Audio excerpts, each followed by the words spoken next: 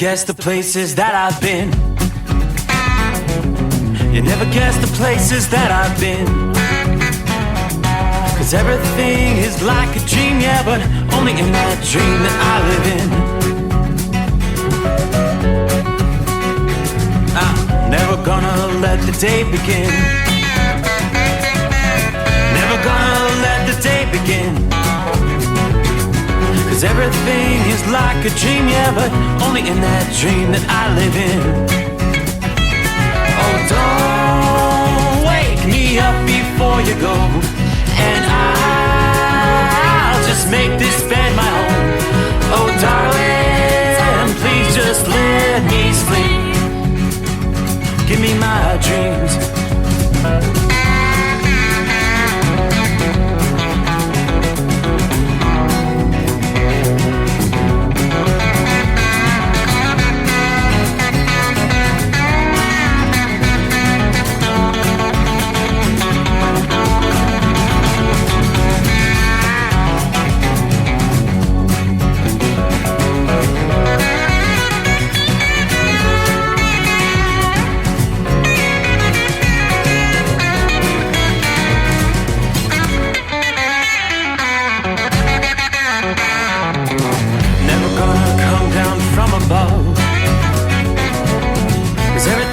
Better from above.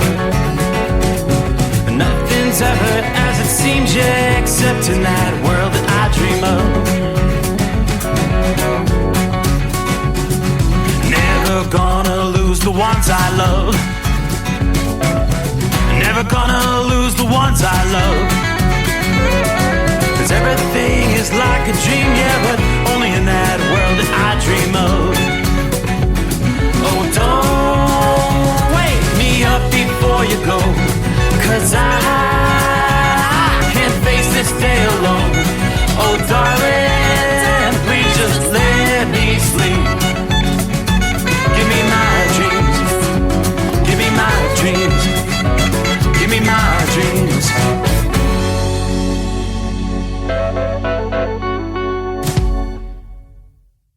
From Feature Story News in Washington, I'm Kate Fisher. Intense airstrikes have been reported across Lebanon, in the capital, Beirut, and across the centre of the country, as the Israeli Defence Force confirms it continues to target what it says are Hezbollah sites. It comes as much of the Middle East remains on edge amid fears of a wider war between Israel and Iran, just as Israel prepares to mark 1 year since the October 7th attacks, in which Hamas gunmen stormed into Israel, killing around 1,200 people and taking 251 hostages. Trent Murray has more from Tel Aviv. Well, Beirut has seen some of the heaviest rounds of airstrikes that it has witnessed since Israel began launching that air operation late September. We are hearing a number of strikes continue to target the Dahia neighbourhood in the south of the city. That is considered to be the Hezbollah stronghold, but it is also adjacent to the international airport, really raising concerns for foreign nationals trying to heed their government's advice and leave the country. It's seemingly an increasingly perilous journey, even trying to make it to the airport now, given how many of those airstrikes are occurring near the roads that connect the airport to the city. In the US, another hurricane is barreling towards the already storm-ravaged Gulf Coast. A state of emergency has been declared in parts of Florida, where the state is still clearing up from the effects of Hurricane Helene. The National Hurricane Centre's confirmed that Milton, currently off the coast of Mexico, has intensified into a Category 1 hurricane. It warns it could pose life-threatening hazards for parts of Florida's west coast when it's expected to make landfall on Wednesday. The Federal Emergency Management Agency Administrator Deanne Criswell told ABC's This Week that FEMA is funneling resources into the state and coordinating with local officials. So we're working with the state EOC to understand what their requirements are going to be so we can have those in place before it makes landfall. We'll move more resources in there to support their needs, but we have a lot of people in Florida already. To the movies now, and Joker, Folie à Deux, looks to claim the top spot at the weekend box office despite a shaky start. Scott Carr has more. The Joker sequel, co-starring Joaquin Phoenix and Lady Gaga, earned a lower-than-expected $20 million Friday, and a cinema score of D, the lowest grade the research firm has ever given a comic book film adaptation. I got the sneaking suspicion that we're not giving the people what they want. It's okay, baby. Let's give the people what they want. While The Wild Robot drops to second place, earning another $4.9 million in its second weekend in theaters. From bureaus worldwide, this is FSN. With FSN Spotlight, I'm Simon Marks, looking today at President Biden's plans to meet allies in Germany later this week to discuss strategies in Ukraine as President Volodymyr Zelensky's forces prepare for winter. They suffered a big loss last week as Russia captured the Donbas city of Vuhledar, the latest in a series of losses in eastern Ukraine that are raising questions about Moscow's current strategic advantage. Bob McMahon is with America's Council on Foreign Relations. The Vuhledar fall is concerning, perhaps not in and of itself, but because of a set of dominoes that could be lining up where the Russians take one strategically important hub after another from this whole theater that Ukrainians had been holding on to tenaciously, and where they had inflicted heavy Russian casualties 2 years ago. Now the Russians are said to have kind of beefed up with a new crop of well-paid volunteers, according to some reports. So it's a tough moment for the Ukrainians. They are eagerly looking for some capabilities to be able to really create some harm and some pause on the Russian side. Their incursion into Kursk has not had the intended effect. And so they are looking for some sort of a firm commitment. And that is putting pressure on President Biden, who will meet with leaders of the quartet that brings the US together with Germany, France and the UK. He'll also preside over a meeting of the 32-nation Ukraine Contact Group as calls grow for the provision of fresh assistance to Kyiv. With FSN Spotlight, I'm Simon Marks. Our main news again. Intense airstrikes have been reported across Lebanon as the Israeli Defense Force confirms it continues to target what it says are Hezbollah sites. Another hurricane is barreling towards the already storm-ravaged US Gulf Coast. And at the movies, Joker, Folie à Deux looks to claim the top spot at the weekend box office. And that's the latest feature story news. Kate Fisher reporting. It's coming. Crisp fall mornings turn bitter cold. You climb into your diesel and it feels like you're sitting on an ice cube. Imagine how your engine feels after a frosty night. Freezing temperatures impact your diesel's fluids, especially fuel. As the temperatures drop, water that is emulsified within your fuel is released, adding more water into your system. Frozen water in your fuel lines, filter, or bowl will simply slow the flow, or worse, stop the flow of fuel in your system. No fuel flow, no start. Get prepared now for the cold that is coming. Hot Shot Secret Diesel Winter Anti-Gel is a premium fuel additive that lowers your fuel's pour point to minus 65 degrees. If it's that cold out, you shouldn't be on the road. You ought to be at home in front of the fireplace. Hot Shot Secret Diesel Winter Anti-Gel Premium Fuel Additive. Available now online at hotshotsecret.com. Hot Shot Secret. Powered by science. Another dark night on the interstate. Another 100 miles in the pouring rain. These are worth all the time I've spent away. Another dark night on the interstate. I'm driving through the year, trying to make it right. My baby's at home, hope she's doing alright. Miss my dogs and I miss my girls. I'm 1,000 miles away from my old world.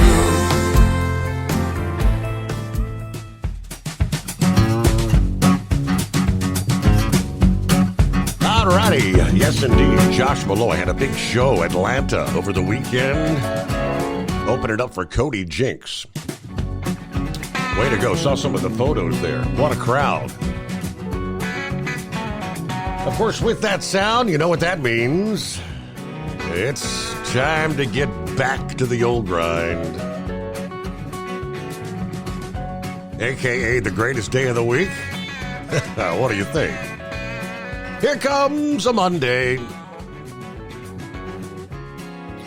As we turn the page on the calendar, the 7th day of October for 2024. We're all recollecting what happened 1 year ago today as the Middle East caught fire. And the unrest continues. 1 year, wow.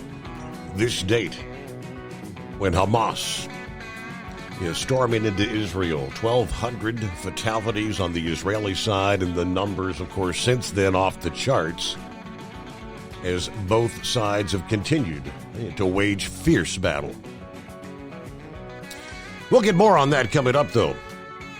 Welcome aboard. It is the Steve Summers Overnight Drive, live from the Hot Shot Secret Studios on a quiet night outside the secret bunker here. We do have a little bit of rain, some shower activity rolling through south central and pushing towards southeastern Pennsylvania. A few rumbles of thunder there into central portions of West Virginia tonight as well, as we kind of close out the weekend. Yeah, that is an approaching cool front. Yeah, folks in the Northeast, yes, you're going to actually be reaching for the fleece and a hot beverage as some of the coolest air of the season so far. Yes, and even a few flakes of snow will be arriving in the region. The impending chill behind a strong cold front.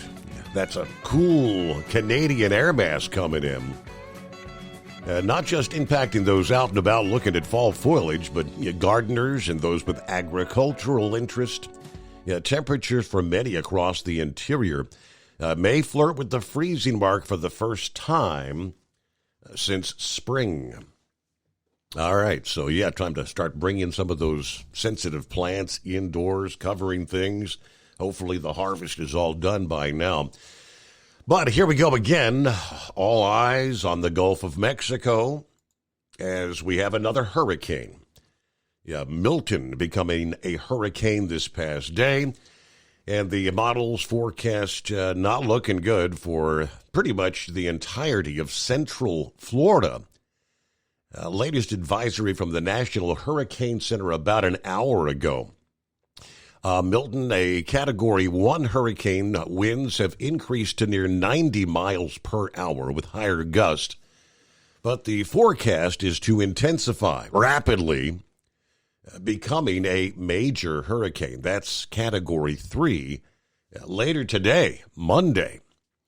At this point, hurricane force winds extending outward up to 25 miles from the center. Tropical storm force winds extending outward up to 80 miles from the center. So at this point, that's considered a rather compact storm system, but a lot will be changing in the coming days. Tell you right out of the box, I had a call from Philip there in Florida, who's going to be checking in later this morning. He will be working here on a Monday. He said probably, maybe Tuesday.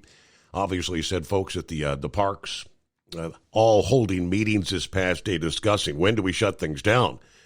Because if your employees are having to work Monday and Tuesday, they've got to get prepared for the impacts of this storm. So he'll give us a full report. He's not taking this lightly. He's actually boarded everything up. I shared some of the photos and videos that he shared a bit earlier, getting ready for Milton. Now, as the Hurricane Helene was pressing toward Florida's coast, all the way back then, forecasters at AccuWeather had been monitoring part of the Gulf for another round of trouble. And that is unfolding. Saturday afternoon, Tropical Storm Milton formed just hours after becoming a tropical depression. Now a hurricane expected to intensify, striking Florida as a major hurricane. Torrential rain, wind, and the likelihood of flooding. Thunderstorms have been persistently erupting in the southwestern Gulf for several days, and they began referring to this as a tropical rainstorm late last week to begin raising public awareness. as Milton continues to churn over the warm Gulf waters over the next several days, expected indeed to strengthen into a major Category 3 hurricane before making landfall near, they're telling us, Tampa Bay, Florida on Wednesday. Again, we'll be talking about those old urban legends of storms avoiding the Tampa area. The models are not depicting they're getting that lucky with this particular system. AccuWeather's chief meteorologist John Porter said this is an unusual, extremely concerning forecast track for a hurricane approaching the Tampa Bay area, as Milton rapidly will intensify into a major hurricane. We're going to be talking some extreme impacts, a.k.a. the life-threatening storm surge. Due to the flooding rainfall, damaging winds, and the life-threatening storm surge, they're already listing Milton as a Category 4 on the impact scale, on a scale of 1 to 5. How much damage this system might bring? Milton can bring damaging winds, widespread power outages, and tornadoes. A general 4 to 8 inches of rain will fall on portions of central Florida. Some of the heavier rain totals 8 to 12 inches, expected for places like Tampa and Orlando. Storm max totals for some could approach 30 inches. Now, rainfall rates, as we've seen with Helene, you'll see potentially several inches of rain occurring in the major metro areas, easily overwhelming the storm drainage systems in cities like Cape Coral, Naples, Port Charlotte, Fort Myers, Tampa, St. Pete, even down into Miami and Fort Lauderdale, Orlando, and Melbourne, Florida as well. Even though much of Florida's soil is very sandy and can absorb heavy rain quickly, there will still be enough runoff that works into the creeks, lakes, and rivers to trigger flooding with this system. Water levels may rise quickly on the smaller streams and lakes. It may take a week or two to cycle through the rivers, such as the Peace, the Imperial, the Hillsborough, and the St. Johns rivers. Winds, we could be talking strong winds, 120 miles per hour at landfall. Could see gusts approaching 150. Long-lasting power outages and structural damage. Tropical storm force gusts could be experienced as far away as, again, maybe the eastern Carolinas to the Florida Keys. Now, that's going to be driving storm surge along the coast, especially in the Tampa Bay area, where up to 15 feet of water on top of normal tides could cause life-threatening flooding and destruction along the coast there. The feature will take an east to northeast track across the southern Gulf. Water's plenty warm enough, wind shear very low at this point in time. It is supposed to increase more as the system gets closer to Florida. But the stronger Milton becomes before landfall, obviously the greater impacts from wind and storm surge. Regardless of strength, there could be locally severe thunderstorms capable of producing tornadoes and waterspouts along the way as well. All right, forecast time right now is midweek, Wednesday. So obviously we're going to be keeping a close eye on that. As I mentioned, I spoke to Philip there in Florida, and can't help but wonder, Cap and Ron, welcome. It's the greatest day of the week. It's rainy down here in Florida. I've had the wipers going all night coming up on the Georgia line. You've got plenty of rain down there. I mean, really, this is not, I don't think there's any association with Milton with the rain you're getting, but you've had a lot of rain in Florida, which is actually soaking things up in advance of the storm. That's probably not good. No, it's not good. I haven't been real afraid of the other hurricanes, Irma and all of those, Idalia and all of them, but I'm pretty scared of this one. I got to be honest. We probably can't evacuate because my wife will probably be on all hands on deck at the assisted living facility. We're in a non-evacuation zone, but I mean, you know, they haven't had a storm like this in over 100 years. Well, and you said if ever. You said you're actually just what, a couple miles? How many miles from the coast are you? A couple miles, or more than that? Yeah, probably from Clearwater Beach. I'm probably 3 or 4 miles, but you've got Clearwater Beach that's kind of like a little island, and then you have what they call the intercoastal. Right. And that intercoastal is between me and Clearwater Beach. But I don't know, probably a couple of miles from that, but I'm kind of uphill from that. So I think I'm 50 feet above sea level. So I don't know how they figure the evacuation zone. Mm-hmm. But like Tampa Airport, it's in an evacuation zone. They had to evacuate when Helene came by.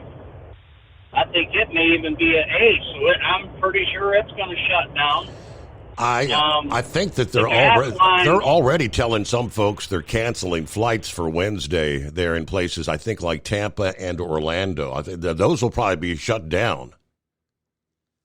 Right.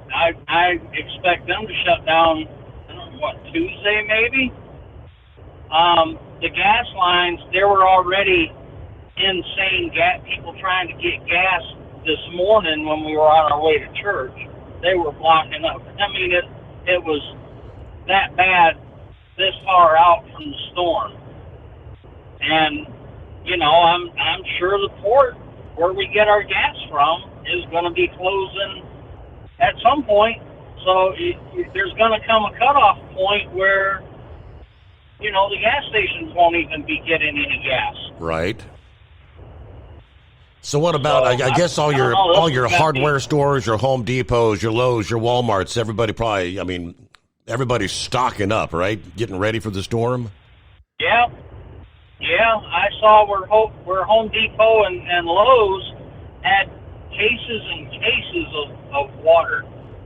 You know, it was on one of the community groups on Facebook.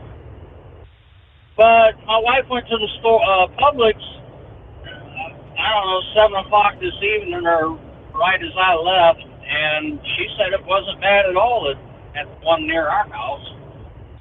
But I don't know. This one's got me worried.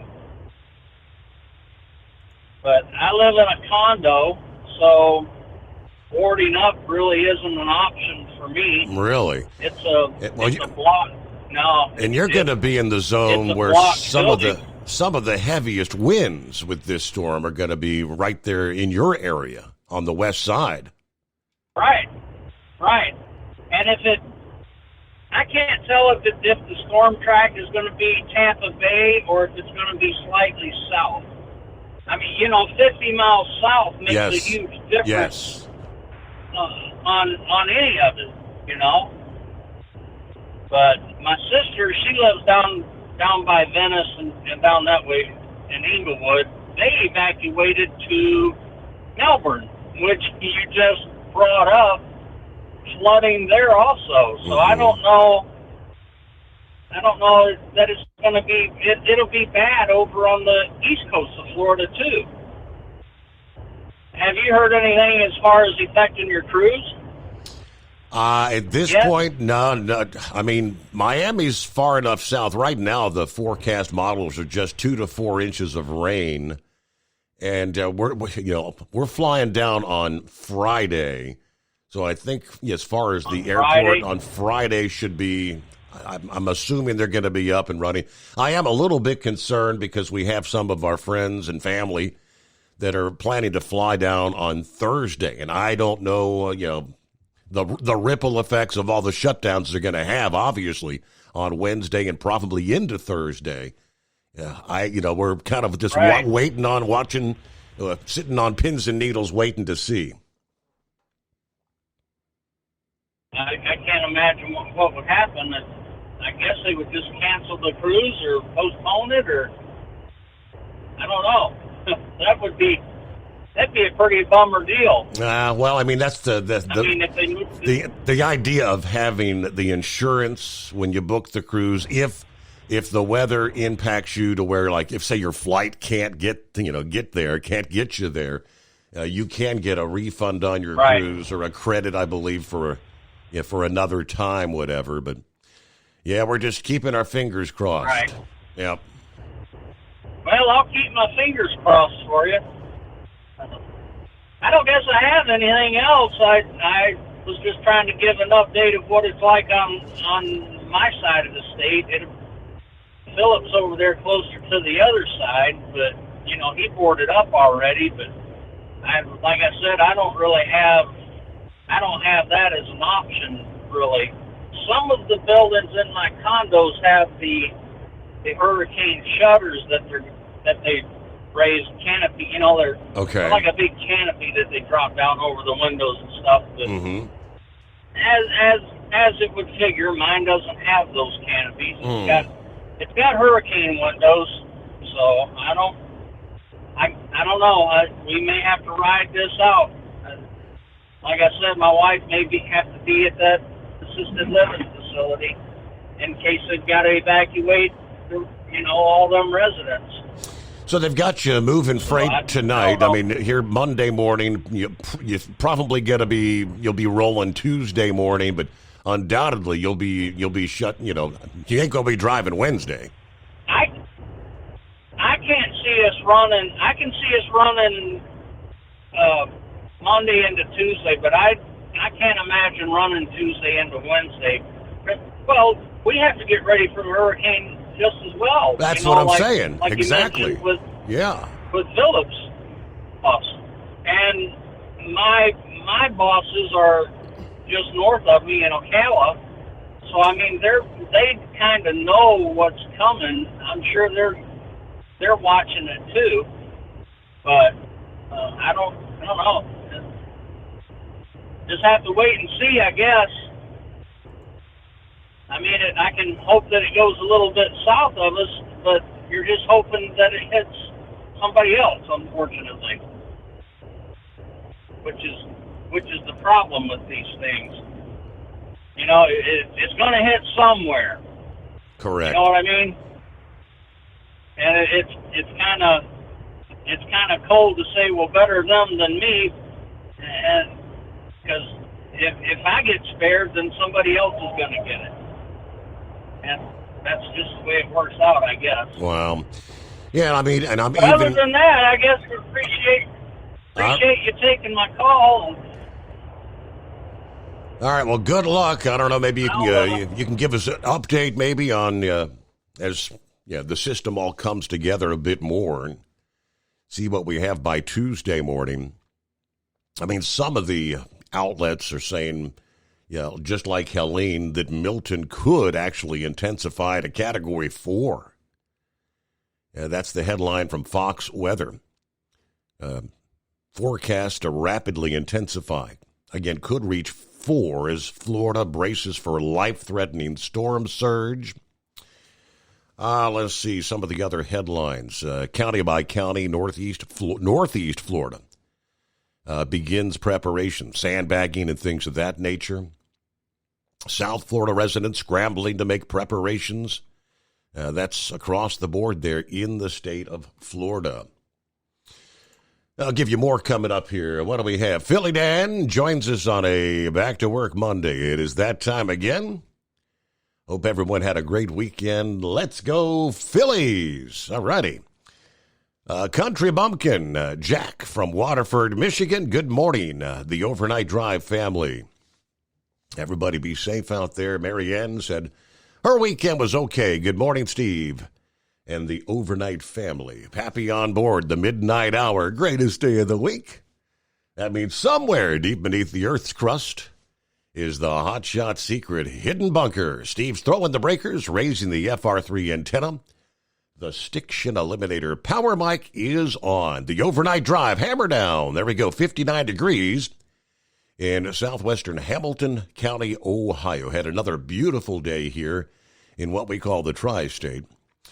Why the reports of such a slow response by the feds to the devastation brought on by Helene?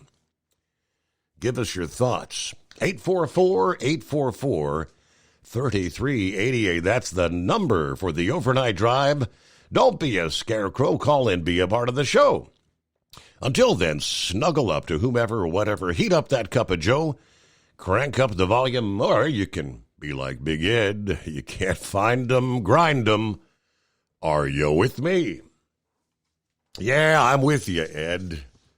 All right, I remember sitting here Friday morning as I was jotting down his 6 picks for the college football weekend, kind of shaking my head a little bit. Some of those picks, I'm thinking, you're kind of going out on a limb, Ed.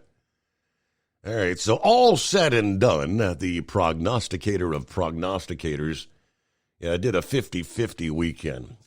3 wins, 3 losses. Could have been worse.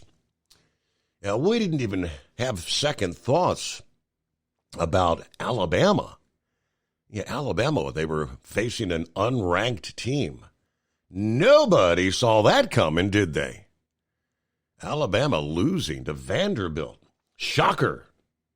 From Feature Story News in Washington, I'm Kate Fisher. Intense airstrikes have been reported across Lebanon, in the capital, Beirut, and across the centre of the country, as the Israeli Defense Force confirms it continues to target what it says are Hezbollah sites. It comes as much of the Middle East remains on edge amid fears of a wider war between Israel and Iran, just as Israel prepares to mark 1 year since the October 7th attacks, in which Hamas gunmen stormed into Israel, killing around 1,200 people and taking 251 hostages. Trent Murray has more from Tel Aviv. Well, Beirut has seen some of the heaviest rounds of airstrikes that it has witnessed since Israel began launching that air operation late September. We are hearing a number of strikes continue to target the Dahia neighborhood in the south of the city. That is considered to be the Hezbollah stronghold, but it is also adjacent to the international airport, really raising concerns for foreign nationals trying to heed their government's advice and leave the country. It's seemingly an increasingly perilous journey, even trying to make it to the airport now, given how many of those airstrikes are occurring near the roads that connect the airport to the city. In the US, another hurricane is barreling towards the already storm-ravaged Gulf Coast. A state of emergency has been declared in parts of Florida, where the state is still clearing up from the effects of Hurricane Helene. The National Hurricane Center's confirmed that Milton, currently off the coast of Mexico, has intensified into a Category 1 hurricane. It warns it could pose life-threatening hazards for parts of Florida's west coast when it's expected to make landfall on Wednesday. The Federal Emergency Management Agency Administrator Deanne Criswell told ABC's This Week that FEMA is funneling resources into the state and coordinating with local officials. So we're working with the state EOC to understand what their requirements are going to be so we can have those in place before it makes landfall. We'll move more resources in there to support their needs, but we have a lot of people in Florida already. To the movies now, and Joker, Folie à Deux, looks to claim the top spot at the weekend box office despite a shaky start. Scott Carr has more. The Joker sequel, co-starring Joaquin Phoenix and Lady Gaga, earned a lower-than-expected $20 million Friday, and a cinema score of D, the lowest grade the research firm has ever given a comic book film adaptation. I got the sneaking suspicion that we're not giving the people what they want. It's okay, baby. Let's give the people what they want. While The Wild Robot drops to second place, earning another $4.9 million in its second weekend in theaters. From bureaus worldwide, this is FSN. Increase fuel economy up to 7.9% with Hot Shot Secret Gasoline Extreme. The solution to maximize your engine's performance and fuel economy. Whether you're driving a sports car or a daily commuter, Gasoline Extreme is specially formulated with PEA to deep clean. Don't settle for an average driving experience. Upgrade to Hot Shot Secret Gasoline Extreme and go further on each tank. Order now on Amazon or HotShotSecret.com. Hot Shot Secret. Powered by science. At Hot Shot Secret, we share the science behind common diesel problems. For example, ultra-low sulfur fuels. Fuel has two purposes, combustion and lubrication. Ultra-low sulfur fuels have diminished the fuel's ability to lubricate. Hot Shot Secret Everyday Diesel Treatment with LX4 restores lubricity, protects your engine, and optimizes performance. Everyday diesel treatment is available at truck stops, Tractor Supply, O'Reilly's Auto Parts, and online at HotShotSecret.com. Hot Shot Secret, powered by science. Building relationships with their team, drivers, and customers still matter at IBI Security Transport. Since 1966, IBI and its team of drivers have been leaders and innovators in providing white glove service to its exclusive client base for transporting high-value freight safely and securely. Much of the IBI staff have driven trucks, so they understand both the customers' and drivers' needs. If you're seeking a career that values you as a person, not just a number, and offers great benefits and good home time, then IBI is the place for you. Call 800-582-5912 to discover why we are the leaders in team freight and start building a relationship with you. Attention all truckers, are you ready to own your own truck? Lone Mountain Truck Leasing makes it easy. Our lease-to-own program puts you in the driver's seat. Our inventory is always changing, and we have a variety of rigs, including Kenworths, Freightliners, automatics, and manuals. Once you make your last payment, the truck is yours. No interest, no balloons, and no buyouts. Take the first steps towards independence and financial freedom. Visit LoneMountainTruck.com or call 866-944-0383.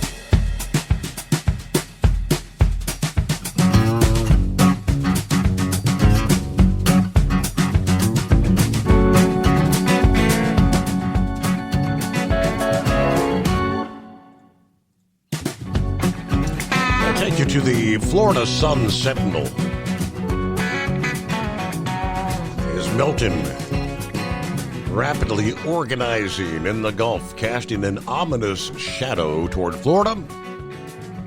Yeah, where state emergency management officials said they're preparing for the largest hurricane evacuation since 2017. Yeah, get ready for the highways to be packed and stacked with the track of Milton aimed right at Florida's Gulf Coast. Right now, somewhere between Tampa and Naples. Yeah, forecasters warning of that life-threatening storm surge. Milton could be Category 3 or higher, according to the National Hurricane Center's 5 p.m. update Sunday. Although they said it's still too soon to be concerned about the exact track and magnitude. They say the storm could reach Category 4 or even 5 in the middle of the Gulf. But some weakening is possible before landfall, according to the National Hurricane Center. The regional hurricane models are showing the system growing even as it weakens, though. We are expecting Milton ultimately to be a large hurricane at landfall. Very dangerous impacts over a big area. The Sunday update. There is increasing confidence that a powerful hurricane with life-threatening hazards will be affecting portions of the Florida West Coast around the middle of the week. Do not try to game the forecast, says Governor DeSantis, urging residents at a briefing this past evening. Be cautious how you're looking at this data and make inferences that you're going to be in the clear. He has expanded a state of emergency now to cover 51 counties in the state, to include Broward, Palm Beach, and Miami-Dade counties. Only counties in the western panhandle are excluded from that emergency declaration. So could make landfall late Tuesday or early Wednesday. But the effects are likely to begin much earlier as the wind field expands over the Gulf's warm, deep waters. Now, the cone of uncertainty covers almost the entire west coast of the state. Governor DeSantis said it's not any type of storm that's been dealt with, certainly in recent years. This is an unusual track in terms of coming in. Actually, it started from the Pacific, hopping across Mexico, forming then coming horizontally to the west coast. You have to prepare all day today, all day Monday, probably all day Tuesday to be sure your hurricane preparedness plan is in place. If you're on the west coast, barrier islands, assume you're going to be asked to leave. While it remains to be seen just where Milton will strike, it's clear Florida's going to be hit hard. I don't think there's any scenario where we don't have major impacts at this point. State's Director of Emergency Management said the state is preparing for the largest evacuation once again since 2017. That was when Hurricane Irma cut through the entire length of the peninsula from the Keys to Georgia. As of the Sunday evening news conference, emergency management urging residents use the 511, the FL, Florida511.com, for your emergency evacuation information. We've prepared emergency fuel sources and electric vehicle charging stations along the evacuation routes. We've identified every possible location that can possibly house someone along those routes. People who live in homes built after Florida strengthened their codes in 2004, who do not depend on constant electricity, who aren't in evacuation zones, should probably avoid the roads. This is a particularly concerning track for the Tampa Bay area. The forecast path showed the storm moving directly into and over the bay as a major hurricane. That later in the morning, the track shifted a bit south toward Sarasota, but that's how these things do. They'll wobble north, south, sometimes go through an eye wall regeneration. Milton is expected to make landfall, according to the governor, about 5 o'clock Wednesday afternoon. But the models can shift. Don't get wedded to where the landfall is being predicted right now. This cone at this point effectively can bring it almost anywhere on the western Florida peninsula. Some of the initial watches and storm surge watches are likely to be issued for parts of Florida within hours, according to experts, late Sunday. He stated that crews readying to mobilize for power restoration. Milton may cause outages greater than those brought by Helene.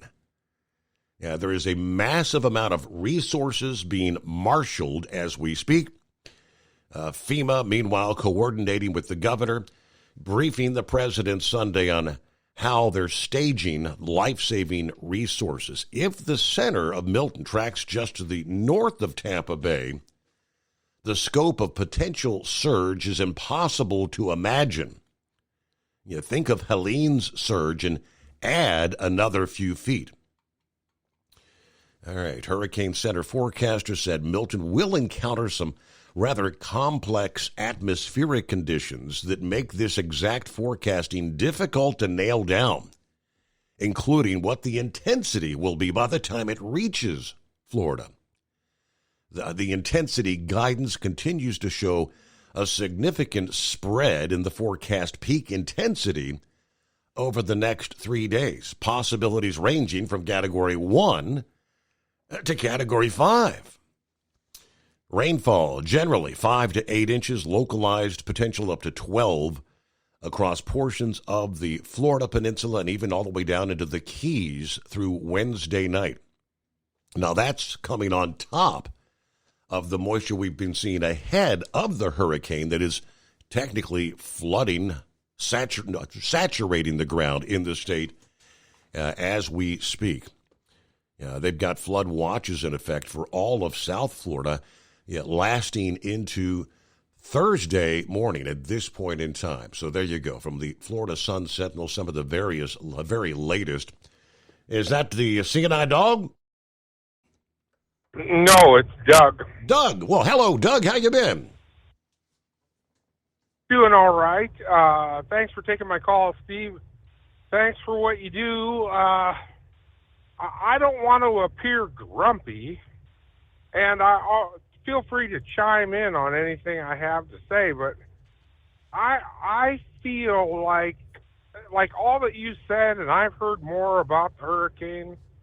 They showed pictures tonight on some of the national news of the interstates a little clogged with people headed north, I suppose, out of Florida.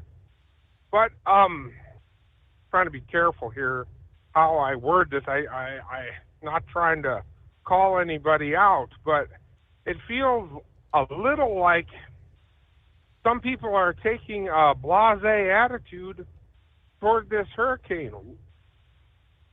Why not start leaving now? Mm-hmm. I mean, get the hell out of Florida.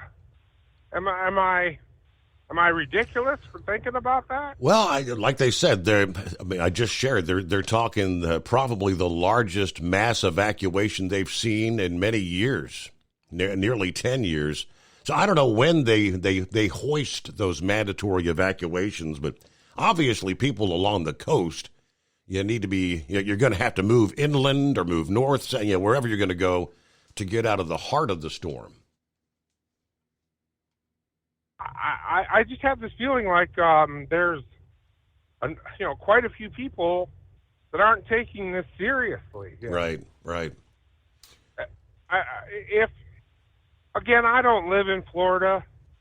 I'm probably the least qualified to say. But if I were in Florida, I'd head north and get the hell out of there. Why not? Why get yourself in trouble? Why drown or have worse problems? I don't know. Again, I'm not trying to belittle anybody. I don't live in Florida. I could be stupid about all this, but I mean, Ron kind of sounded not that convicted. You know what I mean? Oh, as far as sounded like he was going to work. No, well, he's going to. He's working this Wednesday. morning and working Tuesday. They won't be working Wednesday. I'm sure about that. But I don't know. I'm just chiming in with my 2 cents. Sure. Well, we did. I mean, Philip. Get the hell out of Florida. Our friend Philip is all the way over on the eastern side of the state, and he and his wife haven't wasted any. They boarded up yesterday, and I think he was telling me some of his neighbors came over and said, "Well, if you're boarding up, I guess we better take it serious," because Philip does. He pays close attention, and he doesn't. If it's going to be a Category 1. Yeah, maybe a 2. He doesn't typically board up, but he's kind of sounding the alarm that this thing's going to be vicious, even on the eastern side of the state, because you got the wraparound winds initially that are going to be bringing an onshore flow. They'll have some storm surge even on the eastern coasts of Florida. I remember the storm a couple of years ago. As Ron mentioned, a 50-mile deviation in the center.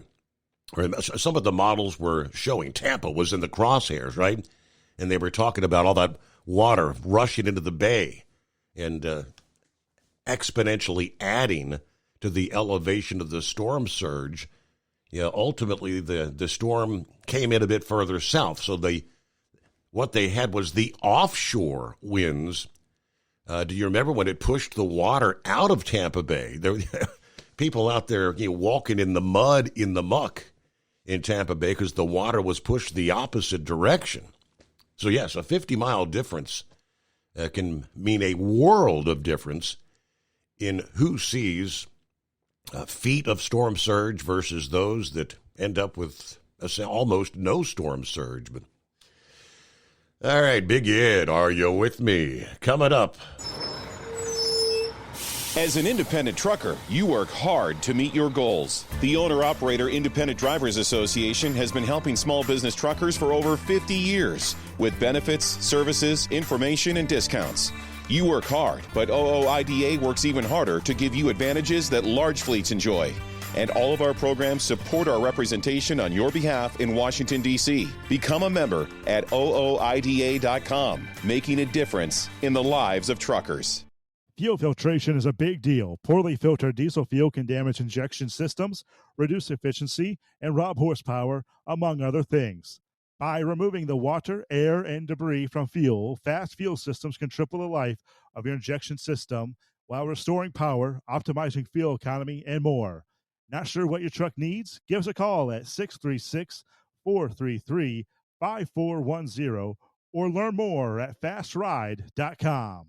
At Hot Shot Secret, we share the science behind common diesel problems and their solutions. For example, diesel fuel cetane levels. in many states, the cetane rating in diesel fuel is 42 to 45. Most diesel engines operate more efficiently with a cetane rating of 48 to 50. One treatment of Hot Shot Secret Diesel Extreme will raise your cetane 7 points, increase fuel economy, and improve cold starts. Due to a cleaner burn, there are less hydrocarbons and particulate matter in your exhaust. This reduces the blockage of your diesel particulate filter. Using Diesel Extreme generates 83% less DPF regenerations. The 6-in-1 Diesel Extreme formula also includes the most concentrated detergent on the market, lubricity enhancer, water demulsifier, rust and corrosion inhibitors, and a fuel stabilizer. Hot Shot Secret Diesel Extreme is available nationwide at truck stops, fine farm and auto stores, and online at hotshotsecret.com. Hot Shot Secret. Powered by science.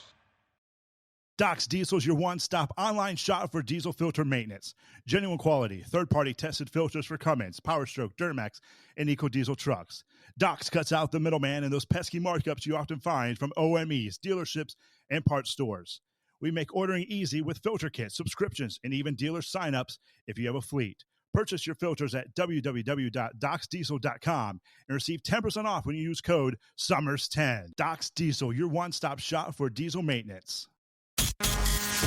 And now, back to the Steve Summers Overnight Drive, live from the Hot Shot Secret Studios. At some point this morning, Double R, I believe, will check in. I told him to give us a full update. I was talking to him this past day. Now, they're trying to get back to the home 20 to pack up for the cruise. But they got him running. He was rolling through Kansas City, if I remember correctly, headed toward... was it Gainesville, Georgia? And then they've got him making another delivery, like in Jacksonville on, I guess that's today, Monday. And then supposedly he's supposed to be headed down toward Orlando to drop off a couple of cars on Tuesday. And then headed back to the home 20. And I said, I mean, based on the timing of this, first of all, if I had, he's got a Porsche and a Corvette, I think it is, somebody that he's delivering to in the Orlando area. I'm thinking, who in their right mind would want to bring in your brand new cars when you got a hurricane coming in and you'll possibly find them submerged in water? I said, maybe they'll cancel that Tuesday delivery. And then I'm thinking now when they're talking the largest evacuation we've seen in many, many years, sometimes... they actually turn all the traffic around on some of those major interstates, the contraflow lanes, as they call it. Everybody, you're not coming in, you're going out, right? I don't know if that'll be the case, but I'm thinking when they start ordering these mandatory evacuations, undoubtedly some of those will start coming in today. You're going to see incredible amounts of traffic. Sure as hell don't want to get stuck down in there with all that traffic, so... yeah, we'll hopefully get a full report. What you need to do is go by his house, pack his bags, and take them with you, and then he can just stay down there and meet you down there. God, I don't know how he's going to do it. Right? My hat and tip of the hat to him if he gets it done. I know this. Living where I live, it's a whole lot easier to dodge tornadoes than it is to dodge a hurricane. Dodge them hurricanes. Good grief. I'm just, don't want to sound selfish, but I'm hoping it don't hurt our cruise. You know, South Florida, Miami supposed to get hit. They're based on the current models. They're going to get the bands or whatever, the feeder bands. They'll be in the zone more likely to encounter thunderstorms and possible tornadoes. The latest map I saw it was showing Miami in the 2 to 4 inches of rain zone, so it shouldn't be all that bad there. They should be able to handle that, knock on wood. Mm-hmm. Man, good grief. But where are they supposed to go when they leave Florida? Georgia got slapped around. They sure can't go to Tennessee or the Carolinas. Right. I don't know. Hats off to them. Prayers for them, man. It's been that year. Been that kind of a year. I don't know if you want to blame it on global warming or what, but all I know, or like a lot of conspiracy, everything's got to be conspiracy. People, they're seeding the clouds. They're creating these storms, I don't know. If I would have picked Vanderbilt, go ahead. Oh, I'm listening. Go ahead. If you Alabama, Vanderbilt, right? What the heck? Yeah, if I would have picked Vanderbilt over Alabama, everybody would have thought I was a nut. Don't you think? I mean, who would have thought? Right. I didn't even want to get close to that game. I thought, I ain't no way. If I would have been picking, I would have picked Alabama, because there was just no way that I thought Alabama's going to lose to Vanderbilt. When even what Nick Saban said about they'd have more fans in the stadium, well, that held true. I think they had over 3/4 of the fans there for Alabama. And then what's really would be funny and put icing on the cake is at the end of the year when they're trying to decide who's going to go to the college football playoffs. And I don't want to get distracted, but looking the way things are playing out, we thought, well, if we go to a 12-team format, that'll stop some of this arguing about who should go and who shouldn't go. And I'm looking at this and thinking, boy, there's going to be a lot of teams up in the air over it, Mm-hmm. just based on the rankings I see. And if it come down to, let's just say for the sake of argument, it come down to Notre Dame and Alabama, the last two teams, one of them would go and one of them wouldn't. Now, which loss are you going to say is worse? Alabama and Vanderbilt? Vanderbilt beating Alabama, or Notre Dame and Northern Illinois? Northern Illinois is beating Notre Dame. Now, the only argument that Alabama would have was, well, Northern Illinois beat Notre Dame at home at Notre Dame Stadium. For Alabama, well, I don't know if it's much of a better argument. They lost to Vanderbilt in a Philip Bowe Stadium, I guess that's what you want to call it, because it sure ain't no Bear Bryant Stadium. That's Mm-hmm. darn sure. So man, college football just gotten crazy, Steve. And it's just like my picks. Syracuse flew all the way from New York out to Nevada, and if you watched that game, it went to overtime. And Nevada, Las Vegas was rated 25th, and that was a slobber knocker game. But boy, Syracuse was wore out, but they managed to pull that win off there Friday night. I picked Syracuse, and then of course Oregon had an easy time of it with Michigan State there Mm-hmm. Friday night. And then we get into Saturday, and I had picked Missouri over Texas A&M, and I have no clue what happened there other than Texas A&M handed them their guts. Right, 41-10. I mean, I didn't. they pummeled them. I didn't. Yeah, they just beat the dog snot out of them. And in Michigan, when you start looking at these records and trying to, okay, who might pull this off, I think Michigan has 6 returning players from their national championship team versus Washington didn't have any returning. They lost 13 of their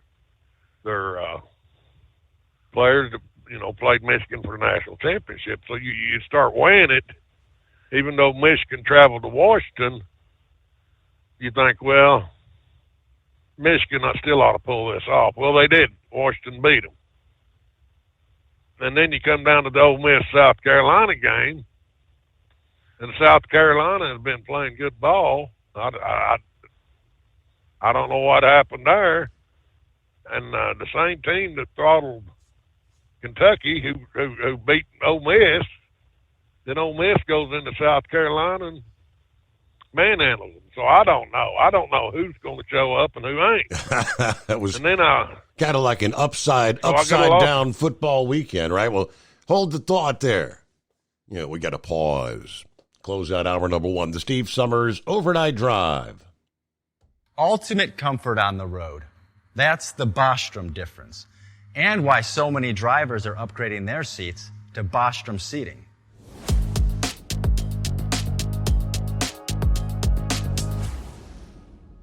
With roots dating back to 1935, we know seating. We've developed a full line of high-quality products with the right seat for your application, all made right here in the USA. From our top-of-the-line Wide Ride Plus Certa for the long-haul driver to our entry-level Baja Series for the vocational driver, we provide you with the comfort you deserve at the price point you're looking for. We know you're busy. You don't have time to search every distributor and dealership for the right seat, only to find the one you want won't fit in your truck. That's why we created BostromSeating.com. It's a complete seating solution. You can build the perfect seat with the features and options you desire, and we'll help you be certain it'll fit in your cab. Once you've built the perfect seat and have the part number in hand, you can shop pricing and availability. Our Where to Buy feature allows you to pick up a seat right where you are or anywhere along the road you'll be traveling. When you install a Bostrom seat, you become part of the Bostrom family. A family that includes other drivers who recognize this is more than work. It's a ride, one that requires the next level comfort and support only Bostrom can provide. Go to BostromSeating.com to design your ride with ultimate comfort for the open road. Hands on the wheel, hands off invoicing. At Transcap, we're built for high speed and service, just like you. Our fast freight factoring helps you make more money, not chase it down, because we handle all the invoicing BS and back office work. Apply for fast funding at transcap.com/getcash. It takes just 60 seconds. Or call 888-250-TCAP. That's 888-250-TCAP and mention Steve Summers Overnight Drive. From Feature Story News in New Delhi, I'm Neha Punya. One Israeli soldier has died and 2 severely injured in the country's ground invasion against Lebanon. Israel has also struck the Al-Aqsa Mosque in Gaza as Tel Aviv marks 1 year of the October 7th attacks when gunmen stormed into Israel, killing 1,200 people and taking 250 hostage. Overnight, Israel also carried out its most intense bombardment of Beirut, even as Hezbollah retaliated, launching rockets at the Israeli city of Haifa. Tel Aviv claims it hit a weapons storage facility belonging to Hezbollah. Trent Murray is in Tel Aviv.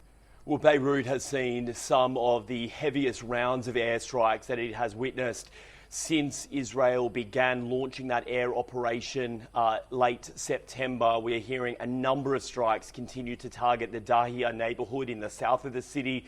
That is considered to be the Hezbollah stronghold. Israeli Prime Minister Benjamin Netanyahu has visited the Lebanese border now for the first time, telling troops that they are changing the reality on the ground from end to end. A nod to the fact that the IDF is now operating both in Gaza in the south and, of course, north in Lebanon. Another hurricane is barreling towards the already storm-ravaged U.S. Gulf Coast. A state of emergency has been declared in parts of Florida, while the state is still clearing up from the effects of Hurricane Helen. Kate Fisher has more. The National Hurricane Centre has confirmed that Milton is a Category 1 hurricane and that it could pose life-threatening hazards when it makes landfall, likely Wednesday, on Florida's west coast. Well, it's less than 2 weeks since Hurricane Helene caused havoc across the southeastern United States, killing at least 225 people, and there are still hundreds of people missing.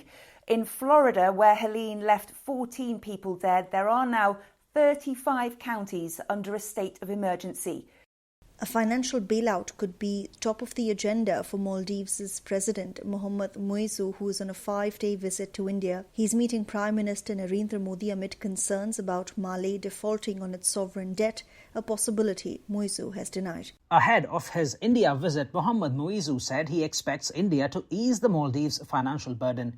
Estimates suggest Malay's foreign currency reserves have depleted to just $440 million, which is enough to cover only about a month and a half of imports. Though Muizzu was elected on what many call an anti-India platform, ties between Delhi and Malé have improved in recent years. India has already provided $1.5 billion to the Maldives in financial assistance, and officials say the country is committed to improving ties with the island nation as part of its Neighbourhood First policy. Muizzu's campaign to pressure India to remove its military personnel from the Maldives had impacted relations. Ishan Garg, New Delhi. From bureaus worldwide, this is FSN. With FSN Spotlight, I'm Simon Marks, looking today at President Biden's plans to meet allies in Germany later this week to discuss strategies in Ukraine as President Volodymyr Zelensky's forces prepare for winter. They suffered a big loss last week as Russia captured the Donbas city of Vuhledar, the latest in a series of losses in eastern Ukraine that are raising questions about Moscow's current strategic advantage. Bob McMahon is with America's Council on Foreign Relations. The Vuhledar fall is concerning, perhaps not in and of itself, but because of a set of dominoes that could be lining up where the Russians take one strategically important hub after another from this whole theater that Ukrainians had been holding on to tenaciously, and where they had inflicted heavy Russian casualties 2 years ago. Now the Russians are said to have kind of beefed up with a new crop of well-paid volunteers, according to some reports. So it's a tough moment for the Ukrainians. They are eagerly looking for some capabilities to be able to really create some harm and some pause on the Russian side. Their incursion into Kursk has not had the intended effect. And so they are looking for some sort of a firm commitment. And that is putting pressure on President Biden, who will meet with leaders of the quartet that brings the US together with Germany, France and the UK. He'll also preside over a meeting of the 32-nation Ukraine Contact Group as calls grow for the provision of fresh assistance to Kyiv. With FSN Spotlight, I'm Simon Marks. The main news again. One Israeli soldier has died and 2 severely injured in the country's ground invasion against Lebanon. Israel has also struck the Al-Aqsa Mosque in Gaza as Tel Aviv marks 1 year of the October 7th attacks. Another hurricane is barreling towards the already storm-ravaged U.S. Gulf Coast days after Storm Helen left more than 225 dead. And that is the latest feature story news. Neha Punia reporting. It's coming. Crisp fall mornings turn bitter cold. As you fire up your diesel, you can see your breath on the inside of a cab.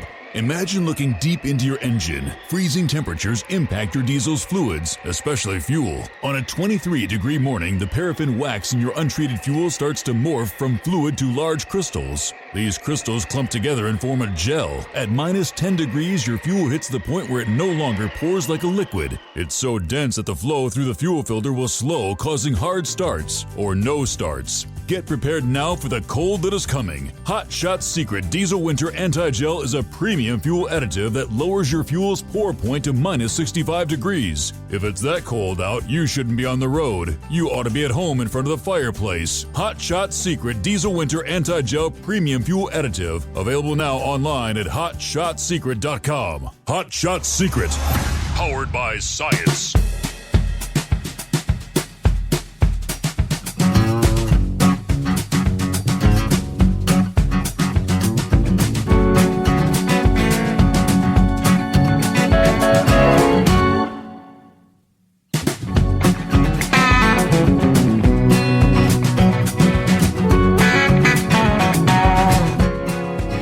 Back at it here on a Monday. Greatest day of the week coming on.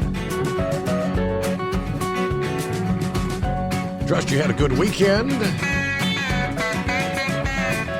And just like that, another weekend comes to an end.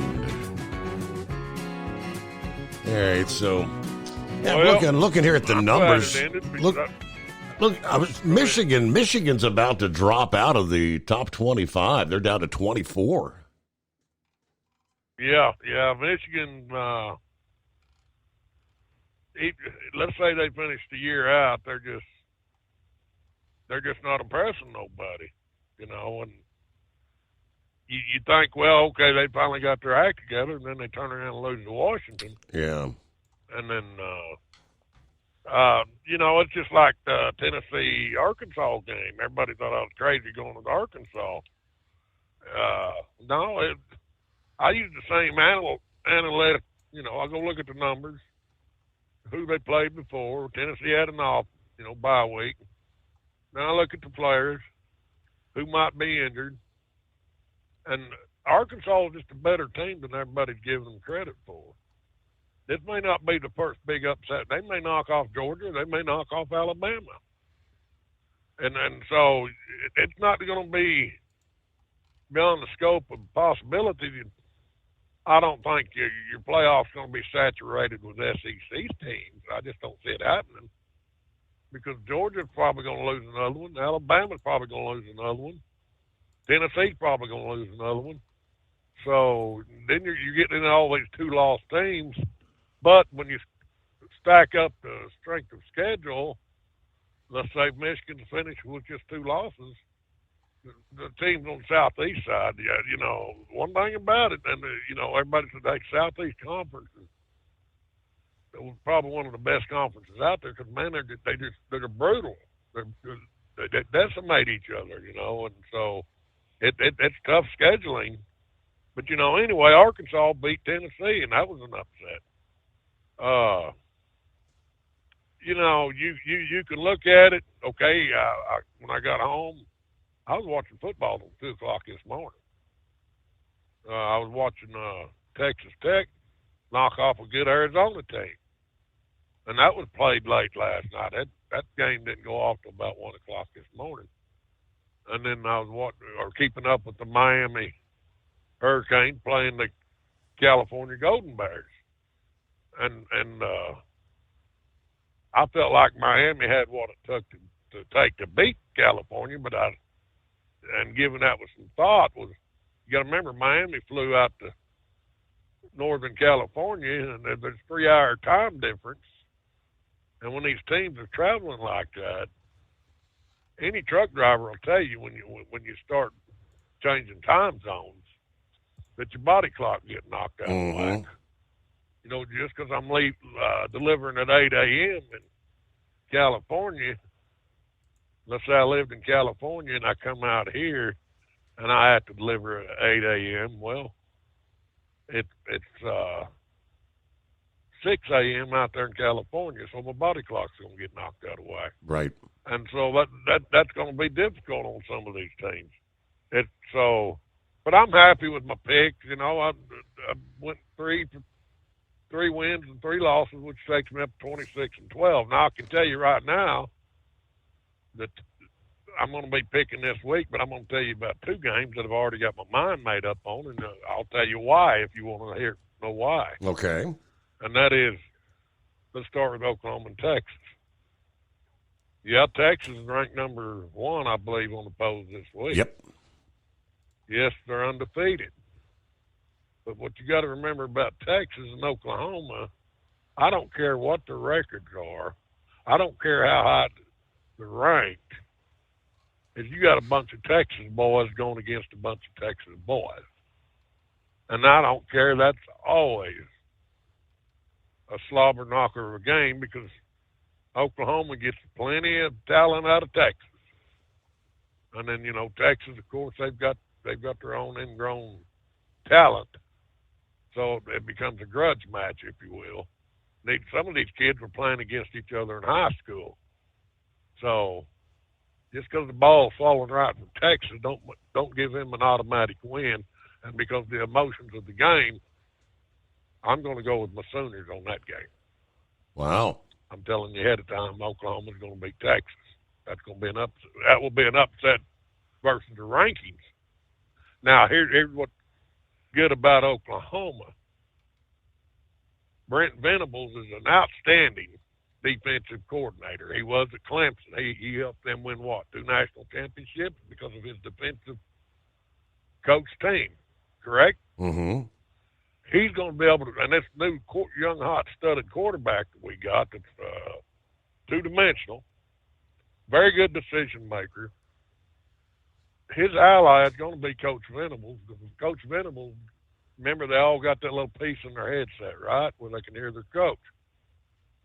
He's going to be looking at Texas' defensive schemes, and he's going to have enough time to help that young man call the appropriate play with the option, if he needs to, he can run the ball. So that's a big ally for that young quarterback. And our defense is good enough, we can pull Texas down. I think with Venables really concentrating on our quarterback play, we'll pull the upset. Oklahoma over Texas. All right. Now, Ohio State and Oregon. All right. That's a big one. That's a big one. That's playing at the Horseshoe, am I correct? I'm not sure. Yeah, I'm pretty sure that's where it's been played, and that's why I'm going with Ohio State. Okay. Because you got Oregon that's got to travel all the way across the coast to Ohio State. Once again, they can knock him out of their body clock. Ohio State has just saturated with talent. And once again, I go with the coaches. You know, you got a good head coach and Coach Day. You've got your defensive coordinator that's top-notch. And you got your offensive coordinator that's top-notch. And, yes, the head coach at Oregon is a good coach. But he's going up against some big-time chess players when it comes to college football. And he's going up. Ohio State's got better talent overall than what Oregon's got. Oregon's got Dylan Gabriel. He's a pretty sharp quarterback. There's no question about it. But Will Howard is not no slouch. He's proven quality. He come out of Kansas State, and this is his last year. And that's why Pat Day brought him in when he went on the NIL portal. Yeah, he's getting paid good money to play for Ohio State. But all the cards, all the stats point out that Ohio State should win that game. By how much, that I can't tell you. So I'm going to go with Ohio State this weekend. And then I'll have about 4 or 5 others. I'm going to call you there Wednesday night, Thursday morning. Okay. All right, so I've got picks for this week. Double R. Double R's on the line. He's got a question for Big Ed. You tell him to fire away. What about the Indiana Hoosiers, Ed? They've already 6-0. They've already got a bowl. They're in a bowl predicament right now. Yeah, you're right. I think, and they got a bye next week. They got a bye next week, and then they come out and play Nebraska. That'll be a good game. Yeah, you're exactly right. Now, so that later on, Ohio State. I'm assuming that they play Indiana on their schedule. Yeah. That's they're Big Ten. You don't want to go to sleep on because they've got that ability to knock you off.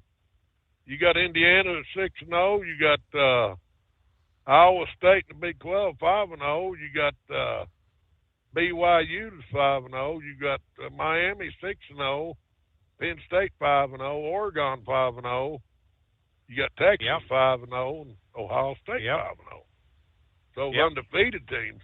Now Indiana, based on how they finish, they could come in and knock off an Ohio State. And that's what I'm thinking too. And I'm also thinking that your big name colleges are not going to be in the bowls like they normally are. I think it's going to be this year. Some of your smaller, no-name colleges that'll be in these bowl games. Yeah, well, depending on how they finished out, you're right. You got Boise State that's making noise out there. They're 4-1. Yeah, absolutely. Let's see here. You've got Pittsburgh. I believe they're 5-0. Yeah, Pittsburgh's undefeated. I think they're number 7 on the AP 25 there. Then you got LSU, and you got Clemson coming back and making noise. They're 4-1. Yeah. Yeah, there's going to be a lot of teams it ain't just going to be a Southeast Conference ruled No. playoff picture, not by any stretch of the imagination. But No, when it gets to SEC's nine, got a sure tough what- schedule. Yeah. I don't know what criteria they're going to use to pick these playoff contenders. It's supposed to be whoever wins their conference, or it's supposed to be what we got 5 conferences. It's supposed to be the winner of each conference is supposed to get an automatic bid. So that will leave you 7 teams that are left to. Well, didn't they split the Pac-12 up and move them Yeah, over to the? No, you ain't got 2 teams left in Pac-12. They're Okay, trying to rebuild it, but they won't come into the. It's Washington State and Oregon State, but they're not going to be in the playoff picture. They ain't neither one of them going to make it into the playoff. Not until they rebuild. They're supposed to be transferring some of those Mountain West teams over into the, what 2 remaining Pac-12 teams there are, and it'll be next year before they become a viable conference and earn that automatic bid. Because when it all started, it was supposed to be 6 conferences. Because 6 teams then would get an automatic bid, and the other 6 teams would come through the strength of schedule. You see what I'm saying? Right. So it's going to be interesting, but you can't rule anybody out. Yeah, because I was looking at that earlier about Indiana, and that's what Ohio State's got to guard against. It's like USC. They go up there to Minnesota and laid an egg. Nobody thought that they was going to lose to Minnesota. They thought that USC had already lost all the games they was going to lose. Now they're going to be out of the playoff picture. Yep. So it's all going to shake out, but it ain't going to shake out probably till the last week of college football. And somebody will be left out. Yeah. I agree with that. Think about it. If Absolutely. Georgia loses another game, even if Alabama loses another game, they could possibly get left out. So that's where some of your other teams like BYU, let's say they win the Big 12, but then Utah State or even Arizona keep making noise, they could get invited into it. Well, what about yeah, Boise? Boise's doing good too. Right, correct. So, anyway, that's where we're at. So, you going to get on that cruise, Double R? Well, if the good Lord's with me, I'm hoping. Right now, I'm fighting against Milton. Right now, I've got we're getting ready to. I got to deliver Marietta, Georgia, in the morning, and then Brunswick, Georgia, tomorrow afternoon. Go down to Orlando, drop 2, and get out of Dodge, and hopefully get home and get packed. Granny's coming down to the house on the 10th, and we're supposed to be flying down to Fort Lauderdale. We got a shuttle already lined up and paid, and was Snuffy coming with her? Oh, this is the other. This is the other Granny. This is a different Granny. The other Granny. Okay, Granny from Iowa. Yes. Yeah. Yeah, okay. I seen her last time we was on the. Yeah. We had dinner together the last time we was on the cruise. If the weather works with me, yeah, we'll be there. So. Well, you'll be in our prayers, brother. Oh my! Well, thank you. They've been running. I've been staying in touch with Steve, but we started off in National City, California, and went up to where'd we go, Anita? Seattle, and then up to Bellevue, which is north of Seattle, over to Boise, down to Salt Lake, and now we're here. Headed over to Georgia to drop, and then if everything goes well, yeah, we'll be there, So was Nita driving? She's with me.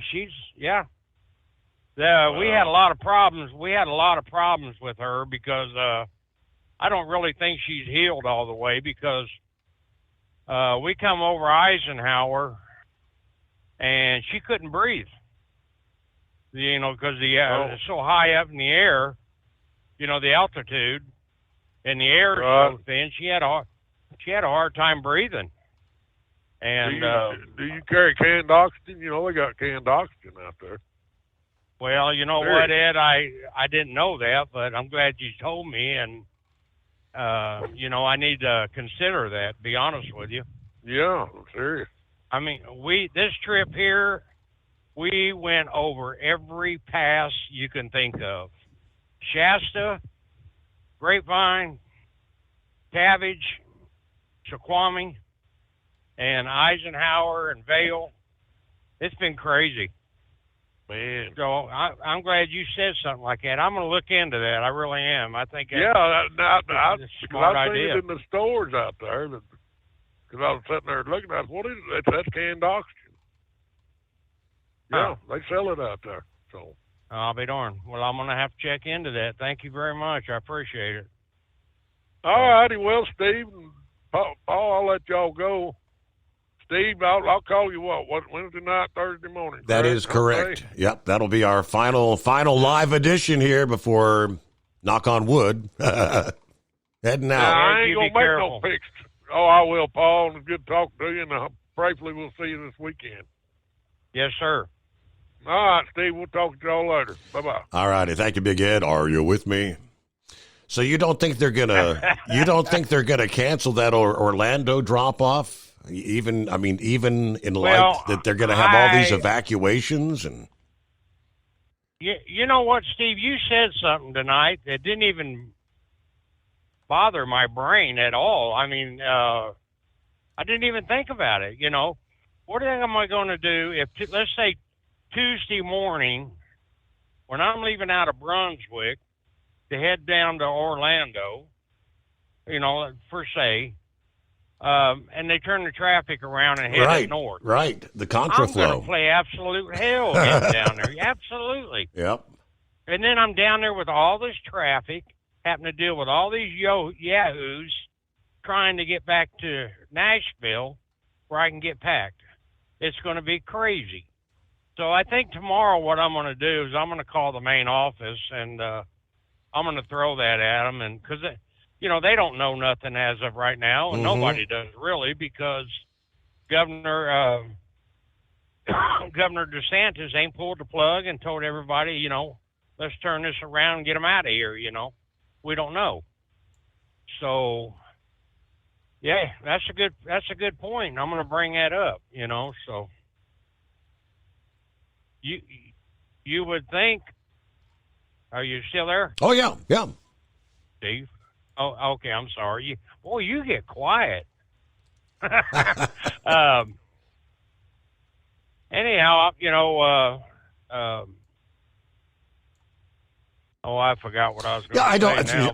I know when you have hurricane evacuation routes, and if there's major evacuations, there are routes that they turn around and make it all one way, so people can get the hell out of Dodge. Right.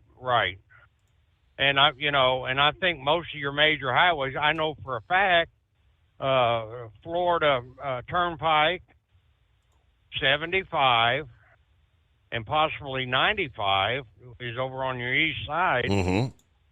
That's your main corridors coming out of Orlando headed north, and even coming out of Tampa headed north. I mean, yeah, you can get on 275 to 75, but you still got to go north. So you're going to absolute play hell. I mean, you got the Highway 27 and, you know, the small 2-lane highways, but your interstates, they're going to look at that because you're looking at anywhere from 4 to 6 lanes of traffic, 3 going south, 3 going north. Mm-hmm. And if they turn all that around headed north, it's going to be that much more traffic getting out of there a lot quicker. So, you know, I'm liable to be screwed.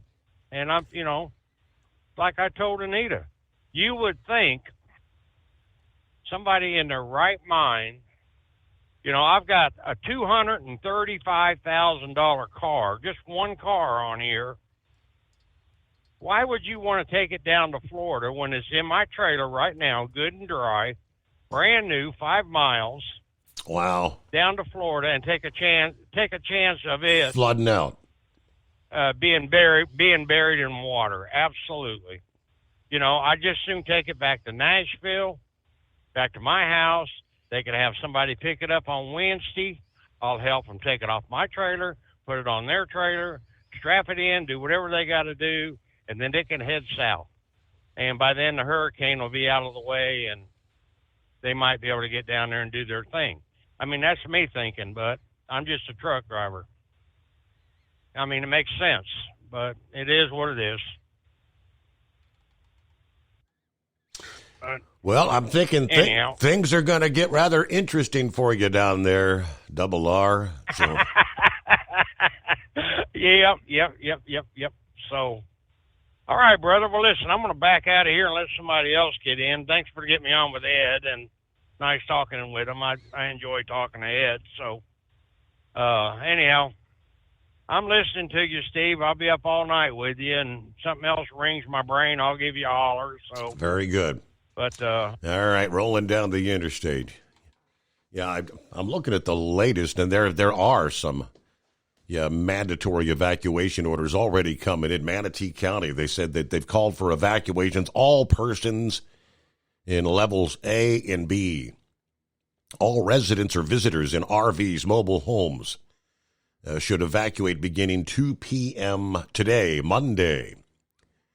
The public safety director says we do not issue evacuation orders likely. Milton is anticipated to cause more storm surge than Helene. So if you stayed during Helene and got lucky, I would not press my luck with this system. From Feature Story News in Washington, I'm Kate Fisher.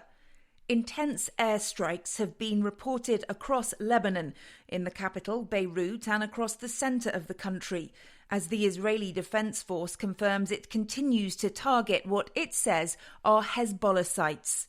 It comes as much of the Middle East remains on edge amid fears of a wider war between Israel and Iran, just as Israel prepares to mark 1 year since the October 7th attacks, in which Hamas gunmen stormed into Israel, killing around 1,200 people and taking 251 hostages. Trent Murray has more from Tel Aviv. Well, Beirut has seen some of the heaviest rounds of airstrikes that it has witnessed since Israel began launching that air operation late September. We are hearing a number of strikes continue to target the Dahia neighborhood in the south of the city. That is considered to be the Hezbollah stronghold, but it is also adjacent to the international airport, really raising concerns for foreign nationals trying to heed their government's advice and leave the country.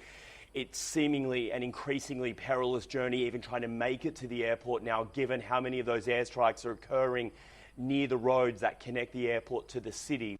In the US, another hurricane is barreling towards the already storm-ravaged Gulf Coast. A state of emergency has been declared in parts of Florida, where the state is still clearing up from the effects of Hurricane Helene. The National Hurricane Center's confirmed that Milton, currently off the coast of Mexico, has intensified into a Category 1 hurricane. It warns it could pose life-threatening hazards for parts of Florida's west coast when it's expected to make landfall on Wednesday. The Federal Emergency Management Agency Administrator Deanne Criswell told ABC's This Week that FEMA is funneling resources into the state and coordinating with local officials. So we're working with the state EOC to understand what their requirements are going to be so we can have those in place before it makes landfall. We'll move more resources in there to support their needs, but we have a lot of people in Florida already.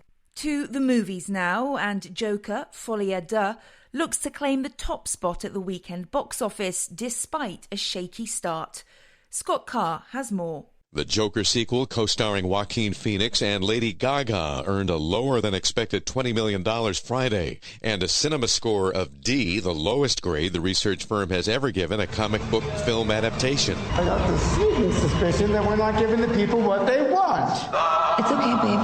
Let's give the people what they want. While The Wild Robot drops to second place, earning another $4.9 million in its second weekend in theaters. From bureaus worldwide, this is FSN. Ultimate comfort on the road. That's the Bostrom difference. and why so many drivers are upgrading their seats to Bostrom seating.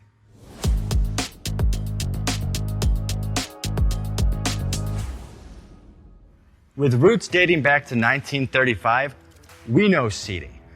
We've developed a full line of high-quality products with the right seat for your application, all made right here in the USA. From our top-of-the-line Wide Ride Plus Certa for the long-haul driver to our entry-level Baja series for the vocational driver, we provide you with the comfort you deserve at the price point you're looking for. We know you're busy. You don't have time to search every distributor and dealership for the right seat, only to find the one you want won't fit in your truck. That's why we created BostromSeating.com. It's a complete seating solution. You can build the perfect seat with the features and options you desire, and we'll help you be certain it'll fit in your cab. Once you've built the perfect seat and have the part number in hand, you can shop pricing and availability. Our Where to Buy feature allows you to pick up a seat right where you are or anywhere along the road you'll be traveling. When you install a Bostrom seat, you become part of the Bostrom family. A family that includes other drivers who recognize this is more than work. It's a ride, one that requires the next level comfort and support only Bostrom can provide. Go to BostromSeating.com to design your ride with ultimate comfort for the open road.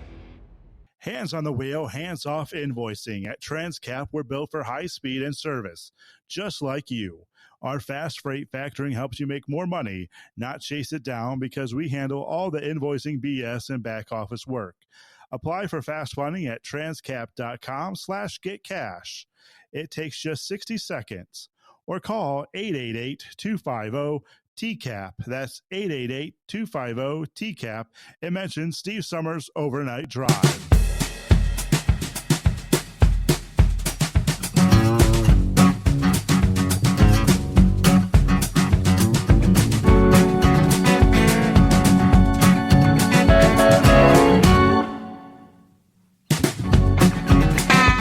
All right, another Monday coming on, 7th day of October.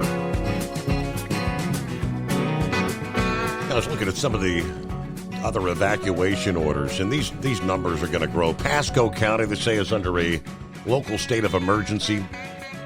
Mandatory evacuations for zones A and B going in effect 10 a.m. this morning. Voluntary evacuations in place for Zone C. Pinellas County, mandatory evacuation was issued for long-term health care facilities, assisted living facilities, and hospitals in Zone A, B, and C. This impacts 6 hospitals, 25 nursing homes, and 44 assisted living facilities. Anna Marie Island under a mandatory evacuation starting at noon today. According to leaders this past morning, the city said a mandatory evacuation of the island will be ordered at noon Monday. Sarasota County calling for evacuations levels A and potentially levels A and B. If you live in level A or B, a manufactured home community, mobile home, or a boat home, implement your plan. Whether it's staying with a family or friend in a different level or leaving the area. If you plan to leave the area, do so now, was the news release there. All right, 844-844-3388. That's our number.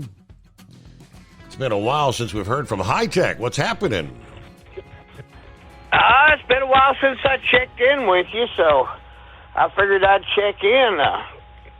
Have you noticed that the movies aren't doing real good in Hollywood anymore? Yes, sir. Well, I mean, you can watch the news every day, and it's way more entertaining. I mean, it's just like one thing right after another. Did you see the link I brought you about? I sent you about Kamala Harris's cocaine in the White House?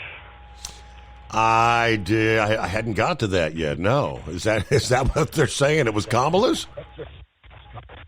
Yeah, well, that's the greatest invention for news media is going to be, I'm going to call it the booby cam, because it's like the doctor in New York that got busted for the sex parties during COVID, and then this latest one, the MSNBC producer, got busted for just coming out saying that they were, not even trying to hide it, being mouthpieces for the DNC. They actually said that they know that they have dumbed down their audience over the last 10 years they've been in business for MSNBC. Mm-hmm. It's these women, these like OMG, O'Keefe Media Group, and which used to be Project Veritas, and like Steven Crowder, they hire these really good-looking women to seduce these really ugly bureaucrats. And they take them to dinner, and they got these cameras in their brassieres, and they're recording everything these guys are saying. I guess they call it the honey trap. Yeah. And they're getting them right and left. And the last one I sent you was the White House staff that said, oh, well, they were trying to cover it up, but it was leaked to the reporters that cocaine was found. So they blamed it on, Hunter. Hunter's the logical one to blame it on because he has a drug problem. And the rumor is that Biden was mad about it because his son was getting blamed for something it wasn't his, but they wasn't about to let it out that, that partial DNA on it, that was Kamala's. And this staffer knew that Kamala didn't go out and buy it. She had one of her upper staff members go out and get her drugs for her. So, I mean, that's what I'm saying. That little camera has got to be the greatest invention in the world to watch people stick their foot in their mouth. I wish I would have had one that small way back when. But, the 101st and the 82nd Airborne showed up in Tennessee. Let's see, it's the 7th now, so that would be yesterday. They were actually out. By the time they got the call, it was on the news. Here's a real good one. You'll love this. They were, it's almost 24 hours after the storm hit up here in the mountains. They were ready to go. They were... because some of the people up here were asking for the military to come in. But they couldn't go because they're regular Army, and they needed authorization from guess who? Give you two guesses, first two don't... I'll give you three guesses, first two don't count. Okay. The White House. In other words, the commander-in-chief has to release them to go do regular Army to do... Yeah. Or full-time military to go do stuff like that. It's not like the National Guard. Well, because the 82nd and the 101st, they all have engineering divisions. The people that when they got to cross a river, they bring these bridges out and flop them out there for tanks to go over. So right. Each of those they have all the equipment to do this stuff. And they were waiting to go. But apparently... Biden was taking a nap or something and couldn't be bothered. So what really instigated it was Kamala's campaign people saw after Trump made his second trip to North Carolina and Georgia, they immediately called and released them. And as soon as they got that phone call, it was less than 12 hours. They had... one chalk of Chinook helicopters. They had a dozen Blackhawks out of Fort Campbell, and they had a whole convoy and a bunch of helicopters out of the 82nd, which used to be Fort Bragg. I think they changed it to Fort Liberty. So those guys were already pretty much loaded up and ready to go, just waiting to be released. So if it wasn't for Trump making the White House look like a bunch of... I don't know a nice way to say it, but idiots or incompetent. It was just The latest, another news story came out. They got a new mental disease coming out. It's going to be worse than COVID. Mental disease? This one attacks the brain. Huh? Mental disease? Yeah, it's highly contagious. Yeah. It's like I don't know how it's transmitted or something, but it's just it just jumps around. It's highly contagious. It's called EDS. Have you heard of that one? I have not. Well, you've heard of TDS, haven't you? Trump derangement syndrome. Yeah, one of the new ones, Elon derangement syndrome. It's more people out there screaming about EDS. They may have to shut down the election for that one. Wow. Oh, I sent you another link. Did you see the one about the extra money for truck drivers? Not yet. Oh, man. Any truck driver can make $30 an hour making phone calls while you're driving down the road, or $47 per signature if you want to hand out a petition. I think Ohio's on the list. You may want to do that. I think Ohio a swing state? Supposedly, if you win Ohio, you win the election, typically. All right, well, you check it, because Elon is paying people to go out with these petitions $47 per registered signature on the petition. I mean, to fill out the petition to protect the First Amendment and the Second Amendment. He's paying $47. Well, he's not paying it. His PAC, his super PAC, the America PAC, is paying $47 per. You have to put the name and an address, and the person has to sign that they're willing to support First and Second Amendments. And on that one, it's not just Trump. It's any candidate that supports keeping free speech and the Second Amendment. So, that of course, that blows Kamala out. And then for the phone calls and the poll workers and stuff, they're offering $30 an hour, which is, that's not bad money. So, think of a teenager or something. They could do that, and of course, it'd be part-time work. So, like I say, the news is just so much more entertaining than the movies. I don't think I'll go to a movie till maybe next year. So you didn't? It's going to be very entertaining. You didn't run out to see The Joker over the weekend? Nah. I heard they went nuts on that one. They made a joke out of the Joker. So, I didn't run out and go see it. But, over here in Tennessee, I didn't get much. I am drowning in puppies, so it seems like all the dogs wait till the same time to have their puppies. They can't spread it out. They all have to do it at the same time. So I'm up to my neck in puppies right now. You don't need a new puppy, do you? Not at the moment. I'm good. They're so calm and well behaved. Little demon dogs. So anybody wants a gremlin, I've got them. But other than that, it's been.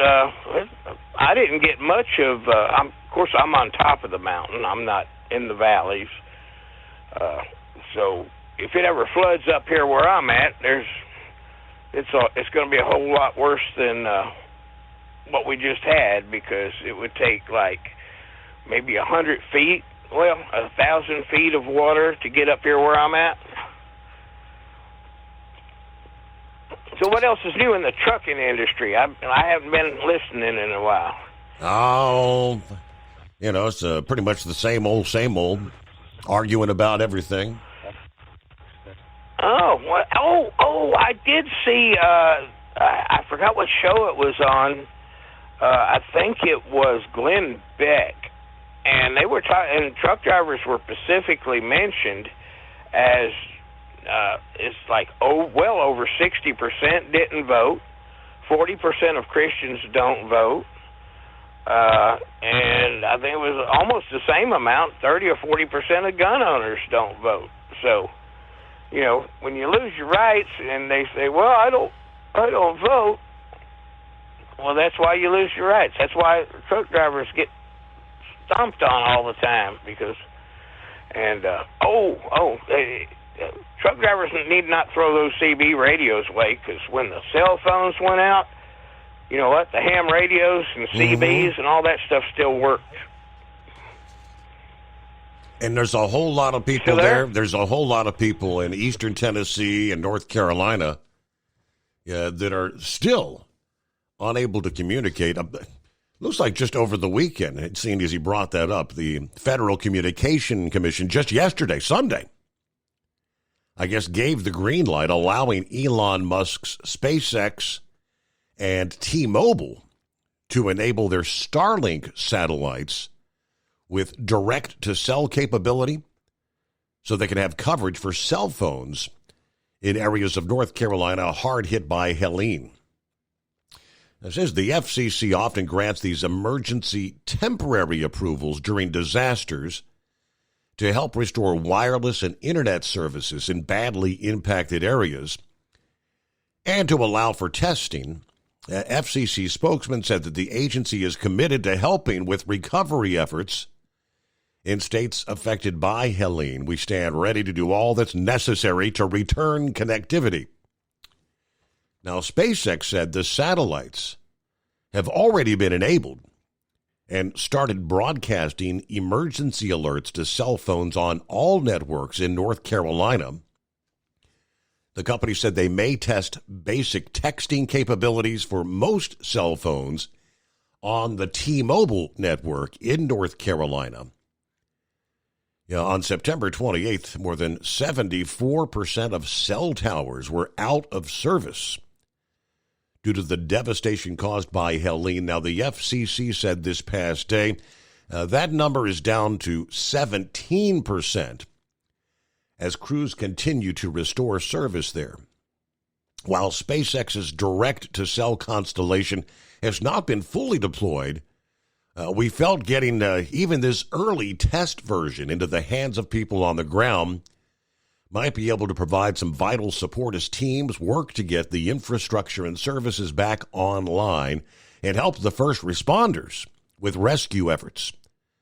That was the word from T-Mobile this past day.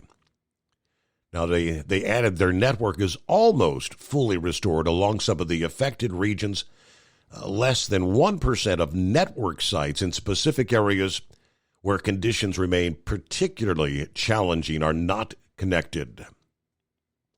But the FCC commissioner said their main focus is on enabling emergency alerts to smartphones. It's important to manage expectations here. Starlink does not have a full constellation of direct-to-cell satellites in space yet.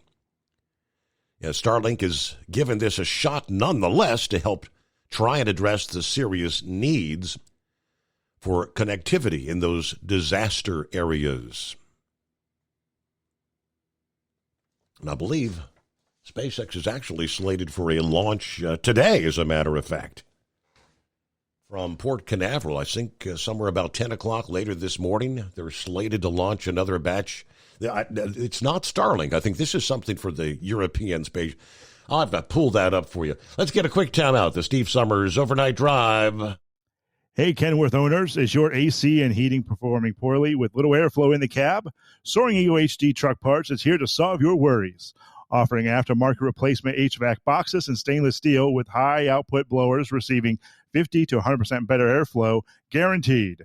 Not only that, but they also manufacture many other aluminum and stainless steel storage accessories.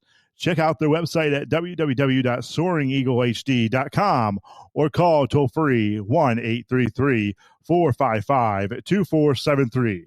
Serving you yesterday, today, and for the future. Keep your gas-powered engines running like new? Stable's proprietary formulas are proven by third-party testing to outperform the competition in keeping fuel fresh, preventing corrosion, and cleaning the entire fuel system. With Stable, you can have confidence you are doing the right thing for your engine's long-term health. Just pour into your gas can or fuel tank, then top off with fresh fuel. At every fill-up or when you store, start with Stable. Available where fuel additives are At sold. Hot Shot Secret, we share the science behind common diesel problems. For example, Excessive black smoke. excessive black smoke has two causes: carbon buildup and internal diesel injector deposits, also known as IDIDs. Hot Shot Secret Diesel Extreme has the highest concentration of active ingredients allowed by law and will safely remove all types of injector deposits, including IDIDs and carbon buildup, to eliminate black smoke. Hot Shot Secret Diesel Extreme is available nationwide at truck stops, fine farm and auto stores, and online at hotshotsecret.com. Increase fuel economy up to 7.9% with Hot Shot Secret Gasoline Extreme. The solution to maximize your engine's performance and fuel economy. Whether you're driving a sports car or a daily commuter, Gasoline Extreme is specially formulated with PEA to deep clean. Don't settle for an average driving experience. Upgrade to Hot Shot Secret Gasoline Extreme and go further on each tank. Order now on Amazon or hotshotsecret.com. Hot Shot Secret. Powered by science. Hey truckers, this is Steve Darnell from the hit TV show Vegas Rat Rods. Check it out.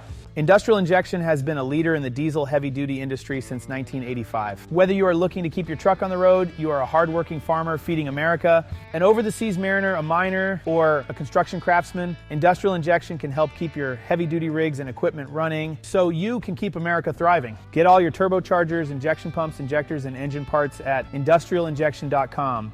Industrial Injection, the place to go for all your diesel parts needs. The Overnight Drive with Steve Summers. Live from the Hot Shot Secret Studios. Call Steve now. 844-844-3388. That's 844-844-3388. Well, what do you say? Hey, Mike, what day is it? Well, I hope it's the greatest day of the week, Your Honor. Has it been taken care of? Yes, indeed. Cap and Ron out of the box tonight. All right. Well, that's good. So is he all set, ready for the big blow to come through, or where's he at? He made it sound like he doesn't really have the option of boarding up because he's in a condominium or something. That some of the condos have like the storm shutters or whatever, but he doesn't. He said, I guess his wife works at an assisted living facility, and he's expected it to be like all hands on deck there. Now, I'm not sure how close to the coast, because we were talking about that one county that just ordered the evacuation of all those assisted living facilities near the coast. So maybe that'll be coming up. Do you know what county Tampa is? What county that is? No, I don't. Okay. No, I don't know very much about Florida. I pretty much just know it's Panhandle, and Miami and the Keys are down south, and Tampa's up there at the west, and they're protected by Tampa's protected by the Indian gods. Right. They're not supposed to get any storms come in and hurt them real bad. So we'll have to see if the Indian gods are taking care of Tampa with this one again, because this one's coming from a different direction than normal. So anyways, I guess we'll have to wait and see. But anyways, so are we going to need our galoshes down there in Miami to get from the airport to the hotel? And I don't know. Are we going to have to get 5-gallon pails to help them bail the pool out down there to Cement Pond? Yeah. I mean, and so well, I don't know. We'll have to see what we got going on to do all that. Based on the current models, Miami's in the 2 to 4 inches of rain zone. It shouldn't be that exceptional. Yeah. So, but we'll see. Well, if I remember right, 2 inches of rain there, that makes you throw your pump in the cement pond, doesn't it? To bring the water level back under control. So anyways, I don't know. We'll have to see what's going on with that. See what the swimming situation is and everything. But anyways, the federal government's not going to be able to help out with this one, are they? Didn't Mayorkas say? Last week he said out of money? Don't have enough. We've got enough for the current situation, but if another storm comes, here it is. No, we're broke. Well, so I guess Florida's all on their own for this one. So we'll have to see how they make out down there, and I don't know. But anyways, I don't know. So I trust your weekend was pretty good. Probably short as always there, right? Short weekend, yeah. Had the wedding there Friday night. That went well. That was a good time. Okay. So how are we making out on the packing situation? We got all the suitcases all lined up around the house. So they were that was the task of the day. Now Beth said that she's got her and Rowan's stuff ready to go. They're packed, Princess. She said we're getting close. She's almost done. So okay. Have you put them on a scale yet? Have you tried putting the suitcases on a scale yet? She said about the under 50 pounds is all the way she put it. So that's the key. Okay. Well, that's a good deal then. At least you got a little extra room if you got to stuff something else in there out of another one then. Mm-hmm.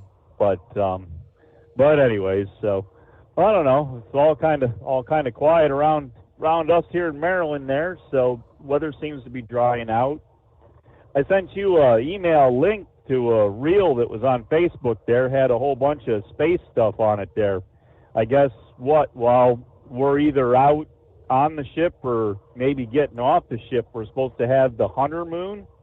Oh, yeah? The largest supermoon of the year. Okay. They said. So that's supposed to happen. Now, I don't know. How does that work? Because we're going to be down there on the south side of the equator thing there, right? That belt that goes around the world. Because we're going to be just off the South America coast there, Colombia. Correct. Mm-hmm. So we're going to be south of the equator down there, right? So we're going to be in the southern hemisphere. So they were kind of talking about how to see things in the northern hemisphere.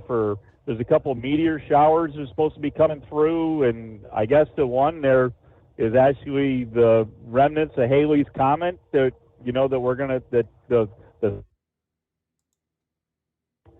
and they were talking about that the comet there that was going around too. So I don't know if you can see that reel and see what all that was about there, but I know there's a couple meteor showers. I think there's one coming up here either the next week or so, maybe when we're getting ready to leave, and maybe the other ones after we get back. Right. But, I was just wondering how it lines up with trying to see things down there. I mean, we're going to be standing on our heads down there, right, on the ship, because we're going to be upside down from being up here. I mean... Horse feathers, you tend to get a bit confused when it comes to the way things work with this planet and the moon. I guess you think you have to look the opposite direction. Yeah, boy. Yeah, we got to pause there, though. Yeah, we'll get a news break and return with more on the greatest day of the week. Hope you had a good weekend as well. It's 844-844-3388. Live from the Hot Shot Secret Studios, it's the Steve Summers Overnight Drive. From Feature Story News in Washington, I'm Kate Fisher. Intense airstrikes have been reported across Lebanon, in the capital, Beirut, and across the centre of the country, as the Israeli Defense Force confirms it continues to target what it says are Hezbollah sites. It comes as much of the Middle East remains on edge amid fears of a wider war between Israel and Iran, just as Israel prepares to mark 1 year since the October 7th attacks, in which Hamas gunmen stormed into Israel, killing around 1,200 people and taking 251 hostages. Trent Murray has more from Tel Aviv.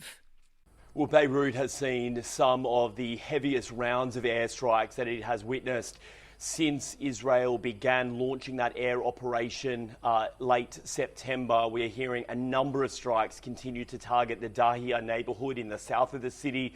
That is considered to be the Hezbollah stronghold, but it is also adjacent to the international airport, really raising concerns for foreign nationals trying to heed their government's advice and leave the country.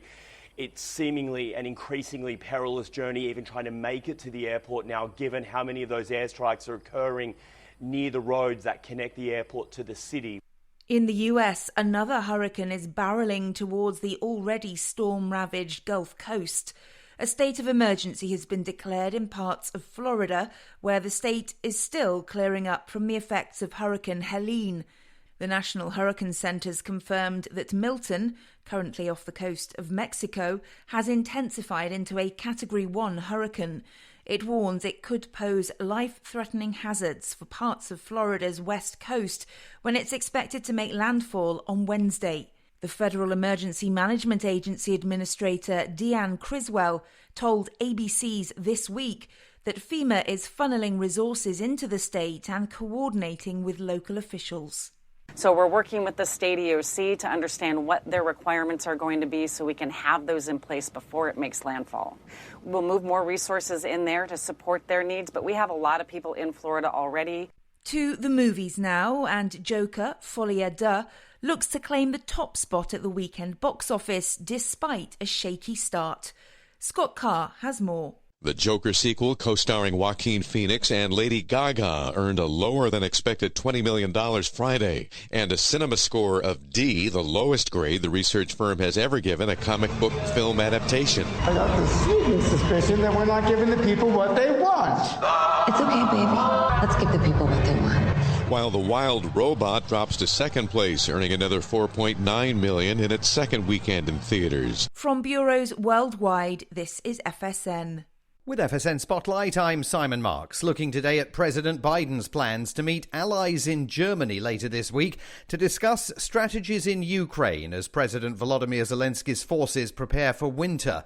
They suffered a big loss last week as Russia captured the Donbas city of Vuhledar, the latest in a series of losses in eastern Ukraine that are raising questions about Moscow's current strategic advantage.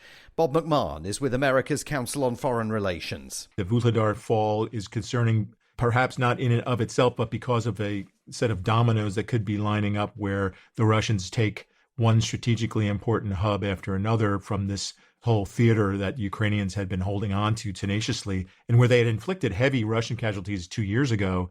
Now the Russians are said to have kind of beefed up with a new crop of well-paid volunteers, according to some reports. So it's a tough moment for the Ukrainians. They are eagerly looking for some capabilities to be able to really create some harm and some pause on the Russian side. Their incursion into Kursk has not had the intended effect. And so they are looking for some sort of a firm commitment. And that is putting pressure on President Biden, who will meet with leaders of the quartet that brings the US together with Germany, France and the UK. He'll also preside over a meeting of the 32-nation Ukraine Contact Group as calls grow for the provision of fresh assistance to Kyiv. With FSN Spotlight, I'm Simon Marks. Our main news again. Intense airstrikes have been reported across Lebanon as the Israeli Defense Force confirms it continues to target what it says are Hezbollah sites. Another hurricane is barreling towards the already storm-ravaged US Gulf Coast. And at the movies, Joker, Folie à Deux looks to claim the top spot at the weekend box office. And that's the latest feature story news. Kate Fisher reporting. It's coming. Crisp fall mornings turn bitter cold. You climb into your diesel and it feels like you're sitting on an ice cube. Imagine how your engine feels after a frosty night. Freezing temperatures impact your diesel's fluids, especially fuel. As the temperatures drop, water that is emulsified within your fuel is released, adding more water into your system. Frozen water in your fuel lines, filter, or bowl will simply slow the flow, or worse, stop the flow of fuel in your system. No fuel flow, no start. Get prepared now for the cold that is coming. Hot Shot Secret Diesel Winter Anti-Gel is a premium fuel additive that lowers your fuel's pour point to minus 65 degrees. If it's that cold out, you shouldn't be on the road. You ought to be at home in front of the fireplace. Hot Shot Secret Diesel Winter Anti-Gel Premium Fuel Additive. Available now online at HotShotSecret.com. Hot Shot Secret. Powered by science.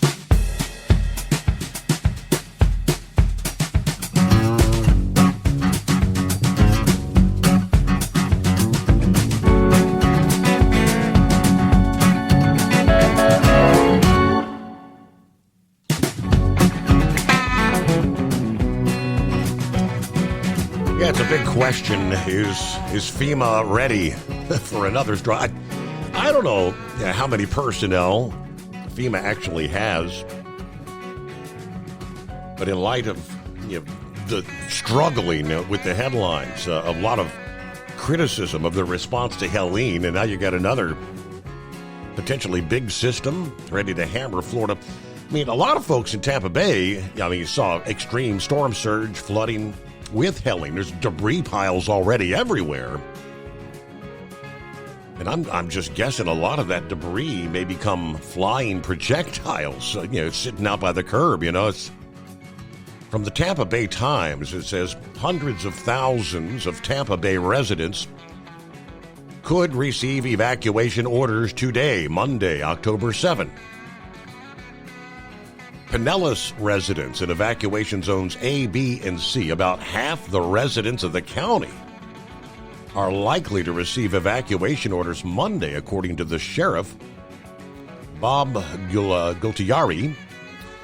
Long-term care facilities, assisted living facilities, and hospitals in those zones, about 6,600 patients, have already received their orders to leave. So, now let me get back, finish up with horse feathers there. Philip is going to give us a full report coming up here. All right. Well, while we were on hold there, Captain Ron actually messaged me and said there what the counties were, so I forwarded the picture of that to you in your email real quick. So I guess you got his, if you want to look at his information he just sent there about Tampa and Pinellas and all that. So he's actually in Pinellas County. So his wife works at one of those long-term or assisted living. I'm wondering, I guess maybe that they're part of that evacuation order then, Pinellas County. Could very well be. So. All right. So he did say there. All right. He said all mobile homes are in a mandatory evac. I'm in a non-evac zone, and yeah, the wife's assisted living is in a non-evacuation zone, but she is a manager there, and it'll probably be all hands on deck for her to be there with the residents during the storm. Okay, so. Yeah. It'll be interesting to see how much water they get, and from the rain itself and storm surge, and how far that gets in, and what tides are, and all those other good things that all add up to how deep the water ends up.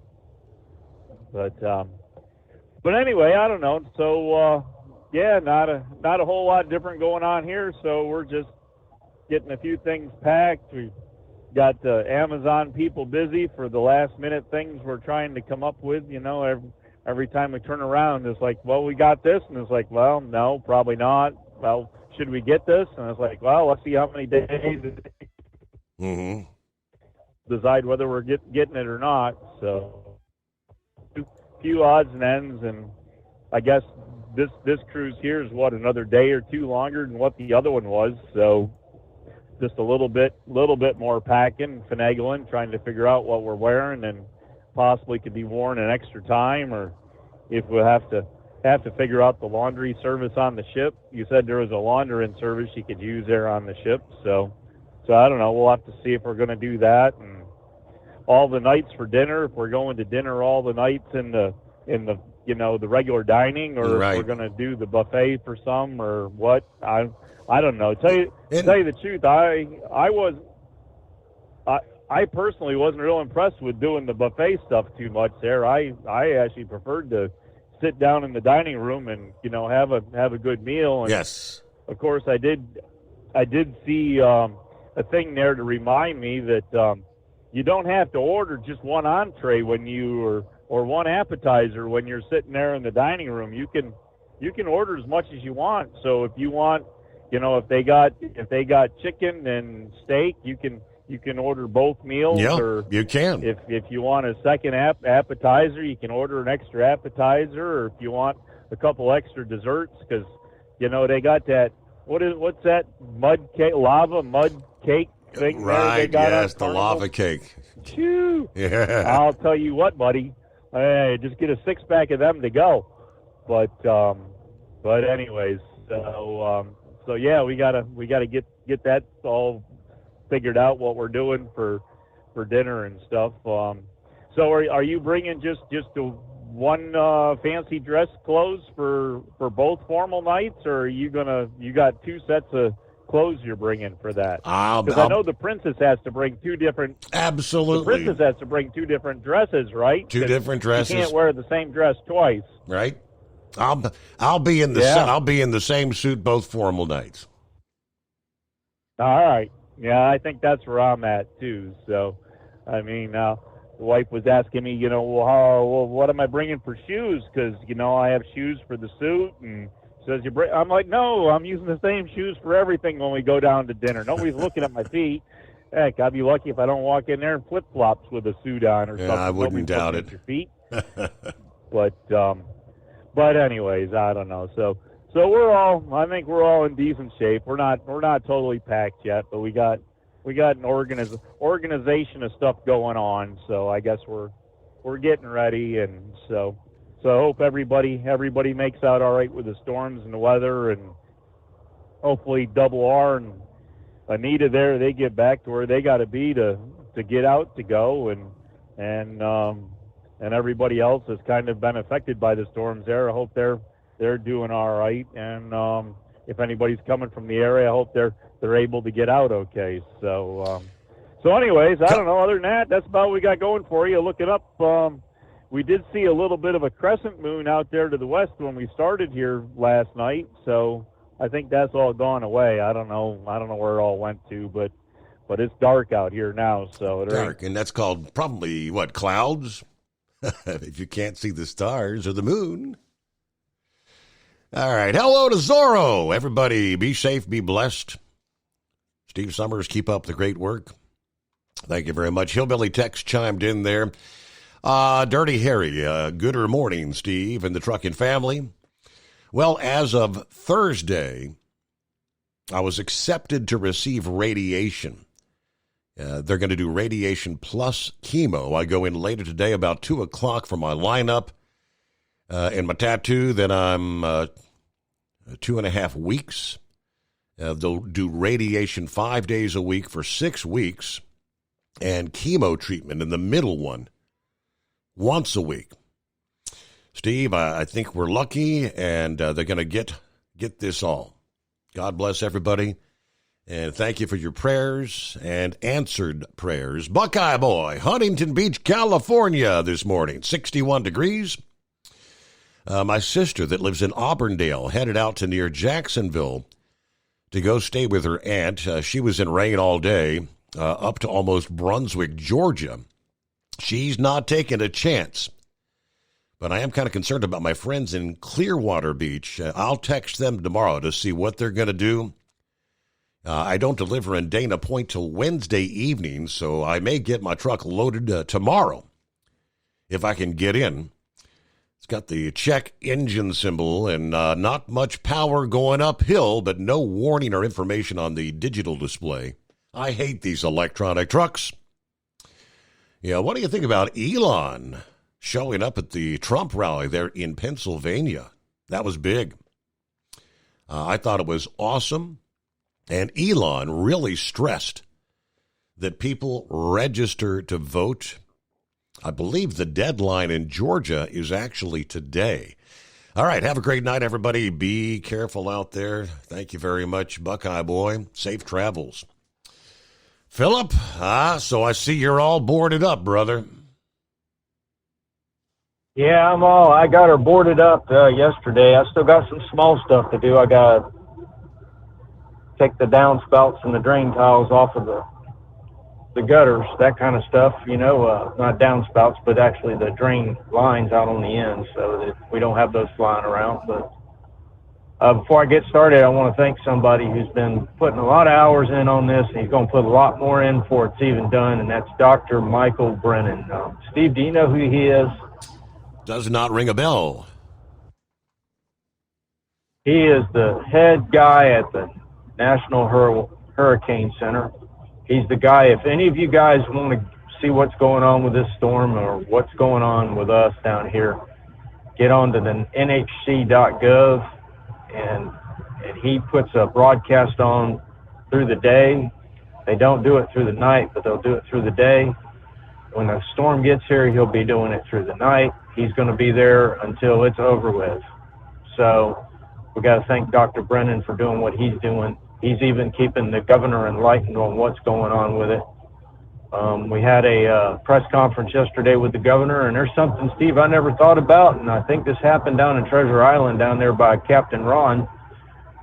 You know these fancy electric cars that everybody wants to go and buy?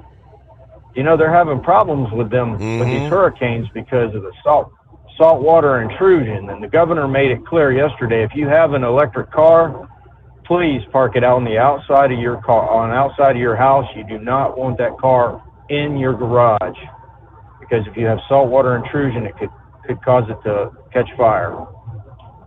So that's something that I didn't even think about. Steve, have you heard much about that? Yeah. I mean, in light of Helene, they actually had a ring camera video from there in Florida of a electric vehicle parked in the garage, catching fire. And in a matter of seconds, the entire garage is in flames. Yeah, the governor brought it up in his press conference yesterday with, when the governor goes to his press conferences, he's telling people, to prepare, which, that's what I was doing yesterday. That's what a lot of people were doing yesterday. And he's also telling you a lot of the safety stuff that you can got going on. And him and Kevin Frugate, those two guys they're telling everybody, what they need to get a focus on. And I had a friend that lives down in Brandon, Florida. He sent me some pictures. He went over to Treasure Island, and the sand looks like snow piles. When y'all have snow up there, how they pile the snow in the parking lot. That's kind of how it looks like down there at Treasure Island right now. And there's a lot of debris that's still sitting out on the street.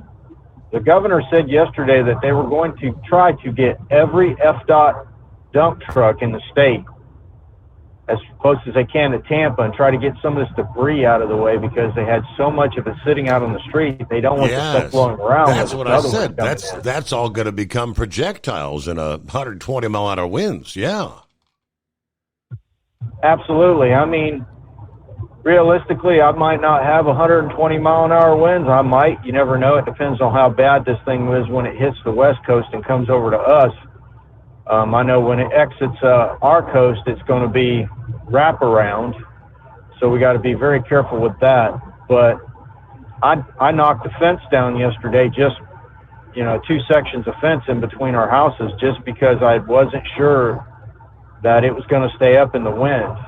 It had a lot of loose boards and whatnot, and I didn't have a lot to nail her in, and it was pretty rotten. So I knocked it down yesterday and piled it up, and and put sandbags up on top of it, and did a lot of securement stuff to get this, so nothing blows around. I mean, there's a lot of us that are putting a lot of time into keeping the preps up. That's why you'll hear that saying, storm preps.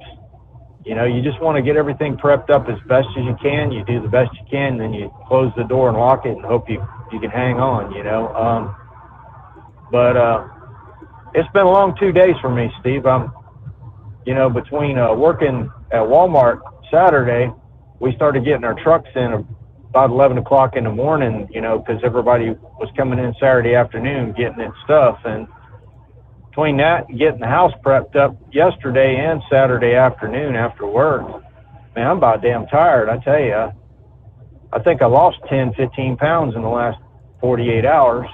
I mean, it's just been go, go, go. So if you got like a blur. Any word from the Disney, leadership management? I mean, obviously they're open today. Are they going to be open Tuesday, or obviously, surely not Wednesday, right?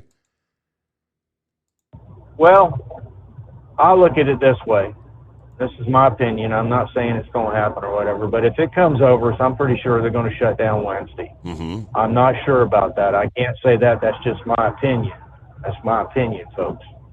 But what's going to happen is with Disney, if it didn't start yesterday, it's going to start today. I'm pretty sure it's already started. They've already got their plans in action on what they're going to do. Because you think about it, Steve, we've got a lot of property. We've got 40 square miles of property at Disney. And that's a lot of resorts, and nonetheless, we got the theme parks, but you also got 29 resorts in that area as well. So we have to safe everything and get it in the place where it needs to be, and that takes a lot of time. It really does. It's not as easy as you think. But they got to safe everything, especially with the parks. You know, you got to take the trash cans out of the parks. You can't have that. Anything that's going to blow around, you got to have that secured. You know, there's a lot of work that goes in before the storm actually gets there in the park if it's going to shut it down. And I got a feeling we might not be working Wednesday or Thursday, but that's just my opinion. Mm-hmm. That's not set in stone. Gotcha. It could change. Thursday, I don't know. You know, I mean, it's kind of up in arms. We've got an emergency hotline that all us cast members call. Each department has its own hotline, and I'll start calling that hotline Tuesday. And that hotline tells you whether you're going to go to work or not. And they'll be watching it by the hour when it gets to around Tuesday. Because if you look, Steve, those models are really spread out still. Yeah. They're not, there's no definitive answer of where this thing is going to go in the state of Florida. My sister lives in Vero Beach, and they are all, well, not Vero, well, Sebastian is the town that's just north of Vero, but they are in a wait mode. They're prepping, they're getting things ready, but they're thinking that this thing might shift. I don't. You know, I mean, I'm thinking anywhere from Daytona down to Palm Beach, and that's being conservative. You know, I mean, we don't know if Tampa's going to direct hit, and I hope them Indians do play because I'm part Indian. But, you know, it's one of those things you got to sit back and watch. You know, my uncle told me that the other night. He's a Florida boy from the get-go, and he told me, he said, son, you just got to sit back and watch and see how she goes. So just keep an eye on us, and I want everybody out there to pray for us, and we'll pray for y'all, and hopefully FEMA does have some money left. If they don't, we'll just have to deal with it when we get there. So right. That's all I got today, buddy. All right. Well, and, all right. I'm sorry. I hit that button.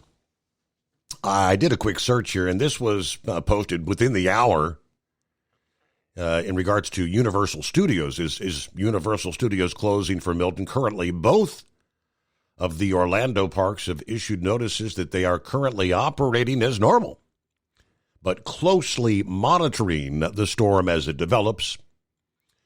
They do say, of note, the low-lying area in and around Miami is also projected to be at the greatest flash flood risk.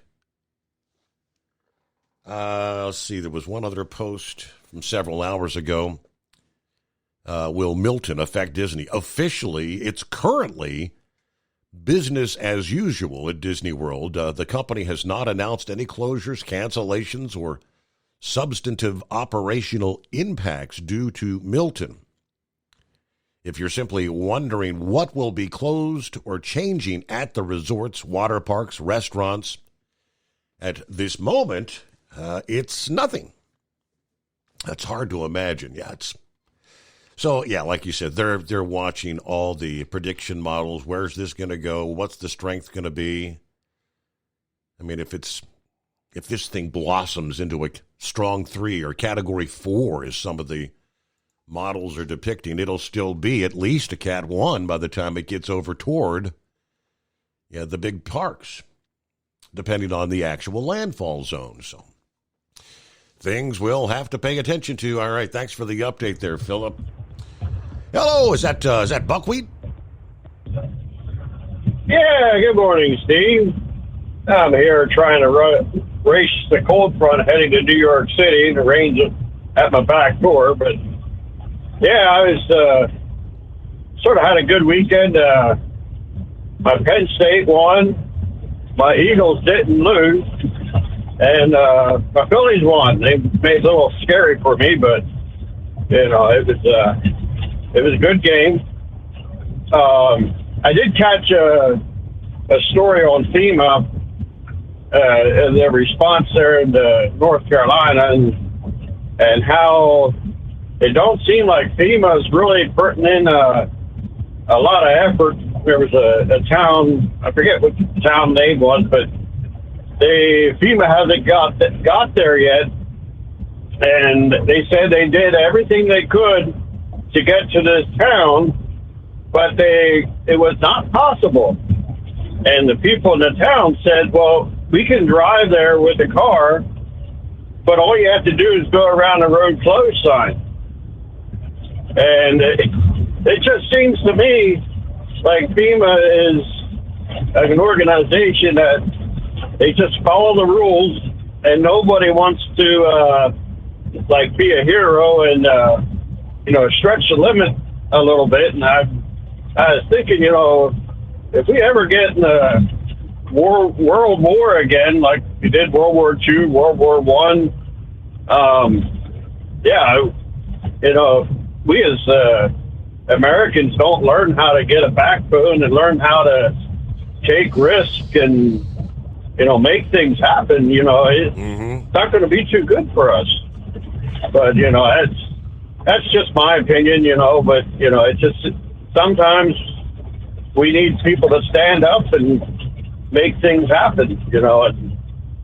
Step outside of the box and think outside of the box. But as this weekend, Aston Mario Kart, he was very happy to wear his Steve Summers shirt. He likes to watch the Penn State game with his shirt on, and he thinks that's his good luck charm, I guess.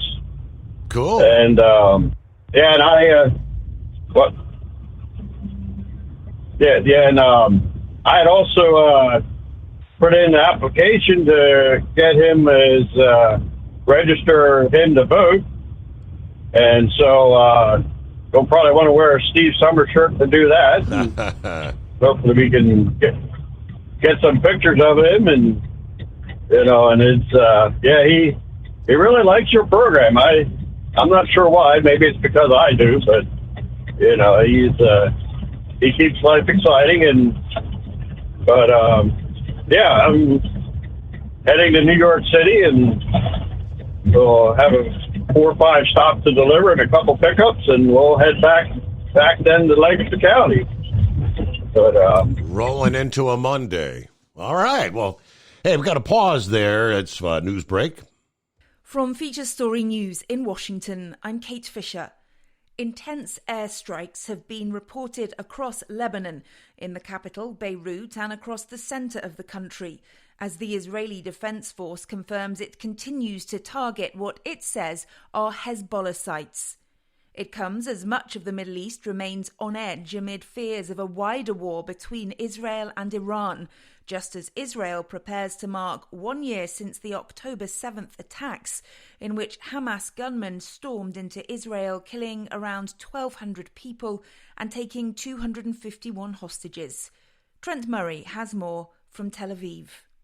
Well, Beirut has seen some of the heaviest rounds of airstrikes that it has witnessed since Israel began launching that air operation late September. We are hearing a number of strikes continue to target the Dahia neighbourhood in the south of the city.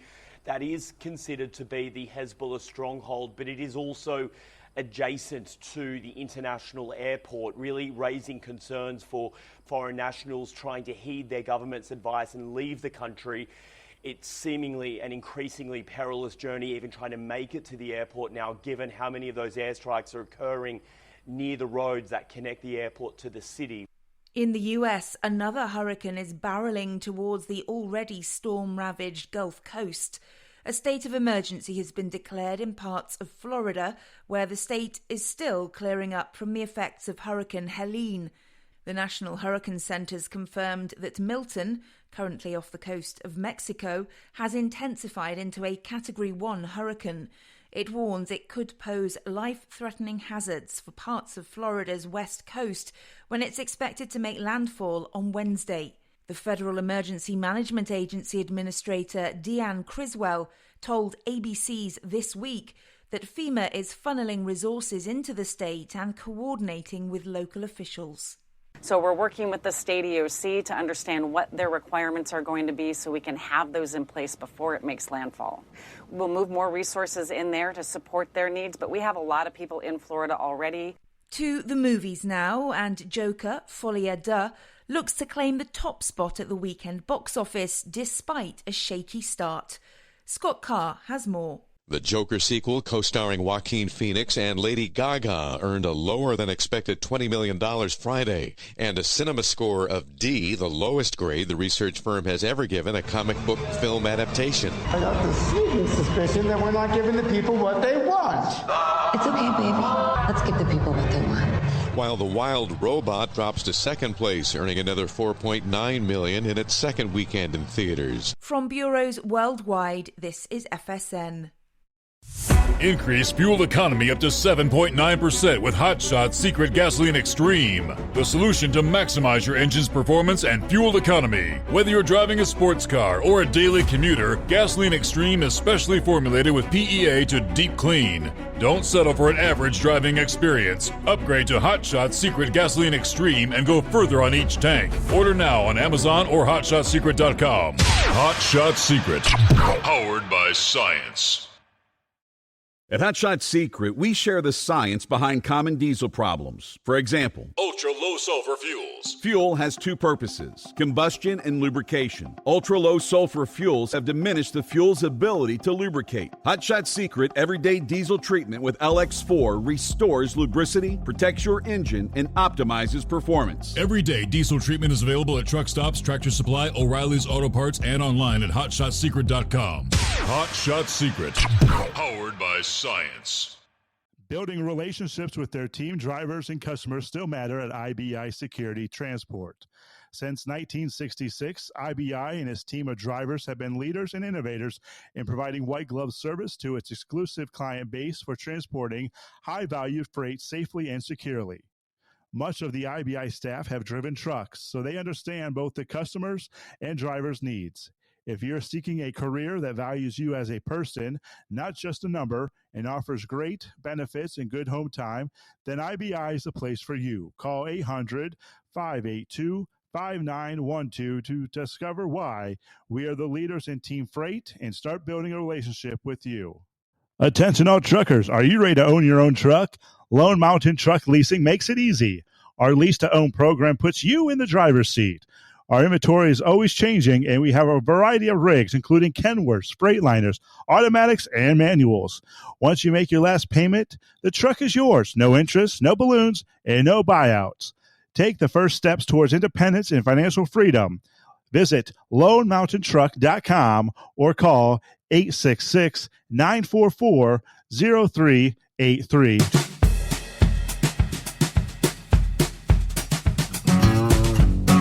All righty, plenty of room for you on a Monday, the greatest day of the week. It's 844-844-3388. We'll get to some of the other industry headlines coming up here. All right, thanks for hanging in there, Buckwheat. So, rolling into a Monday.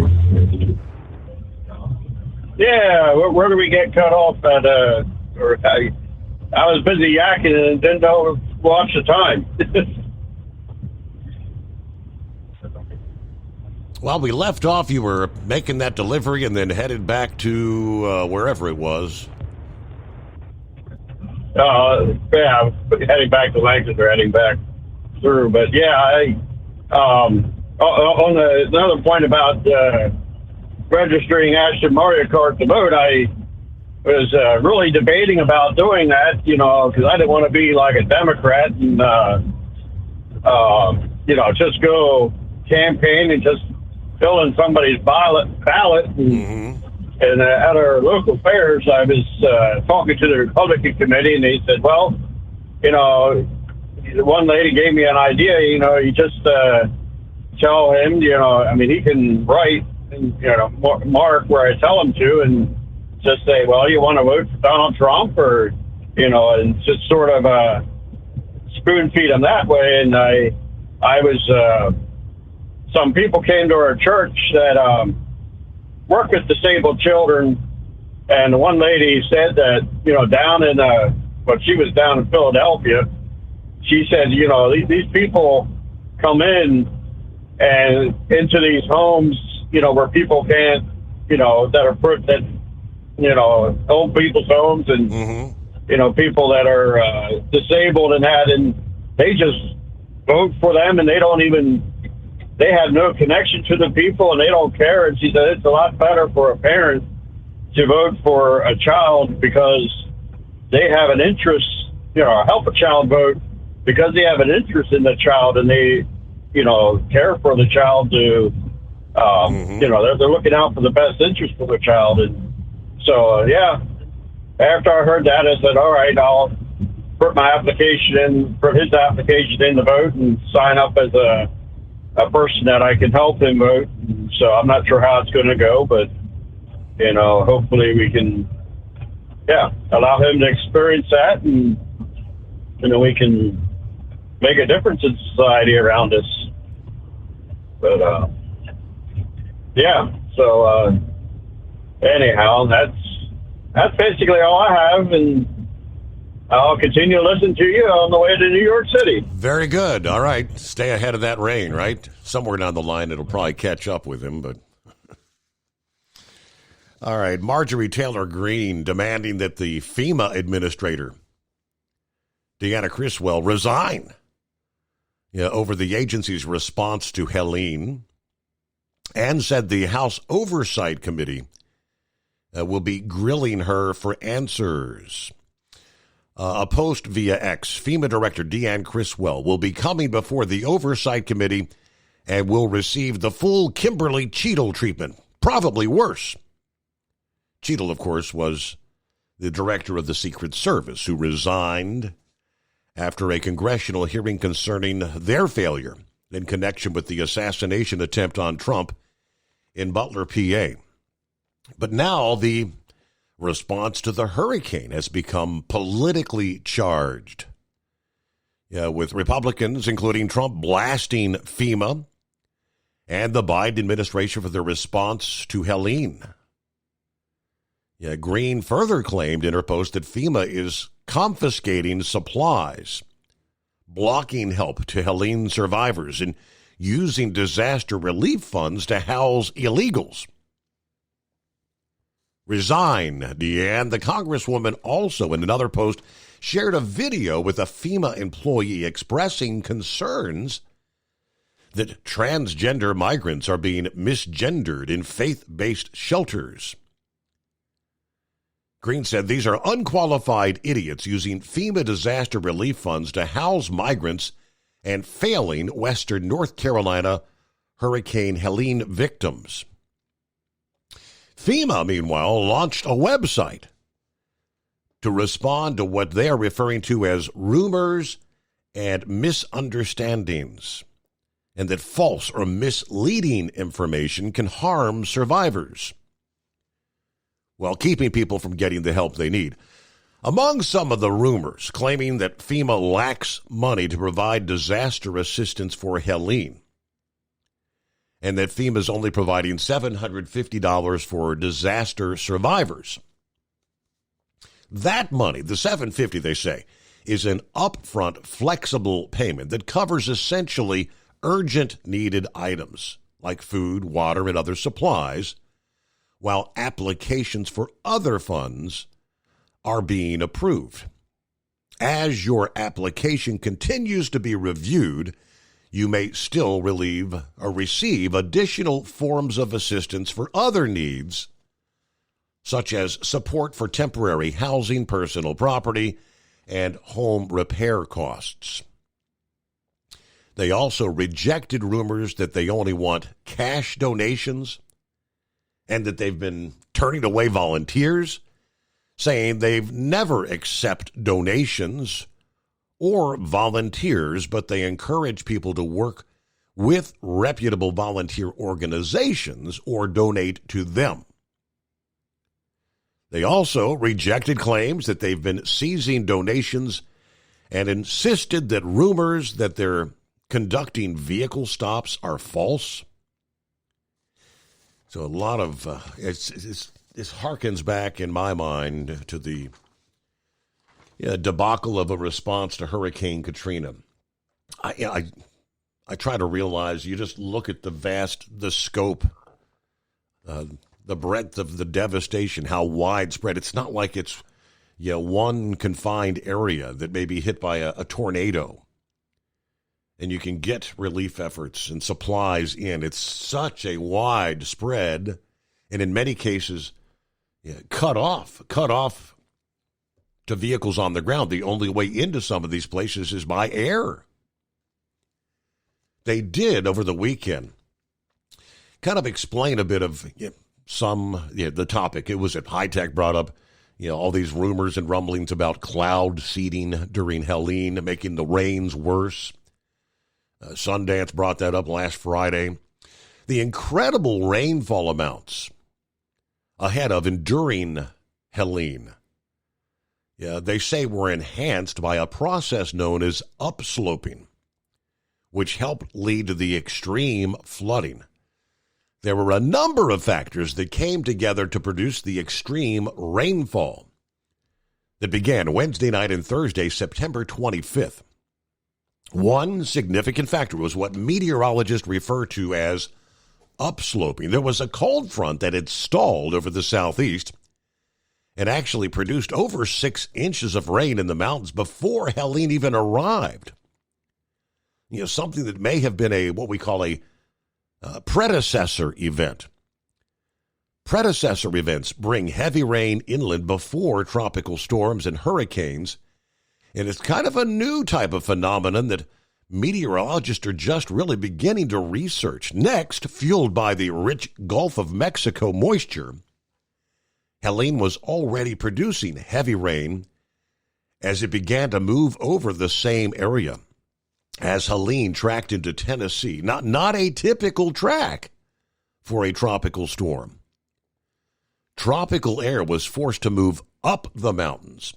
Now, when air is forced upward, it gets increasingly moist and causes rainfall to intensify. This upsloping setup made the rain heavier than if Helene had tracked over flat land. The mountainous terrain of the southern Appalachians is known for causing sudden flash flooding. Walls of water that move downstream quickly.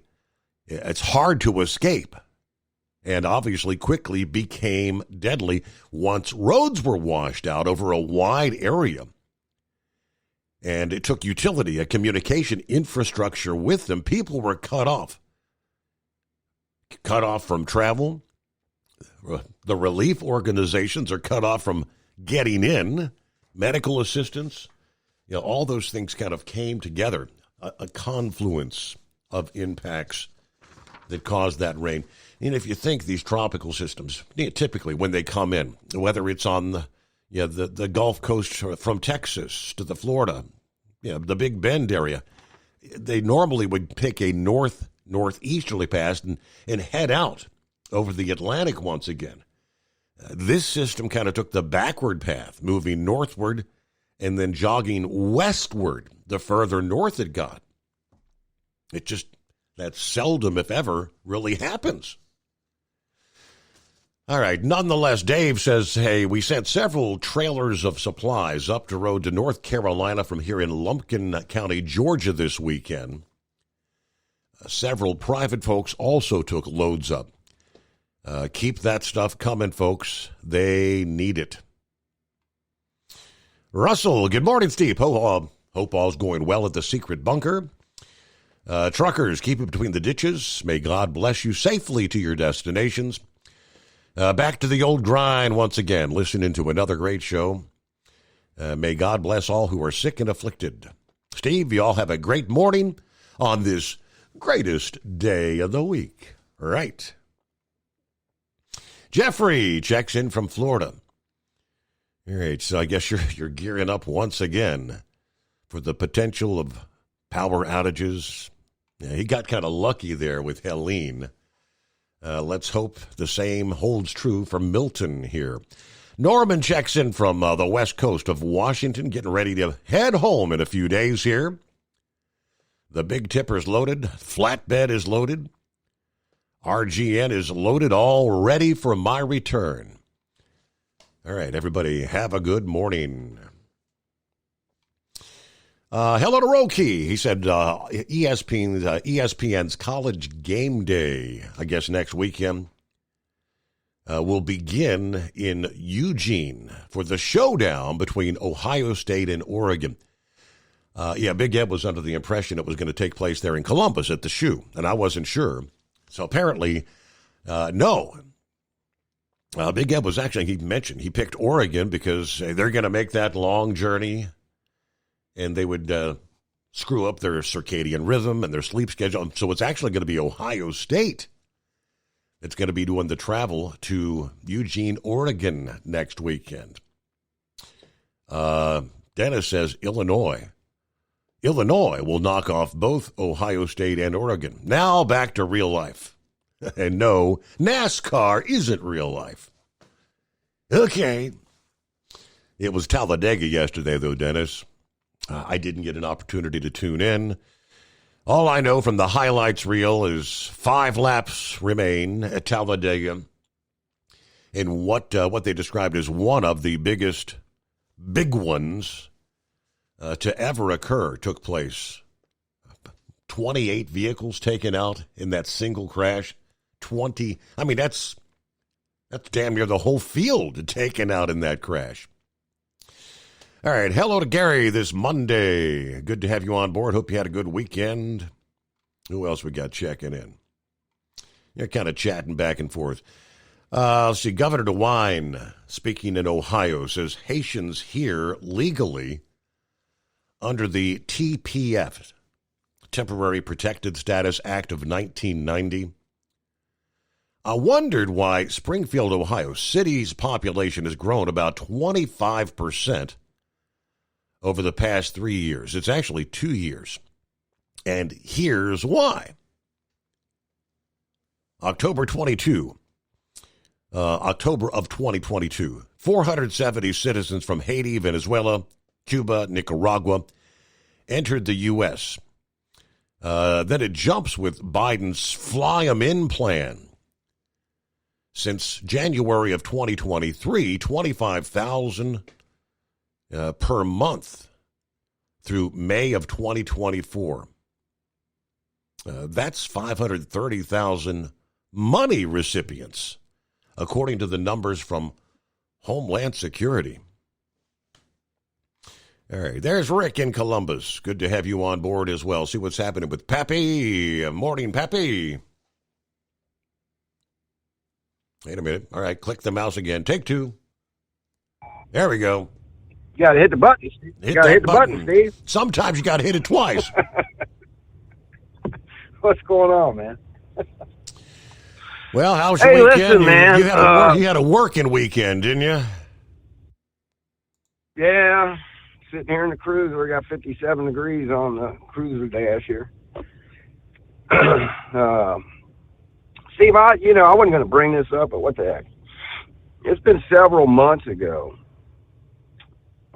Saw this guy's got a YouTube channel, and hey, take what I'm saying with a grain of salt. But anyway, he was claiming that the government can direct these hurricanes, cause them to go one way or another.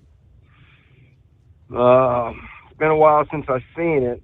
He showed the technology, and he's got data where he kind of shows the United States hurricane coming up like through the Gulf, and this equipment he's got is able to pick up what the government uses to push these hurricanes, he claims. Video evidence, data evidence that this is happening. Yeah, I don't know, dude. I mean, does that go back to the, you remember back years and years ago, they had the HARP program, which they were supposedly working to try to control or mess with Mother Nature, as they put it? Yes, sir. Steve, back in World War II, they were always claiming that if you could control the weather, you can win the war.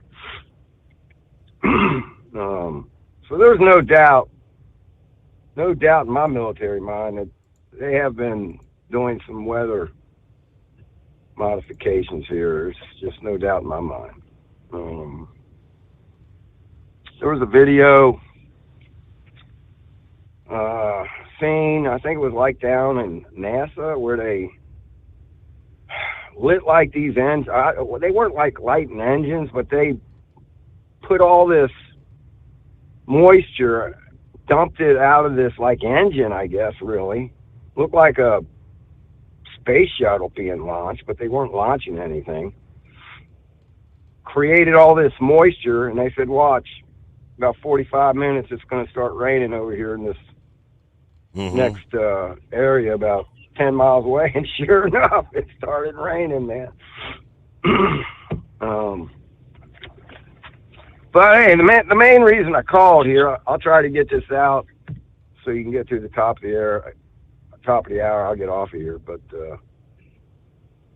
Steve, I've been hearing a lot of stuff why the feds have been dragging their feet on this hurricane, getting help to these people. I shared one video on my Facebook page. There was a trucker on there saying, what the heck, man? Usually yes, I shared that one as well. Yes, with FEMA orders, FEMA deliveries, generators and backhoes and all, excavators, all that stuff. And he said there's nothing. Why aren't these people getting the help they need, Steve? Feds are definitely dragging their feet. The question is why? Now, there's some rumors going around, Steve. Yeah. You can think of a lot of states. Pennsylvania's kind of one. Ohio. Steve, where all your Democrat votes usually come from? The cities, the inner cities, right? Most of your Trump supporters are from the rural areas.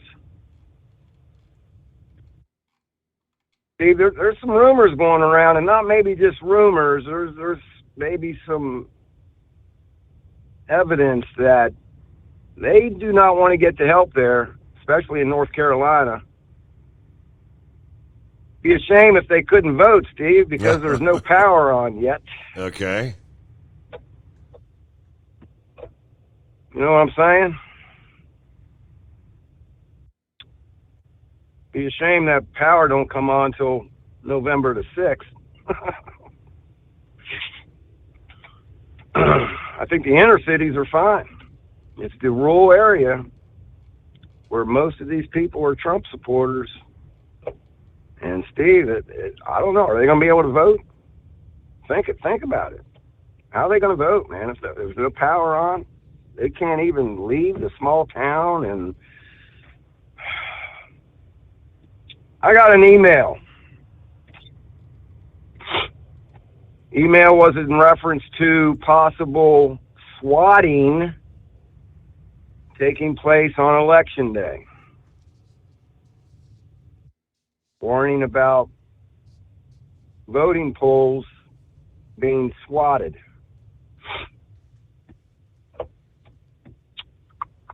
Don't show up at this swatting place. There's been a bomb threat.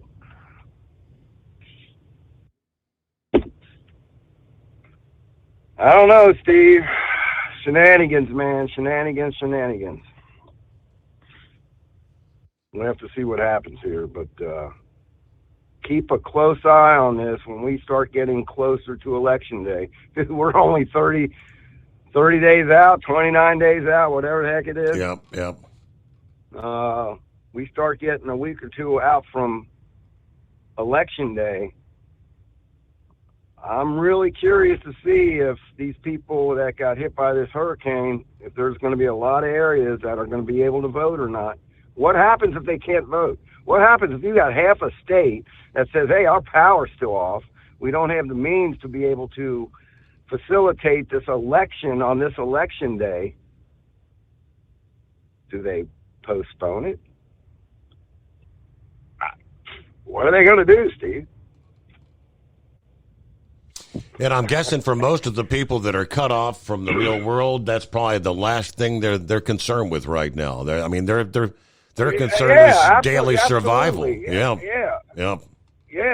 You don't know where you're going to get your next drink of water from. You think you're worried about voting? I don't know. I guess we have to cross that road when it gets here, and that road is all downhill, and the car is speeding up. I don't know if it's got any brakes or not, so I don't know. We'll see what happens here, man. But just keep an eye on it, Steve, is all I'm saying. Yes. See if there's some election meddling going on here. But all right, my man. Hey, you guys are about ready to saddle up and get the heck out of Cincinnati here in a few days, man. Are you having a show on, technically, be your Friday, which would really be Thursday night, I guess. You know what I'm saying. Are you having a show Thursday night? No, sir. Your Friday? We have to be at the airport at like 4 a.m. when they open Friday morning. Friday morning, right? Gotcha. Yeah. So when's your last show this week? Thursday morning. Wednesday night. Wednesday night. Thursday morning. Thursday morning. Yep. Gotcha. Yeah. All right, brother. Well, man, God, I hope everything goes well. Hope you can get down there. That this next hurricane coming doesn't affect anything for you guys. See what happens with this one. We all get all right, my man. I appreciate it. They call it, you play it by ear, right? You just you pay attention to the forecast. You pay attention to the cruise websites. I mean, I've got updates on how all the ports are currently open, but they are monitoring the situation. Nearly a dozen ships are going to be changing ports or adding extra days to their sailings this week. We'll be right back. Ultimate comfort on the road. That's the Bostrom difference. And why so many drivers are upgrading their seats to Bostrom seating.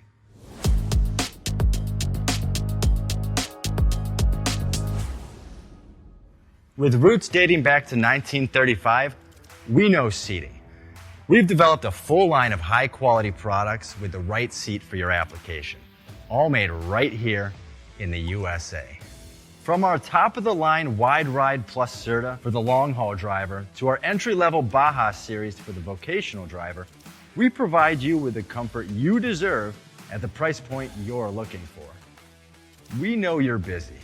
You don't have time to search every distributor and dealership for the right seat, only to find the one you want won't fit in your truck.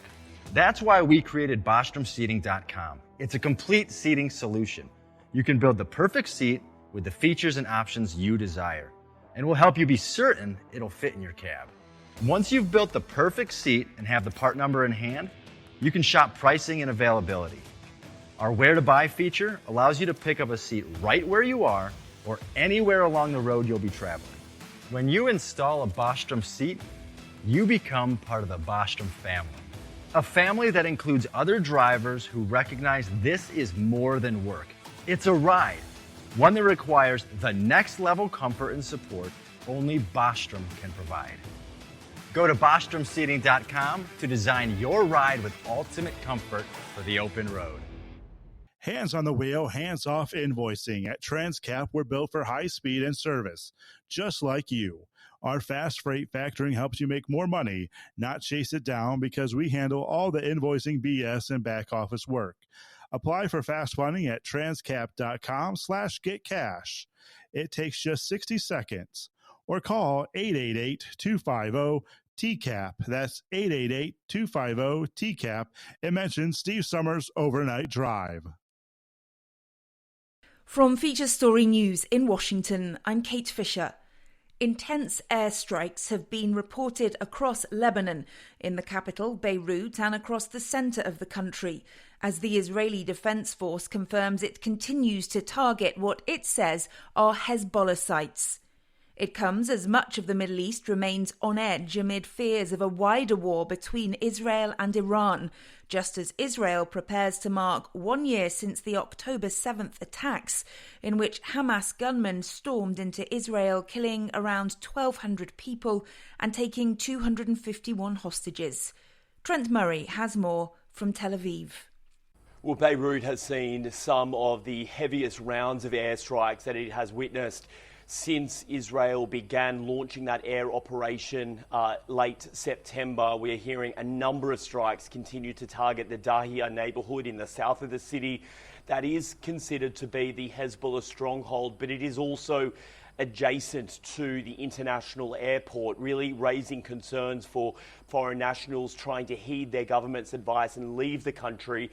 it's seemingly an increasingly perilous journey, even trying to make it to the airport now, given how many of those airstrikes are occurring near the roads that connect the airport to the city. In the US, another hurricane is barreling towards the already storm-ravaged Gulf Coast. A state of emergency has been declared in parts of Florida, where the state is still clearing up from the effects of Hurricane Helene. The National Hurricane Center's confirmed that Milton, currently off the coast of Mexico, has intensified into a Category 1 hurricane. It warns it could pose life-threatening hazards for parts of Florida's west coast when it's expected to make landfall on Wednesday. The Federal Emergency Management Agency Administrator Deanne Criswell told ABC's This Week that FEMA is funneling resources into the state and coordinating with local officials. So we're working with the state EOC to understand what their requirements are going to be so we can have those in place before it makes landfall. We'll move more resources in there to support their needs, but we have a lot of people in Florida already. To the movies now, and Joker, Folie à Deux, looks to claim the top spot at the weekend box office despite a shaky start. Scott Carr has more. The Joker sequel, co-starring Joaquin Phoenix and Lady Gaga, earned a lower-than-expected $20 million Friday, and a cinema score of D, the lowest grade the research firm has ever given a comic book film adaptation. I got the sneaking suspicion that we're not giving the people what they want. It's okay, baby. Let's give the people what they want. While The Wild Robot drops to second place, earning another $4.9 million in its second weekend in theaters. From bureaus worldwide, this is FSN. With FSN Spotlight, I'm Simon Marks, looking today at President Biden's plans to meet allies in Germany later this week to discuss strategies in Ukraine as President Volodymyr Zelensky's forces prepare for winter. They suffered a big loss last week as Russia captured the Donbas city of Vuhledar, the latest in a series of losses in eastern Ukraine that are raising questions about Moscow's current strategic advantage. Bob McMahon is with America's Council on Foreign Relations. The Vuhledar fall is concerning, perhaps not in and of itself, but because of a set of dominoes that could be lining up where the Russians take one strategically important hub after another from this whole theater that Ukrainians had been holding on to tenaciously, and where they had inflicted heavy Russian casualties 2 years ago. Now the Russians are said to have kind of beefed up with a new crop of well-paid volunteers, according to some reports. So it's a tough moment for the Ukrainians. They are eagerly looking for some capabilities to be able to really create some harm and some pause on the Russian side. Their incursion into Kursk has not had the intended effect. And so they are looking for some sort of a firm commitment. And that is putting pressure on President Biden, who will meet with leaders of the quartet that brings the US together with Germany, France and the UK. He'll also preside over a meeting of the 32-nation Ukraine Contact Group as calls grow for the provision of fresh assistance to Kiev. With FSN Spotlight, I'm Simon Marks. Our main news again. Intense airstrikes have been reported across Lebanon as the Israeli Defense Force confirms it continues to target what it says are Hezbollah sites. Another hurricane is barreling towards the already storm-ravaged US Gulf Coast. And at the movies, Joker, Folie à Deux looks to claim the top spot at the weekend box office. And that's the latest feature story news. Kate Fisher reporting. It's coming. Crisp fall mornings turn bitter cold. As you fire up your diesel, you can see your breath on the inside of a cab. Imagine looking deep into your engine. Freezing temperatures impact your diesel's fluids, especially fuel. On a 23-degree morning, the paraffin wax in your untreated fuel starts to morph from fluid to large crystals. These crystals clump together and form a gel. At minus 10 degrees, your fuel hits the point where it no longer pours like a liquid. It's so dense that the flow through the fuel filter will slow, causing hard starts or no starts. Get prepared now for the cold that is coming. Hot Shot Secret Diesel Winter Anti-Gel is a premium fuel additive that lowers your fuel's pour point to minus 65 degrees. If it's that cold out, you shouldn't be on the road. You ought to be at home in front of the fireplace. Hot Shot Secret Diesel Winter Anti-Gel Premium Fuel Additive. Available now online at hotshotsecret.com. Hot Shot Secret. Powered by science.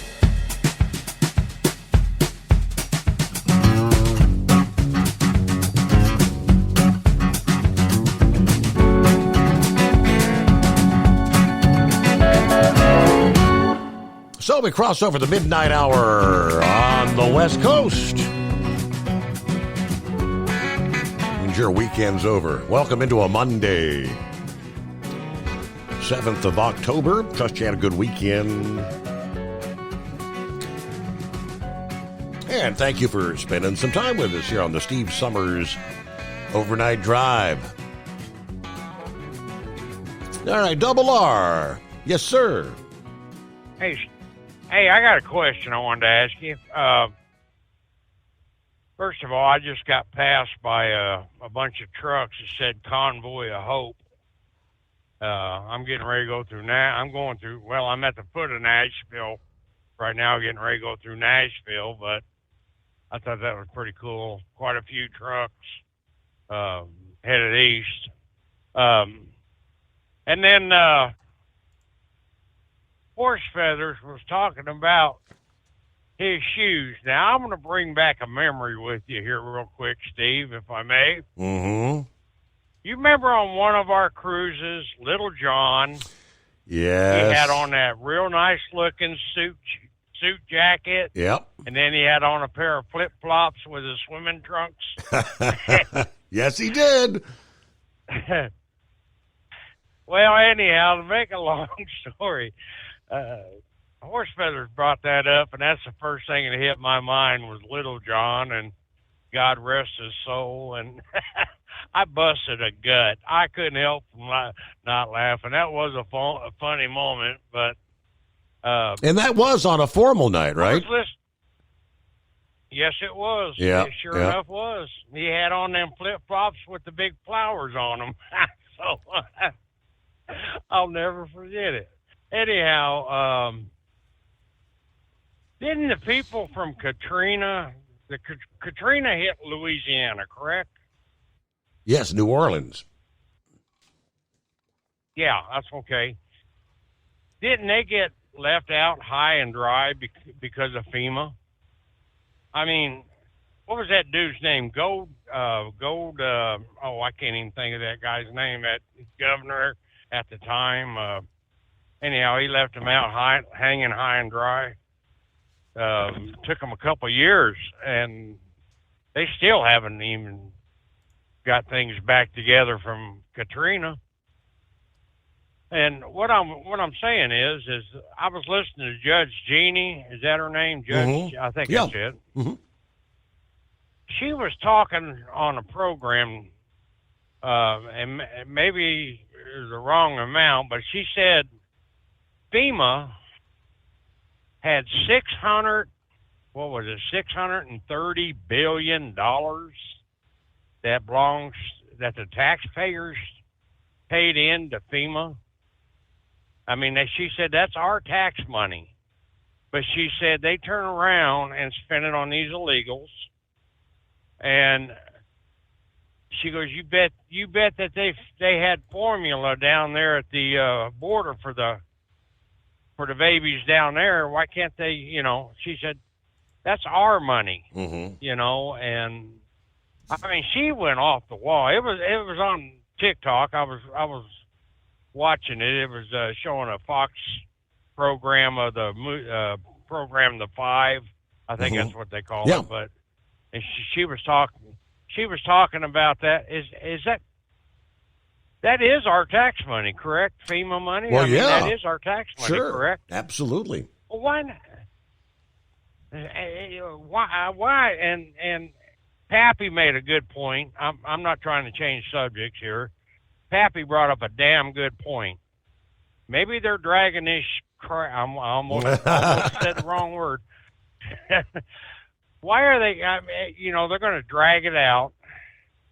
Anything they can do to keep this President Trump from winning. If they can't, they're not going to mess with the ballots because we're going to be looking. And they're saying now that some of these mail-in ballots they can't even get them mailed out. So that's a good subject that he brought up. I mean, that's really something to look into. But what gives these FEMA organizations the right to spend our tax money on illegals. I mean, I don't understand that. Maybe I'm dumbfounded. I don't know, but I mean, to me, that's BS. You know, that's our tax money. We should be able to use it towards our own people, not these damn illegals. Mm-hmm. I mean,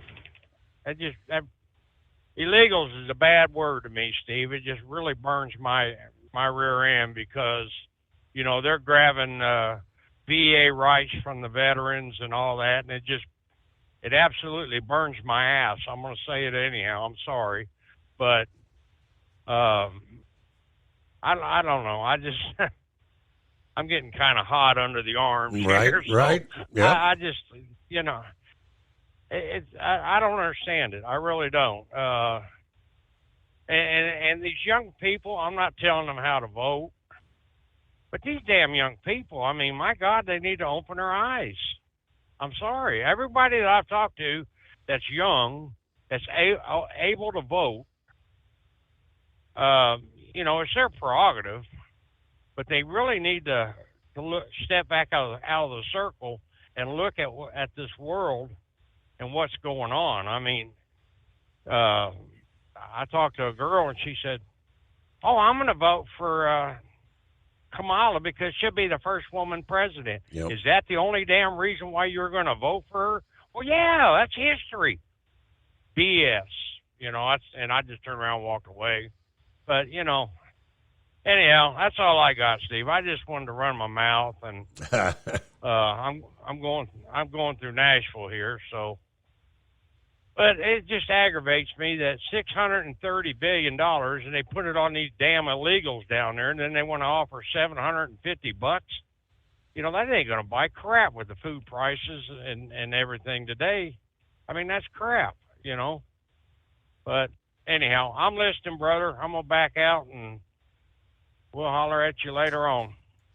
Thank you for checking in. All right, so it wasn't $630 billion. It's $630 million. You see, Pappy had sent me the numbers here earlier. Said, let's see, money that came out of the FEMA funding. When I'm not sure how many billions of dollars they had appropriated, but fiscal year 2023, $363.8 million. Fiscal year 24. They pulled $650 million, so that's over $1 billion they pulled out of the kitty to fund migrant funding. And yes, last week, Mayorkas made the quote, FEMA doesn't have the funds to make it through the rest of the season here, hurricane season. Now that's, New York Times headline. The left-leaning New York Times. To which he said, quote, "We are meeting the immediate needs with the money that we have." This was Mayorkas speaking to reporters last Wednesday. He was en route to meet with officials in South Carolina. "We are expecting another hurricane hitting. We do not have the funds. FEMA does not have the funds to make it through the season." That was his quote. It was 1 week ago today that President Biden suggested he might need to summon lawmakers back to D.C. to approve extra funding for disaster relief after a stopgap bill for funding the government that passed last week did not provide FEMA with additional funds or enough money, it says here, to deal with multiple disasters. And lastly, I believe this was from Friday's headline, Thursday or Friday. From the actual FEMA website, Fiscal Year 2024 awards. For fiscal year 2024, the Department of Homeland Security will provide $640.9 million of available funds to enable non-federal entities to offset allowable costs incurred for services associated with non-citizen migrant arrivals in their communities. In other words, FEMA funds. The funding will be distributed through two opportunities, $300 million through SSP, allocated SSPA, and $340.9 million through SSPC, which SSP competitive, whatever that means. But yeah, money. It's 844-844-3388. And as we've heard from many, concerns about will we see some shenanigans this election cycle? I'm not surprised. A full numbers just released from the PBS News Marist poll over the weekend. A full 58% of Americans are concerned that voter fraud will occur in the upcoming election. Less than half, at 42%, say they're not concerned at all that people who are not eligible to vote will vote, or that voters will cast a ballot more than once. Survey was taken September 27 to October 1. Yet, not surprisingly, Republicans at 86% and independents at 55% are more concerned about voter fraud than Democrats at 33%. 66% say they're concerned that foreign countries will interfere with this year's election. 34% not concerned. 69% of Americans say they are very confident in the U.S. Postal Service to deliver election-related mail to voters and election officials in a timely way this year. So, just shy of 70%, they feel the Postal Service will be up to getting the deliveries from point A to point B on time, but it is 844-844-3388. Taxes for Truckers provides full-service accounting solutions for owner-operators. Taxes for Truckers is the driver's financial co-pilot. We help independent truckers keep their taxes, filings, and bookkeeping running smoothly so they can focus on the road ahead. Drivers who want their business to run as smooth as their truck choose to partner with Taxes for Truckers for their accounting and tax filing needs. Stop overpaying taxes. Call 888-TAX-4TRK to start paying less tax today. At Hot Shot Secret, we share the science behind common diesel problems. For example, ultra-low sulfur fuels. Fuel has two purposes, combustion and lubrication. Ultra-low sulfur fuels have diminished the fuel's ability to lubricate. Hot Shot Secret Everyday Diesel Treatment with LX4 restores lubricity, protects your engine, and optimizes performance. Everyday diesel treatment is available at truck stops, Tractor Supply, O'Reilly's Auto Parts, and online at HotShotSecret.com. Hot Shot Secret, powered by science. Building relationships with their team drivers and customers still matter at IBI Security Transport. Since 1966, IBI and its team of drivers have been leaders and innovators in providing white glove service to its exclusive client base for transporting high-value freight safely and securely. Much of the IBI staff have driven trucks, so they understand both the customers' and drivers' needs. If you're seeking a career that values you as a person, not just a number, and offers great benefits and good home time, then IBI is the place for you. Call 800-582-5912 to discover why we are the leaders in team freight and start building a relationship with you. At Hot Shot Secret, we share the science behind common diesel problems. For example, fuel additives. The purpose behind most fuel additives is to impact performance of your diesel or provide protection to your fuel system.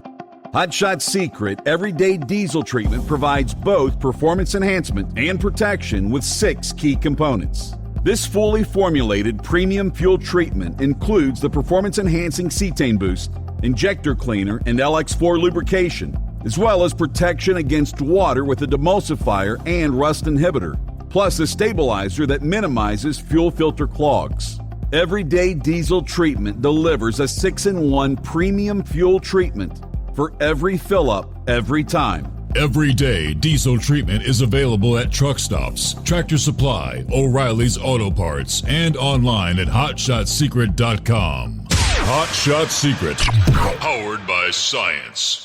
Fuel filtration is a big deal. Poorly filtered diesel fuel can damage injector systems, reduce efficiency, and rob horsepower, among other things.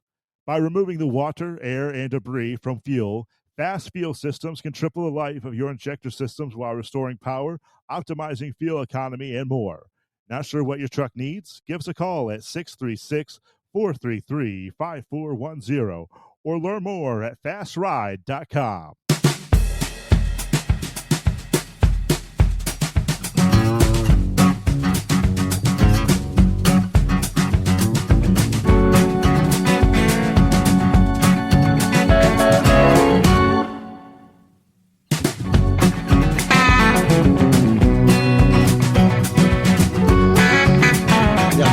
some of the cruises that are taking place this week.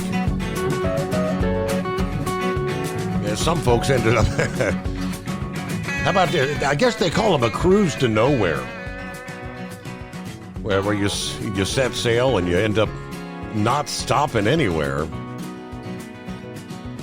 They had the Margaritaville at Sea Islander that departed on October the 4th from Tampa. They were supposed to be stopping at Cozumel. I guess that stop was supposed to be yesterday, but so they ended up departing on the 4th, spent the 5th at sea, canceled the Cozumel protocol, spent the day at sea, and they were supposed to be returning to Tampa on the 8th, a.k.a. Tuesday of this week. Yeah, they're going to arrive back in Tampa today and then turn that ship around and get it out of Tampa. And whatever the next itinerary was supposed to be, like Key West and Cozumel, that's going to be changed. But how about taking a 5-day cruise that gets cut to a 4-day cruise and you end up stopping nowhere? Oh, well, you had fun on the ship, right? Hello, Getaway Man. Steve, how you doing tonight? I'm doing okay. How's life treating you? Oh, pretty good, Steve. What I called about, what I want to talk about tonight, some of the guys were just talking about. Well, to make a long story short, last Tuesday, I decided that would be a good day to renew my XM or my Sirius radio satellite subscription again. Yeah. For my daytime radio pleasure. So I did that, and some of the things I've heard, you wouldn't believe some of the things. I'm glad I did. I mean, just in 3 or 4 days, some of them programs that, they run like Monday through Friday. I'll tell you, I'm a big Patriot Channel fan. I think you probably got quite a few listeners out there who probably listen to the Patriot Channel on satellite. Anyhow, some of the things I heard, one of the guys just called in here a few minutes ago. He's asking, where's all the money? What's going on? Why ain't these people getting help down there in the Carolinas? And I thought, well, I bet I can shed some light on that, especially after some of the things I've heard. And a couple things I heard was, turns out, I'll tell you, one of the guys that was talking about this was a morning program by a morning talk show host by the name of Wilkow. I forget the name of the show, but his name's Andrew Wilkow. He was saying old Joey and Tommy Law have spent $150 billion. That's billion with a B. On illegals, but they only want to turn around and give $10 million in aid to the people of North Carolina, which averages out to like $750 per head.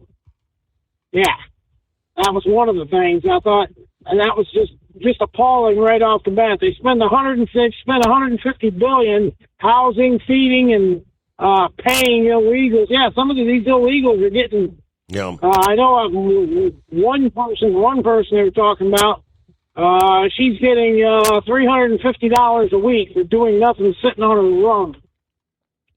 That was one of the things I heard that was, like I said, pretty appalling. Let's see. Oh, yeah. And they tell you, somebody mentioned something about things going on just like Katrina. Yeah, here's another shades of Katrina shenanigan. I heard some sheriff. Now, this is a sheriff, a man elected to office. He was going around trying to seize weapons and disarm people as just right before the hurricane set in, Helene. But I didn't hear exactly where that was happening at. I was wondering, did you hear anything about that, or where that might have been happening? North Carolina. I have not heard that. No. Well, I don't know, so I guess that's unconfirmed. The radio kind of faded out just as they were talking about it, so I didn't get to hear where it was at now. Let's see, what else? Something else they were talking about. Oh, darn. Well, anyhow, I've been hearing a lot here lately, just in the last 3 or 4 days since I renewed my satellite, XM satellite subscription. And I mean, some of the stuff was just absolutely appalling. I think they were saying something about some of the money had been laundered to, some of the money that had been taken from FEMA had actually been laundered supposedly by Comulaw. I don't know. I didn't get a chance to sit and hear the whole rest of the story on that. But we do know, remember back during when Trump was in office, she was the one who set up a crooked fund to get everybody who was being arrested for rioting, get them immediately released and put back into circulation. So that would be like her.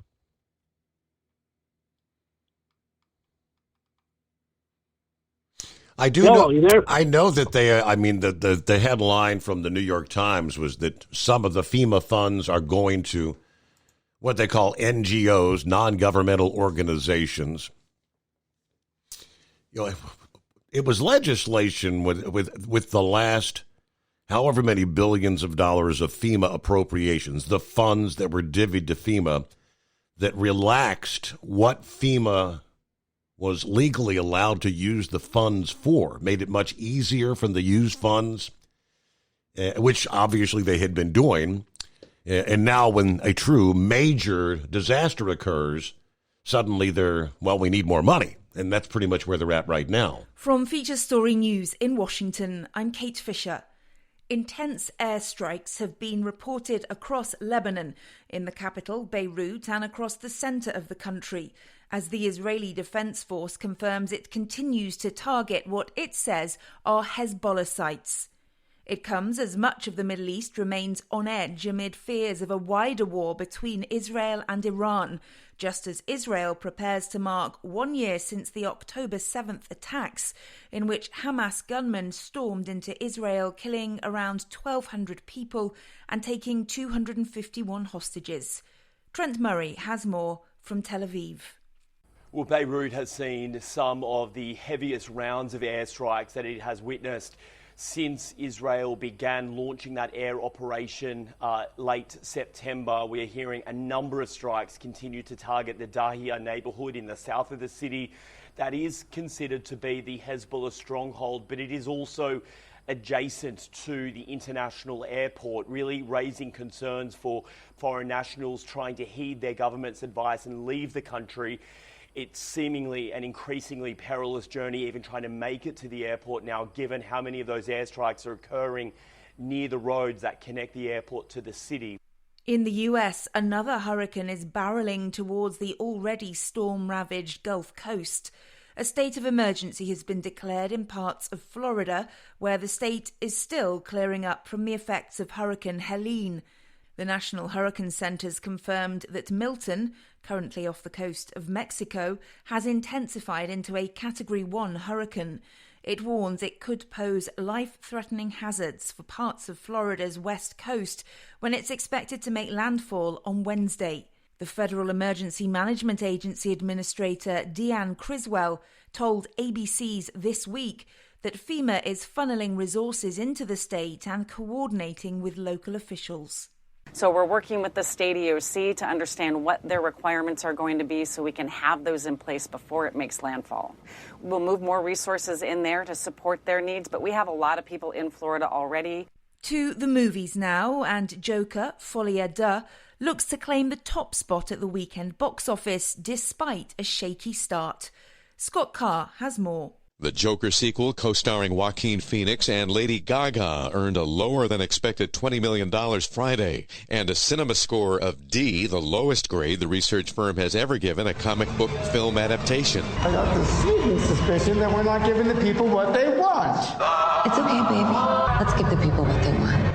While The Wild Robot drops to second place, earning another $4.9 million in its second weekend in theaters. From bureaus worldwide, this is FSN. Ultimate comfort on the road. That's the Bostrom difference. And why so many drivers are upgrading their seats to Bostrom seating.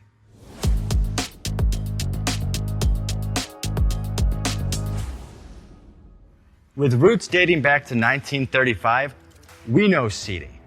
We've developed a full line of high-quality products with the right seat for your application, all made right here in the USA.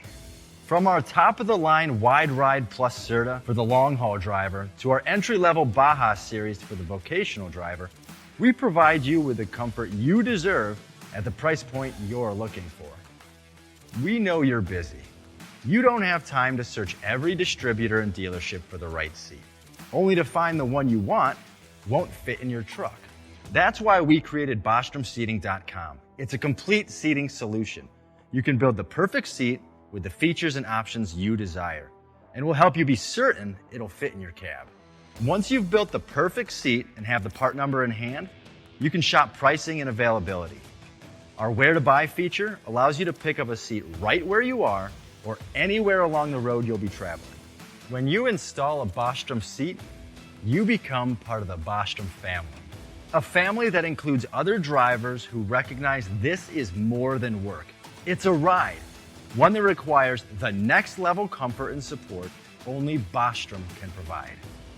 Go to BostromSeating.com to design your ride with ultimate comfort for the open road. Hands on the wheel, hands off invoicing. At Transcap, we're built for high speed and service, just like you.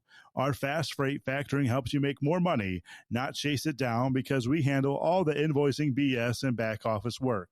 Apply for fast funding at transcap.com/getcash. It takes just 60 seconds. Or call 888-250-TCAP. That's 888-250-TCAP. And mention Steve Summers Overnight Drive.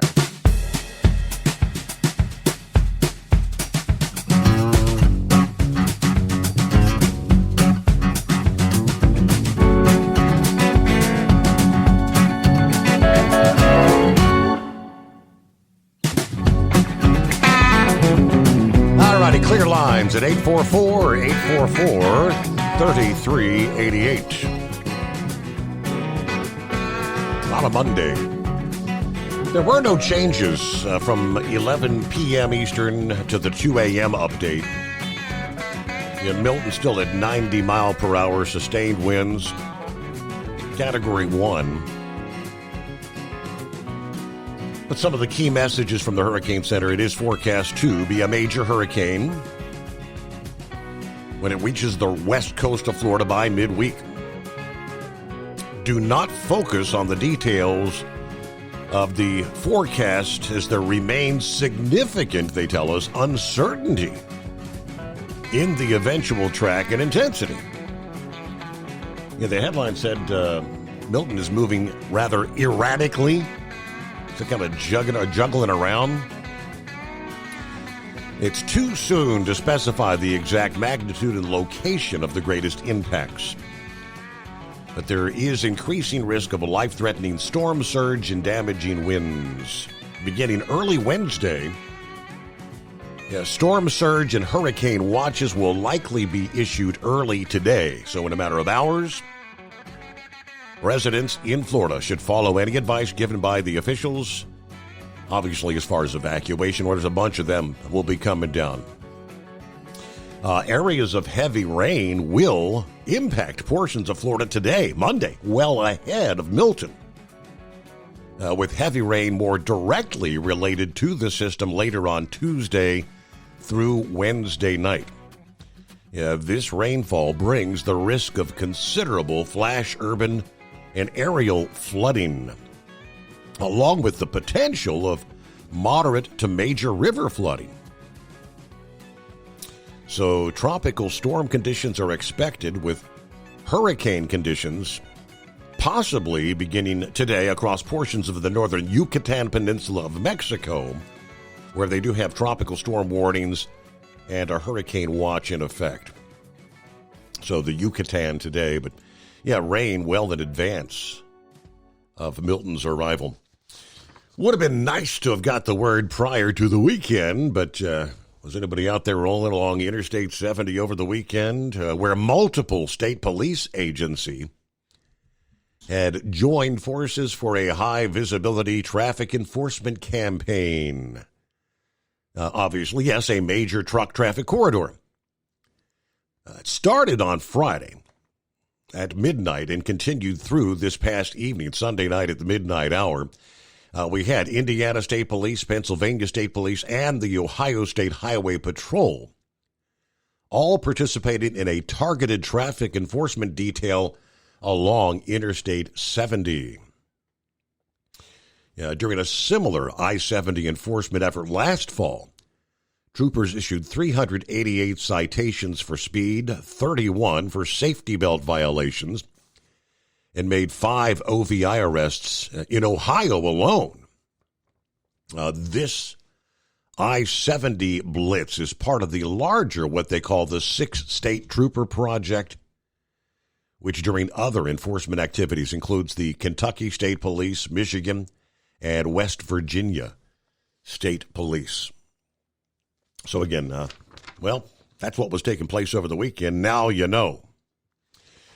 Meanwhile, in other industry headlines from FreightWaves, some jobs numbers. Despite a continued overcapacity problem, the rate by which trucking jobs have been dwindling has slowed in recent months as peak season props up employment, at least in the short term. Latest number from the Bureau of Labor Statistics, 700 trucking jobs were eliminated in September. This marked the 6th consecutive monthly loss, which was preceded by a 5-month growth streak, actually. A modest loss in trucking jobs seems antithetical as an industry-wide claim of too many drivers on the road after that flood of new carriers entered the market during the pandemic. Freight rates were skyrocketing. The vice president of intelligence at Arrival Logistics told Landline that growth within private fleets to bow out in an unsustainable spot rate environment. Other factors are also keeping drivers in the seat until the end of the year. They say some volatility over the last week or two from hurricane relief and disruptions in normal port activity, as well as a promising outlook for peak season, as they call it, at least compared to last year, may help limit further job losses until the typical slowdowns we see in the mid to late first quarter.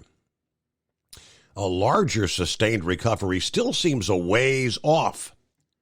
Given the capacity trends in the market today, I expect any near-term rate hikes will fade as relief efforts die down in urgency.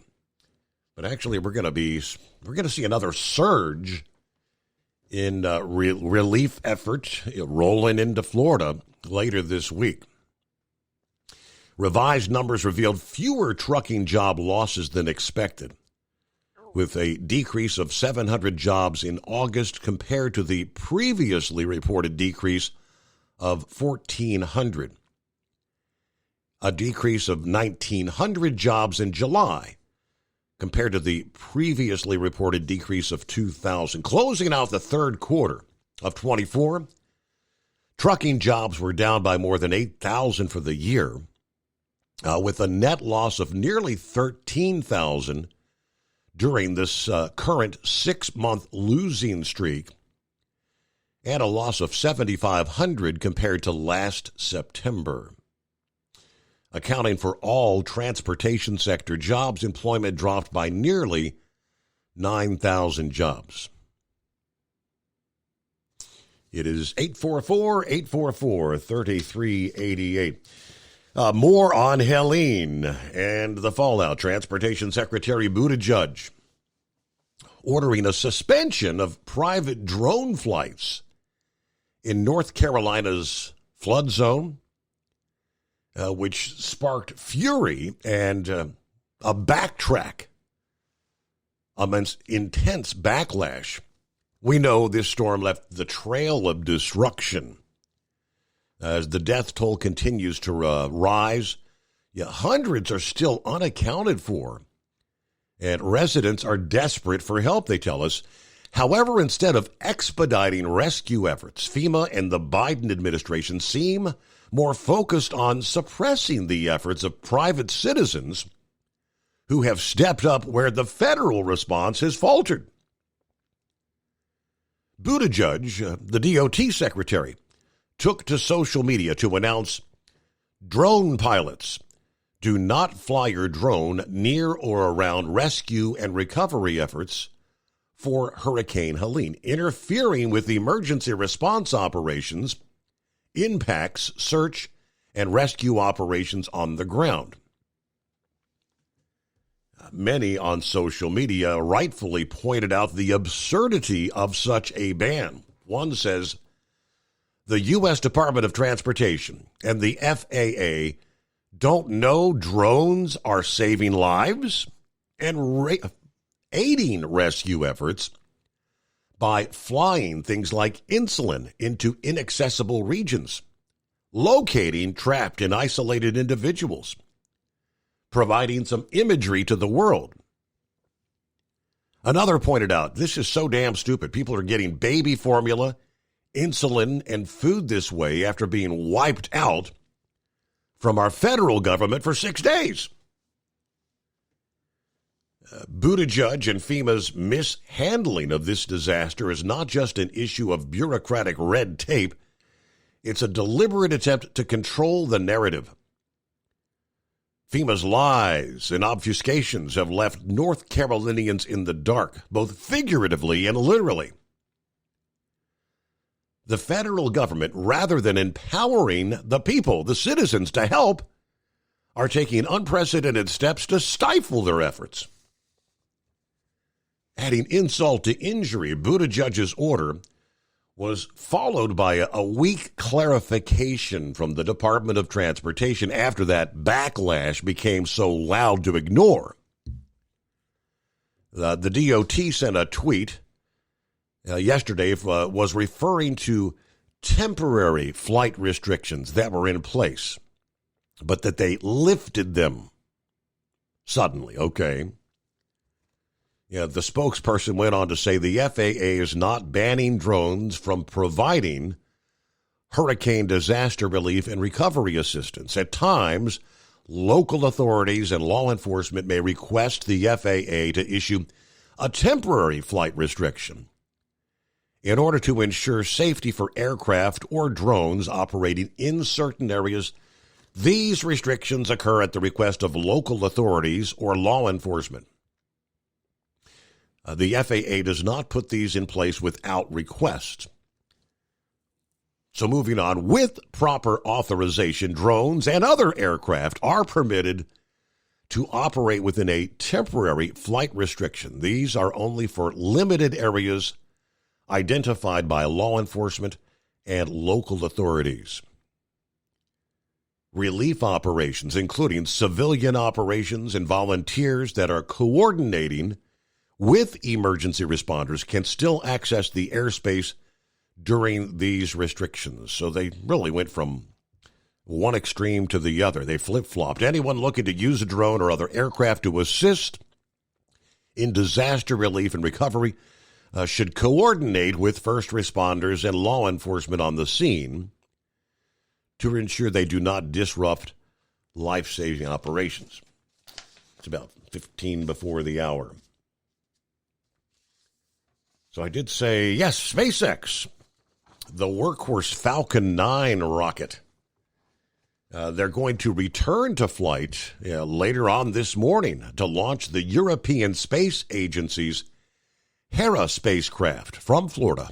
The FAA announced on Sunday Elon Musk's company which has been kind of in a public quarrel with the FAA in recent weeks, said this past day they're planning to lift off 10:52 a.m. Eastern from Cape Canaveral. Now, of course, there's a lot of rain there in Florida. I'm thinking that may be delayed. Yeah, the agency said that they have determined the absence of a second stage reentry for this mission adequately mitigates the primary risk to the public in the event of a recurrence of the mishap experience with the Crew 9 mission. The Hera mission expected to provide data for future asteroid deflection missions with an eye toward redirecting objects that could pose a future collision threat with Earth. All right, just Falcon 9 launched the DART mission, you'll recall, back in 2021. The FAA on September 17 proposed fining SpaceX $633,000 for violating agency rules ahead of 2 Falcon 9 launches last year. They've been around 20 years, and I think they need to operate at the highest level of safety, was the word from the FAA administrator on the 24th of September. SpaceX took issue with his comments, saying the company is the safest, most reliable launch provider in the world. We are absolutely committed to safety in all operations. All right, so, yeah, Elon showed up at the rally there in Butler over the weekend. I guess that was a pleasant surprise for many Trump supporters. Have you seen some of the aerial photographs? Crowd was estimated somewhere between 50 and 60,000 in Butler, Pennsylvania this weekend. Wow. More on that coming up. First, we get a quick timeout. Taxes for Truckers provides full-service accounting solutions for owner-operators. Taxes for Truckers is the driver's financial co-pilot. We help independent truckers keep their taxes, filings, and bookkeeping running smoothly so they can focus on the road ahead. Drivers who want their business to run as smooth as their truck choose to partner with Taxes for Truckers for their accounting and tax filing needs. Stop overpaying taxes. Call 888-TAX-4TRK to start paying less tax today. At Hot Shot Secret, we share the science behind common diesel problems. For example, ultra-low sulfur fuels. Fuel has 2 purposes, combustion and lubrication. Ultra-low sulfur fuels have diminished the fuel's ability to lubricate. Hot Shot Secret Everyday Diesel Treatment with LX4 restores lubricity, protects your engine, and optimizes performance. Everyday Diesel Treatment is available at truck stops, Tractor Supply, O'Reilly's Auto Parts, and online at hotshotsecret.com. Hot Shot Secret, powered by science. Building relationships with their team drivers and customers still matter at IBI Security Transport. Since 1966, IBI and its team of drivers have been leaders and innovators in providing white glove service to its exclusive client base for transporting high-value freight safely and securely. Much of the IBI staff have driven trucks, so they understand both the customers' and drivers' needs. If you're seeking a career that values you as a person, not just a number, and offers great benefits and good home time, then IBI is the place for you. Call 800-582-5912 to discover why we are the leaders in team freight and start building a relationship with you. At Hot Shot Secret, we share the science behind common diesel problems. For example, fuel additives. The purpose behind most fuel additives is to impact performance of your diesel or provide protection to your fuel system. Hot Shot Secret Everyday Diesel Treatment provides both performance enhancement and protection with 6 key components. This fully formulated premium fuel treatment includes the performance-enhancing cetane boost, injector cleaner, and LX4 lubrication, as well as protection against water with a demulsifier and rust inhibitor, plus a stabilizer that minimizes fuel filter clogs. Everyday Diesel Treatment delivers a 6-in-1 premium fuel treatment for every fill-up, every time. Everyday Diesel Treatment is available at truck stops, Tractor Supply, O'Reilly's Auto Parts, and online at hotshotsecret.com. Hot Shot Secret, powered by science. Fuel filtration is a big deal. Poorly filtered diesel fuel can damage injector systems, reduce efficiency, and rob horsepower, among other things. By removing the water, air, and debris from fuel, Fast Fuel Systems can triple the life of your injector systems while restoring power, optimizing fuel economy, and more. Not sure what your truck needs? Give us a call at 636-433-5410 or learn more at fastride.com.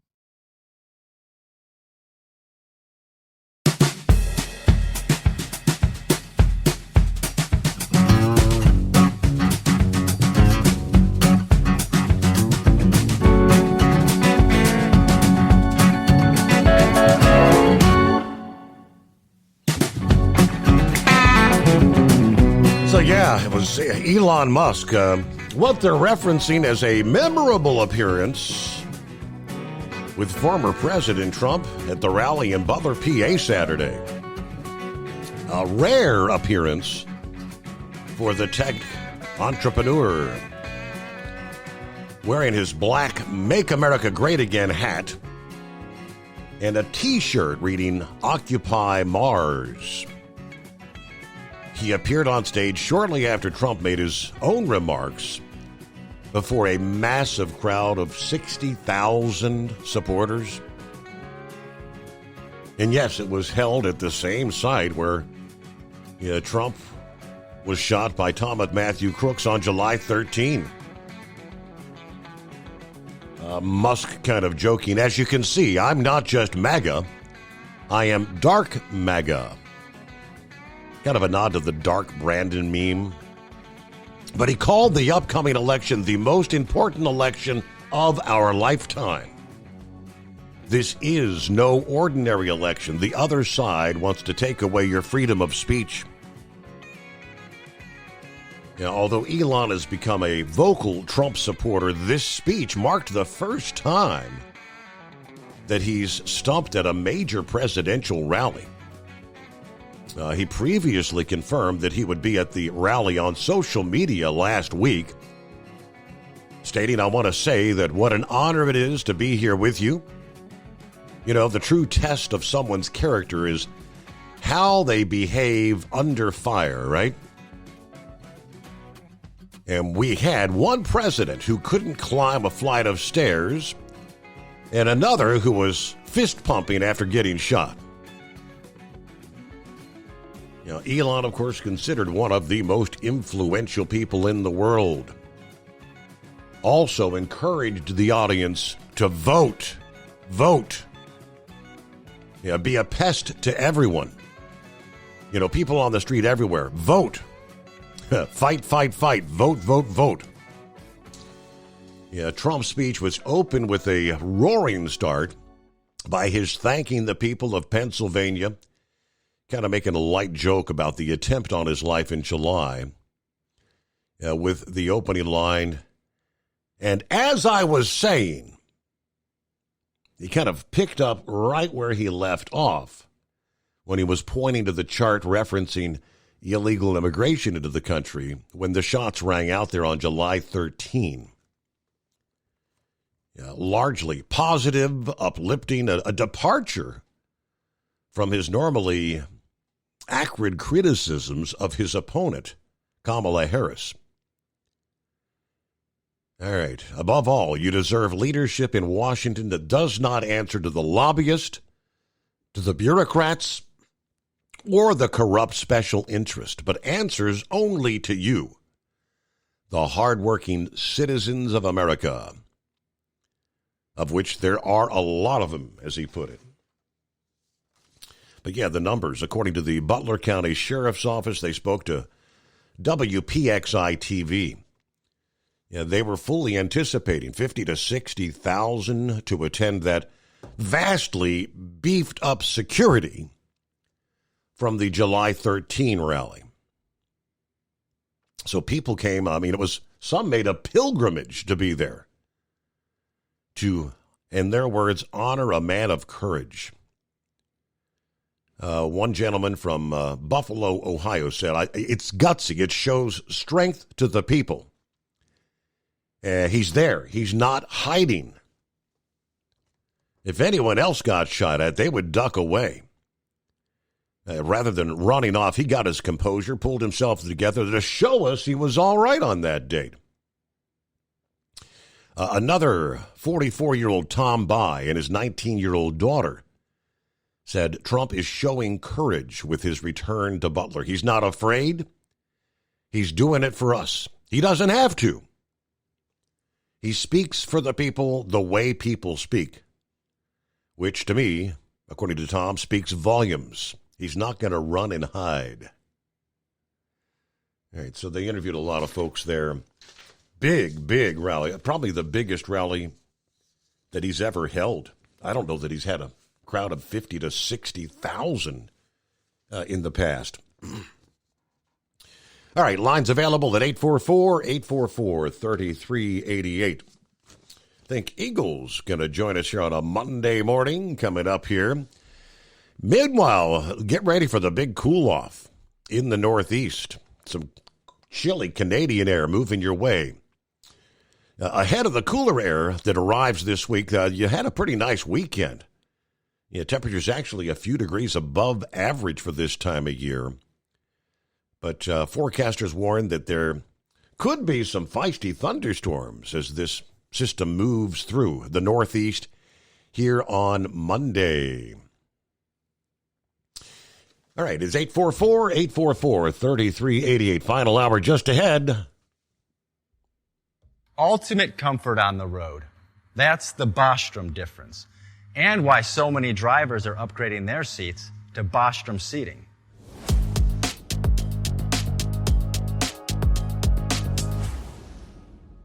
With roots dating back to 1935, we know seating. We've developed a full line of high-quality products with the right seat for your application, all made right here in the USA. From our top-of-the-line Wide Ride Plus Certa for the long-haul driver to our entry-level Baja series for the vocational driver, we provide you with the comfort you deserve at the price point you're looking for. We know you're busy. You don't have time to search every distributor and dealership for the right seat, only to find the one you want won't fit in your truck. That's why we created BostromSeating.com. It's a complete seating solution. You can build the perfect seat with the features and options you desire, and we'll help you be certain it'll fit in your cab.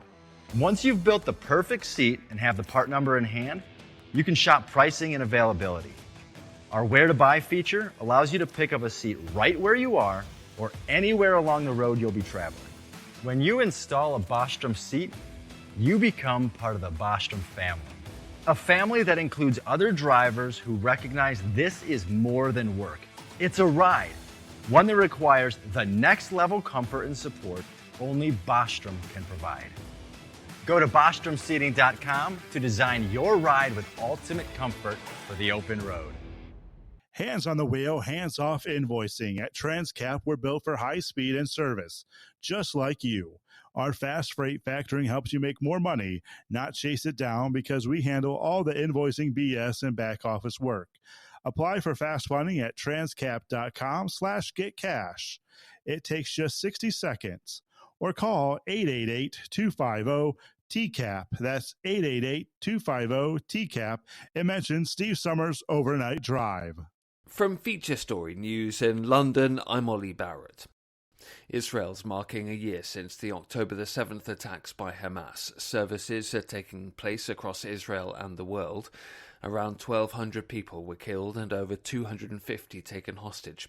Adam Marnitz's cousin was taken hostage by Hamas, and he says more can be done to get the hostages home. If we were all focused individually and collectively on pressuring Hamas maximally to release the hostages, securing their freedom, returning the bodies of our dead so that their families can grieve and mourn and put closure, there can be healing.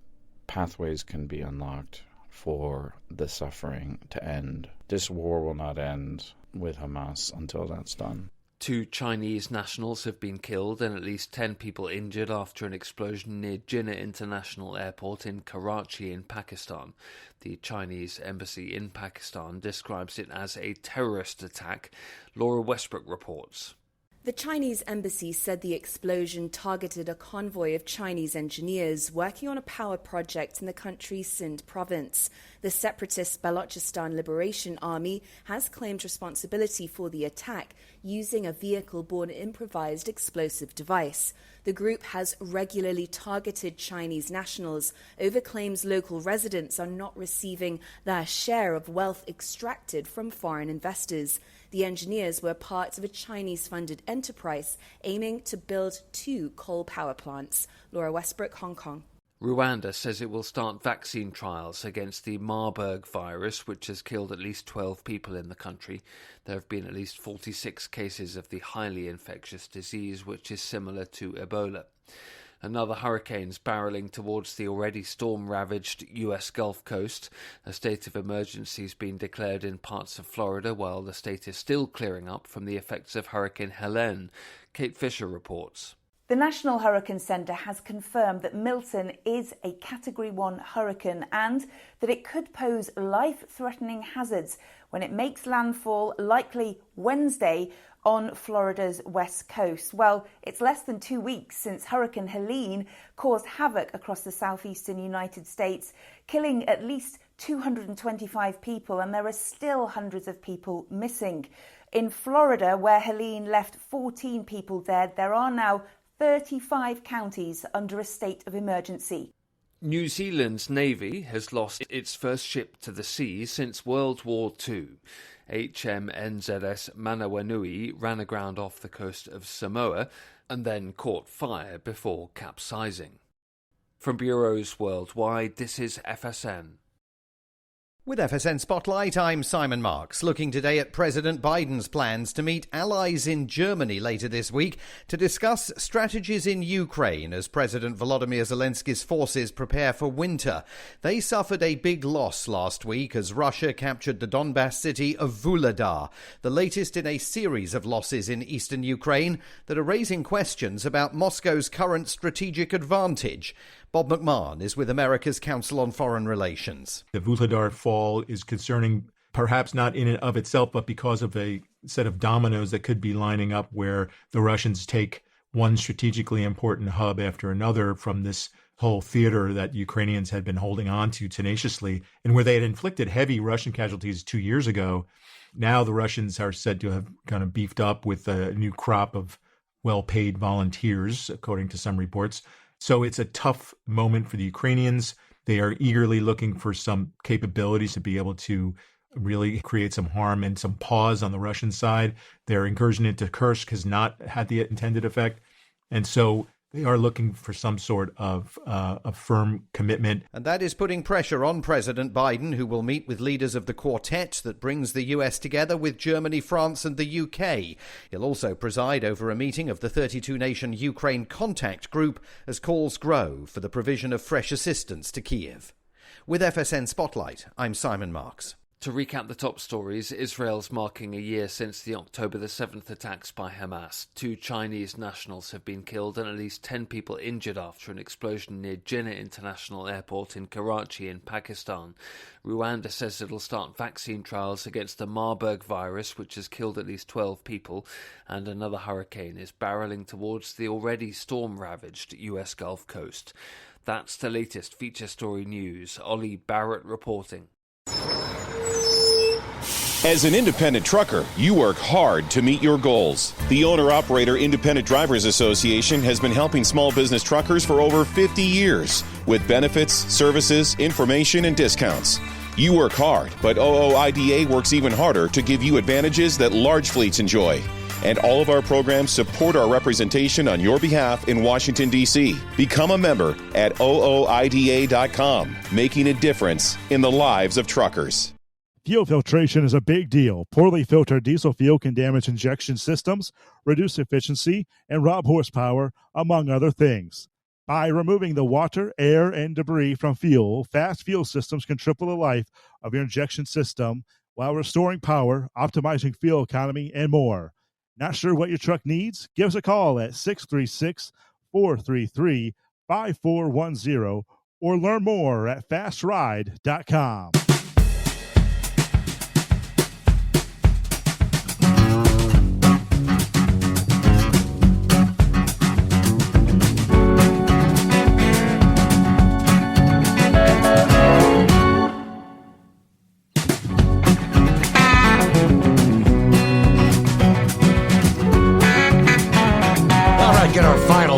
underway here on the greatest day of the week, Monday. And plenty of room for you at 844-844-3388. It was the Yellowwood 500 Talladega that devolved into chaos this past day, as what is notoriously called the Big One claimed nearly the entire field. The massive crash involved 28 cars, marking the most drivers ever wiped out in a single crash in the history of the NASCAR Cup Series. With just 5 laps remaining in the playoff race at Talladega, Brad Keselowski got shoved into the bumper of the race leader, Austin Cindric, while running in the bottom line. The number 2 went flying up the track, following the bump, collecting a number of cars running behind him. When the dust finally settled, it was a record-breaking 28 drivers affected, including postseason contenders Chase Elliott, Joey Logano, Alex Bowman. Cindric, Michael McDowell, and Daniel Hemrick, meanwhile, were taken to the infield care center to be assessed. Were soon released. When asked to recall what caused the incident, McDowell told reporters, "I'm not really sure, to be honest with you. I came down the back straightaway, saw one car get turned. I don't even know what the car it was. And everybody just ran into each other. I didn't have a whole lot of time to react. I was kind of in the middle of it before it even started." But it's all part of speedway racing. When you get down to that 5 laps to go, the intensity ratchets up. To be honest with you, we didn't do a good job of controlling our own destiny. You need to be in that top 4 when you cycle out of that last pit stop to not ensure that you won't be in the middle of it. But at least it gives you a better fighting chance, because when you're running 12th, 15th, you're going to be in it. It's just whether or not you can drive away from it.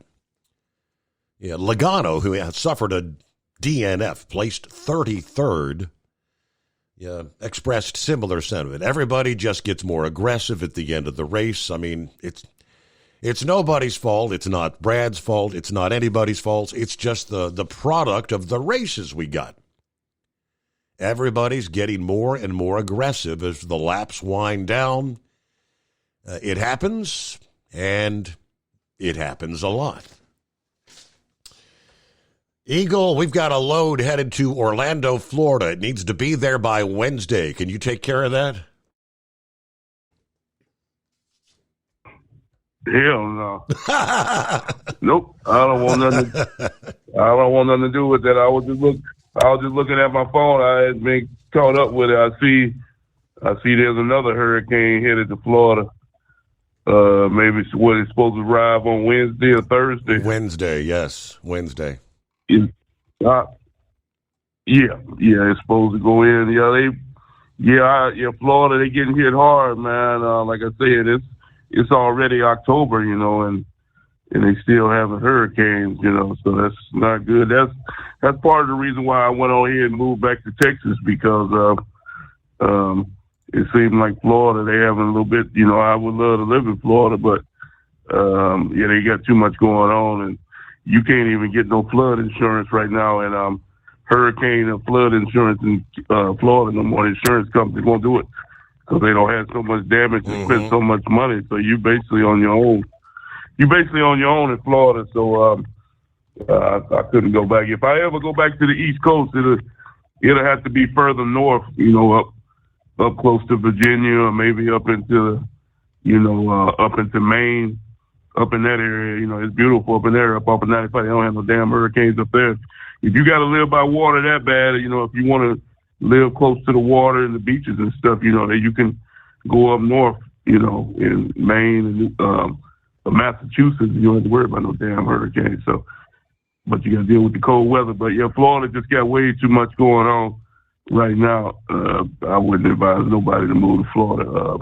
Not with these damn hurry. You lose everything. And you see, especially with this current administration, Steve, Kamala, she would have been better off not saying anything, or she should have let Joe Biden say that. You don't say something like she said last week of offering people as she likes to say, a one-time payment of $750. And here's even worse about the deal, Steve. They saying that a lot of people don't qualify for the $750. Correct. Because, as the government says, they make too much money. Ain't that a damn shame? They say that the people don't qualify because they make too much money, so they don't even get the damn $750. That's like getting slapped in the face twice, not once, but twice. And it definitely don't flip people over, Steve. If you talk to the people, I'm talking about blacks. There's a lot of blacks that live in North Carolinas and the South Carolinas. You know, I have family that live there. Family and friends that live in both of the Carolinas. And a lot of blacks, they was going to vote for Kamala simply because she was black. Well, they were fake black, because she's not black, and she's a phony anyway. She's of mixed race. She ain't black to begin with. But a lot of people was falling for that trap. The same deal. Like I told you months ago, Steve, and I don't care who I offend by saying this, Kamala Harris is nothing but Barack Obama with a dress on. She's a fake and a phony. Barack Obama, same deal. He posed as a black man to be president, and he was of mixed race. And a lot of black people wonder why he didn't do a damn thing for him when he was in the White House, because first of all, he wasn't black, so he never cared about you to begin with. And Kamala will be the same way. Hopefully people won't repeat that same thing. Like I told you, Steve, I was hoping that people, with Obama, I was hoping they'd kick him out of the White House after 4 years. But a lot of blacks were dumb enough to vote for him for the second time, and a lot of idiots to rip him off for 8 years. And guess what? You best believe Obama, he didn't get my vote neither one of those times. And guess what? Kamala won't get my vote either, because I'm a very smart person. You can't fool me. I can see right through a fake, and both of them are fake and phony. And a lot of blacks are starting to figure that out. And believe me, I tell as many black people as I can to wake up and get off the Democratic plantation, because that's what you're on, is a plantation. All they want you to use you to get your vote. And then after they get your vote, they kick you right back to where you come from and say the hell with you for another 4 years until they need your lousy vote again 4 years later. All of a sudden, they're your best friend all of a sudden. And then after that, they kick you back to the ghetto and the slums where you belong, as they like to say. So here's how it goes with this other situation, Steve. I understand. I was looking at my telephone, and you was talking last week about these trucks in Tennessee and some other states that were having their truck tires stabbed. Yeah. Where guys were flattening. One guy said he had all 18 of his damn tires cut at a truck stop in I think it was close to the Memphis area. And I'm saying on my phone, can you believe this, Steve? They're saying that the immigrants were involved in this. They got a picture of 12 illegal immigrants on the. I was looking at a TikTok video. 12 illegal people that shouldn't be in the country to belong with had the nerve to go to a truck stop and cut the tires of trucks. Hard-working American truck drivers, and put their damn tires on flat. And that's ridiculous. And for them to have the nerve to go to a truck stop and do something. And then they saying that they banned them. Can you believe this, Steve? In North Carolina and some of these other states where the hurricane is, some of these people had a nerve and audacity to go and vandalize. These people have lost everything they own. And you got people that's going there and stealing from these people. Yep. And these are illegals. They call it illegals doing that. What'd you say? Yeah, illegals looting, they said. I think there were a dozen of them. Yeah, there was a dozen of them. They got the nerve to loot and steal. It's bad enough they're in the country illegally, and then they got the nerve to steal from people. That should be immediate grounds for deportation if you come to the U.S. and do something such as selling drugs, sex trafficking, and stealing. Stealing from people is bad enough. You hear the government, they're giving you everything. It look like, I don't know what the hell, like I heard the guy say this weekend, I don't know what the hell are immigrants stealing for. Kamala and Joe Biden giving them everything. What the hell are they stealing for? They're giving them $3,000-$4,000 a month. That ain't enough for those people. That ain't enough for them. They're getting the damn handout from the government. So much money that FEMA went broke. and they still got the nerve to steal from people. So it's just like a slap in the face. Like I said, November can't come fast enough, Steve, and so we can have this damn election and see who the winner going to be so we can get back on track, because I'm fed up with the whole thing. We've been talking about this for 3 or 4 years now, since 2020, and hopefully the American people will do the right thing and finally wake up out of the deep sleep that they've been in and make the right move so we can get this deal back on track and stop playing games, because Kamala Harris is nothing but playing games and lying, cheating, and stealing. You wonder why she never hold rallies. You notice now, Steve, that Kamala Harris don't even try to hold rallies no more. I heard last week that she held a rally and only 40 people showed up. I think 40 people showed up, and those were paid people that she don't even bother to hold a damn rally, because the rallies that she did have, she had to pay people to show up. The one she had in Atlanta, she had to have a damn concert of music, the musician show up, and then as soon as the rap singer left the show, everybody got up out and left the damn show after the rap singer. She was standing there with an empty arena.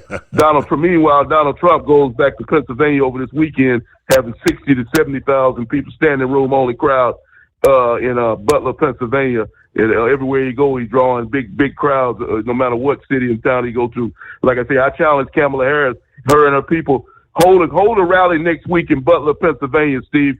This is the challenge for these loser Democrats. Hold a rally next week in Butler, Pennsylvania, and we'll see if Kamala Harris pack in 60,000 people. I'm willing to bet every dime I got in my pocket she won't bring in 50,000 people. She's lucky if she bring in 5,000. And I challenge any Democrat to prove me wrong. And I thank you for taking my call tonight. All right, Eagle, have a great week. Thanks for chiming in here on a Monday. Let's see. The headline was out of Jonesboro, Tennessee. So I guess it was 8, not a dozen. Eight men arrested for looting in flood-ravaged sections of Washington County, and they faced initial court hearings last Monday. A news release states 5 were charged with aggravated burglary for breaking into occupied structures, and 3 were charged with burglary. Those charged with aggravated burglary include Alvin Nahun Rapallo, 24 years old, David Rapallo, 37, Kevin Martinez Lopez, age 25, Marvin Hernandez Martinez, 43, and Dalen Gabriel Julian, 37. Jesus Garcia Pineda, 51, Jose Ortiz Valdez, 30, and Lionel Ortiz Valdez, 33, were charged with burglary. The release stressed that Washington County Sheriff's deputies continued to patrol during the catastrophic flooding, especially along the flood zone. Well, okay. Hey, Kenworth owners, is your AC and heating performing poorly with little airflow in the cab? Soaring Eagle HD Truck Parts is here to solve your worries. Offering aftermarket replacement HVAC boxes and stainless steel with high output blowers receiving 50 to 100% better airflow, guaranteed. Not only that, but they also manufacture many other aluminum and stainless steel storage accessories. Check out their website at www.soaringeaglehd.com or call toll-free 1-833-455-2473. Serving you yesterday, today, and for the future. Keep your gas-powered engines running like new? Stable's proprietary formulas are proven by third-party testing to outperform the competition in keeping fuel fresh, preventing corrosion, and cleaning the entire fuel system. With Stable, you can have confidence you are doing the right thing for your engine's long-term health. Just pour into your gas can or fuel tank, then top off with fresh fuel. At every fill-up or when you store, start with Stable.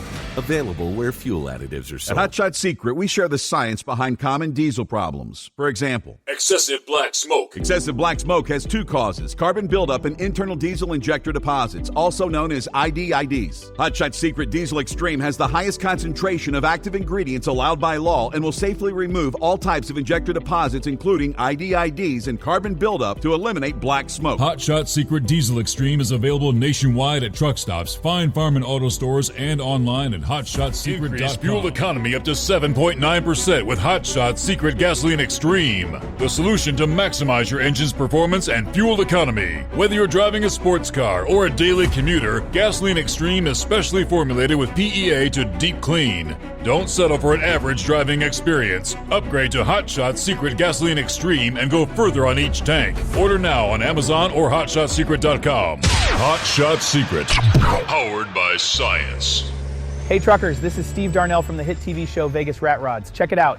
Industrial Injection has been a leader in the diesel heavy-duty industry since 1985. Whether you are looking to keep your truck on the road, you are a hard-working farmer feeding America, an over-the-seas mariner, a miner, or a construction craftsman, Industrial Injection can help keep your heavy-duty rigs and equipment running so you can keep America thriving. Get all your turbochargers, injection pumps, injectors, and engine parts at industrialinjection.com. Industrial Injection, the place to go for all your diesel parts needs. The Overnight Drive with Steve Summers. Live from the Hot Shot Secret Studios. Call Steve now. 844-844-3388. That's 844-844-3388. Well, let's check in with Plowboy on a Monday. Morning, Plowboy. Well, good morning, Steve. Feel a little noisy for a minute. I back in. But now, we were calling here a minute ago, and I think, getting there, I did real blank, but he was saying the crowd out there at Trump's rally. It reminded me of like when the Pope has a major holiday, the way I seen it, because all you can see as far as you can see off them cameras, crowd after crowd after crowd, just all in line. And when Eagles said that, I mean, that's just exactly what I was thinking about. But no, there was I watched parts of it. But then again, I was watching my Alabama get smoked too. Mm-hmm. It was not a good Saturday. But Ed was right. Tennessee, yeah. What are they? I hadn't looked at them. What are we looking at? Where did Alabama fall to? I think they dropped to seventh. They don't deserve 10. Really, they don't. If he can get beat by an unranked team, no. Top 10 is too damn good for them. I mean, nah. Because at times when they were so, 2 touchdowns ahead plus, no. They had no reason to even. I kind of alluded that last week. The way they played Georgia in the second half, no, they never even wanted to play that game, in my opinion. But just my opinion, but I was not happy with them last week, so we can go from there. But Steve, they're always talking about getting people to show up for events, correct? Like, let's just say Cincinnati. They're always talking, well, our turnout for be it the Reds or the Bengals or whoever is short, right? Mm-hmm. Have you seen what's going on in San Diego? Have you caught that story here lately? I have not, no. The Padres are only allowed a select few counties. If I remember right, it was like 5 counties is all was able to come to the Padres game playing. I believe they're playing the Dodgers. And they're only allowing a few. If you buy the tickets and you live out of that zone, they will cancel them and no return on your money. That's pretty damn absurd, to tell you the truth, because L.A. ain't that far from San Diego. And hell, you want to go ahead root. If you were from L.A., you want to go root the Dodgers on. It ought to be a welcoming bunch or lemon. So they're talking about. Tickets, so they're talking about they don't want people, Dodgers fans, to be able to, they want to have what they call the home field advantage when they're playing in San Diego. That's what they're trying to do. They were that. That's the way I read it, because if you were from western Arizona, Baja California, and you couldn't get a ticket to that game. And when I read it, I thought, since when are we controlling your fan base? It's pretty absurd the way I look at it. I could be wrong, but I don't get that wrapped up in the sports. So what about the control of your face? What about LA tickets? Are they kind of doing the same? Are they restricting? I didn't look at that side of it. I didn't see that. Trying to keep San Diego fans from being in LA. Yeah, you want your, especially in the playoffs, you want your team to come into the sea. Like obviously in Cincinnati, you want the sea of red, Reds fans, right? Correct. But we don't get to do that. No, Cardinals didn't get to do it this year either, so we're both kind of watching what's happening. So I don't know. Now the Cardinals are looking at doing some of the management switch around, and I don't think that's going to be the healthiest thing for them. But I guess we'll just see what next year brings. Yeah. I'm just not happy. Other than that, that's about all I got. Well, don't talk to you before. Y'all and everybody have fun on the cruise. What is this going to be? Something similar to Wilma that y'all had to go through to get out and get back? Yeah, that was, 2005, I think. Yeah, we had to. Yeah, itinerary changed a little bit. Yeah, and Wilma became a Cat 5, and we were able to sneak back into port. I think our ship was the last one that got to actually come into port, because there were several others out there that had to stay away for an extra day or two before they could dock. Hopefully everything will be okay there in Miami, Plowboy. Yeah, we'll be able to. We're going to play it by ear. I'm looking at the story, what he's talking about, though. All right. Trying to. The Padres. Yeah, riding high on their success, having swept the Braves in the wild card. I'll give you the rest of the story coming up. From Feature Story News in London, I'm Ollie Barrett. Israel's marking a year since the October the 7th attacks by Hamas. Services are taking place across Israel and the world. Around 1,200 people were killed and over 250 taken hostage. Adam Marnitz's cousin was taken hostage by Hamas, and he says more can be done to get the hostages home. If we were all focused individually and collectively on pressuring Hamas maximally to release the hostages, securing their freedom, returning the bodies of our dead so that their families can grieve and mourn and put closure, there can be healing. Pathways can be unlocked for the suffering to end. This war will not end with Hamas until that's done. 2 Chinese nationals have been killed and at least 10 people injured after an explosion near Jinnah International Airport in Karachi in Pakistan. The Chinese embassy in Pakistan describes it as a terrorist attack. Laura Westbrook reports. The Chinese embassy said the explosion targeted a convoy of Chinese engineers working on a power project in the country's Sindh province. The separatist Balochistan Liberation Army has claimed responsibility for the attack using a vehicle-borne improvised explosive device.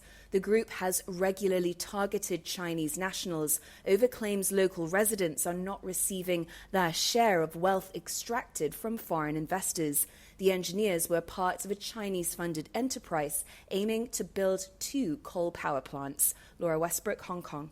Rwanda says it will start vaccine trials against the Marburg virus, which has killed at least 12 people in the country. There have been at least 46 cases of the highly infectious disease, which is similar to Ebola. Another hurricane's barreling towards the already storm-ravaged U.S. Gulf Coast. A state of emergency has been declared in parts of Florida, while the state is still clearing up from the effects of Hurricane Helene. Kate Fisher reports. The National Hurricane Center has confirmed that Milton is a Category 1 hurricane and that it could pose life-threatening hazards when it makes landfall, likely Wednesday, on Florida's west coast. Well, it's less than 2 weeks since Hurricane Helene caused havoc across the southeastern United States, killing at least 225 people, and there are still hundreds of people missing. In Florida, where Helene left 14 people dead, there are now 35 counties under a state of emergency. New Zealand's Navy has lost its first ship to the sea since World War II. HMNZS Manawanui ran aground off the coast of Samoa and then caught fire before capsizing. From bureaus worldwide, this is FSN. Increase fuel economy up to 7.9% with Hot Shot Secret Gasoline Extreme. The solution to maximize your engine's performance and fuel economy. Whether you're driving a sports car or a daily commuter, Gasoline Extreme is specially formulated with PEA to deep clean. Don't settle for an average driving experience. Upgrade to Hot Shot Secret Gasoline Extreme and go further on each tank. Order now on Amazon or HotShotSecret.com. Hot Shot Secret. Powered by science. At Hot Shot Secret, we share the science behind common diesel problems. For example, ultra-low sulfur fuels. Fuel has two purposes, combustion and lubrication. Ultra-low sulfur fuels have diminished the fuel's ability to lubricate. Hot Shot Secret Everyday Diesel Treatment with LX4 restores lubricity, protects your engine, and optimizes performance. Everyday diesel treatment is available at truck stops, Tractor Supply, O'Reilly's Auto Parts, and online at HotShotSecret.com. Hot Shot Secret. Powered by science. Building relationships with their team drivers and customers still matter at IBI Security Transport. Since 1966, IBI and its team of drivers have been leaders and innovators in providing white glove service to its exclusive client base for transporting high-value freight safely and securely. Much of the IBI staff have driven trucks, so they understand both the customers' and drivers' needs. If you're seeking a career that values you as a person, not just a number, and offers great benefits and good home time, then IBI is the place for you. Call 800-582-5912 to discover why we are the leaders in team freight and start building a relationship with you. Attention all truckers, are you ready to own your own truck? Lone Mountain Truck Leasing makes it easy. Our lease-to-own program puts you in the driver's seat. Our inventory is always changing, and we have a variety of rigs, including Kenworths, Freightliners, automatics, and manuals. Once you make your last payment, the truck is yours. No interest, no balloons, and no buyouts. Take the first steps towards independence and financial freedom. Visit LoneMountainTruck.com or call 866-944-0383. All right, here you go. Here's the rest of the story, as they say. Yes, the Padres are taking measures to ensure Petco Park remains a fortress for their local fans. It also says it's hardly the first time this has happened in sports. Dodgers fans in Los Angeles County were unable to purchase tickets for Game 3 on October 8 and Game 4 on October 9 at Petco Park. If attempted ticket purchases are made from outside the San Diego area, an important information message will prompt, stating sales for this event are restricted to residents of San Diego County, Southern Orange County, Western Arizona, Las Vegas, and the surrounding area, and all of Baja California. Residency will be determined by the credit card billing address.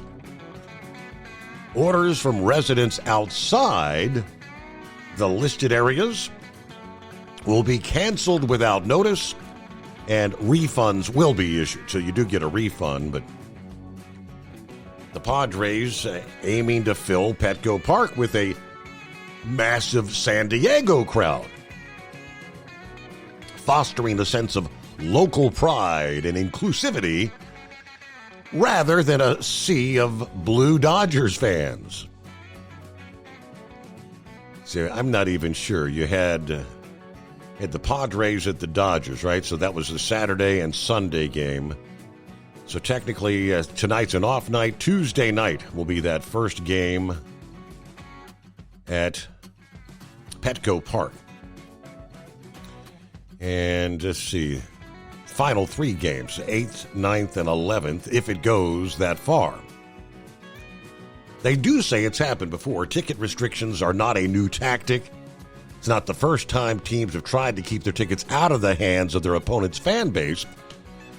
During the 24 NBA first-round playoff series between the 76ers and the Knicks, the 76ers owners went to great lengths to keep Knicks fans out of Wells Fargo Arena. For Game 6, Philadelphia's team owners purchased more than 2,000 tickets and distributed them to people who served the Philadelphia community. This was taken in response to the overwhelming presence of Knicks fans at Game 4, which actually created the impression that New York had a home court advantage. The large number of traveling fans that were there to support the Knicks. Okay, so doing what you got to do, I guess, to try to keep you want the home field advantage. That crowd response, they tell us in the world of sports, really does make a difference. All right, hello to Hoot Hoo. I love this most important day of the week. Thank you, Steve, so much for reading out loud the names of those thieves. Yeah, and that's kind of the reason I did that. Because if you go to fact check, it'll try to say that no, that's a false statement. Either way, happy Monday, best day of the week, coffee up. Good morning, Mr. Summers and the Hot Shot Secret Nation, and the great product of Staybill. I have 68 for Fort Wayne, 65 Sterling Heights. I noticed that the seasons are changing. Your daytime highs are getting a bit cooler there, Truck and Phil. Let's get the week started. Fort Wayne to Sterling Heights and back once again. Semper Fi from Truck and Phil. And the anonymous hippopotamus. Hey, thanks for taking me back, Your Honor. So I was going to ask you there, did you read the names, but you didn't read the addresses where those individuals were from that they have maybe on their driver's license or something, an address? I didn't. All I had was names and ages. That's all they showed me. Sorry. So we don't know if they're from Venezuela or Guatemala or Mexico or United Correct. States. No idea. That's nice. No idea. Well, we got to hide that. Anyways, hey, I did see, and people have asked me, if my tank ends up like in the river, say, I'd bet on the Key Bridge or something, and when it collapsed and my tank ends up in the water, does it float?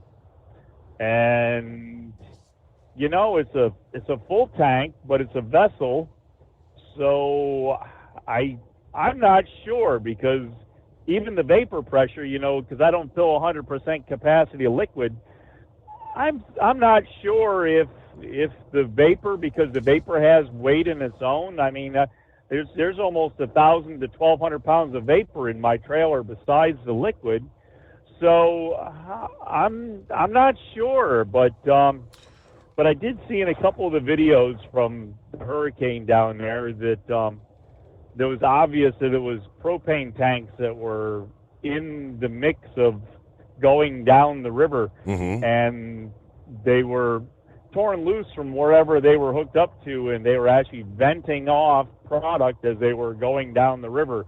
If you happen to see the white clouds coming out, you really didn't see the tanks, but you could see the white clouds of vapor. And it definitely was propane tanks going down the river in that condition. So, but I don't know if they were just caught up in the current and were staying at the top, or being washed down through, or whether they would have settled to the bottom. I don't know. I've been meaning to investigate this, and I guess the best thing I could do is take a couple of 20-pound propane tanks from the grill there. I got one that's full and one that's empty, and go over to the neighbor's swimming pool and toss them in and see what happens. But but I haven't gotten around to. Well, or better yet, just why don't you head on down to the river and go to the boat dock and just back her in there, see if she floats. The boat launch, just back in the boat launch, see what happens. Yeah, but anyways, so actually the real reason for my call here.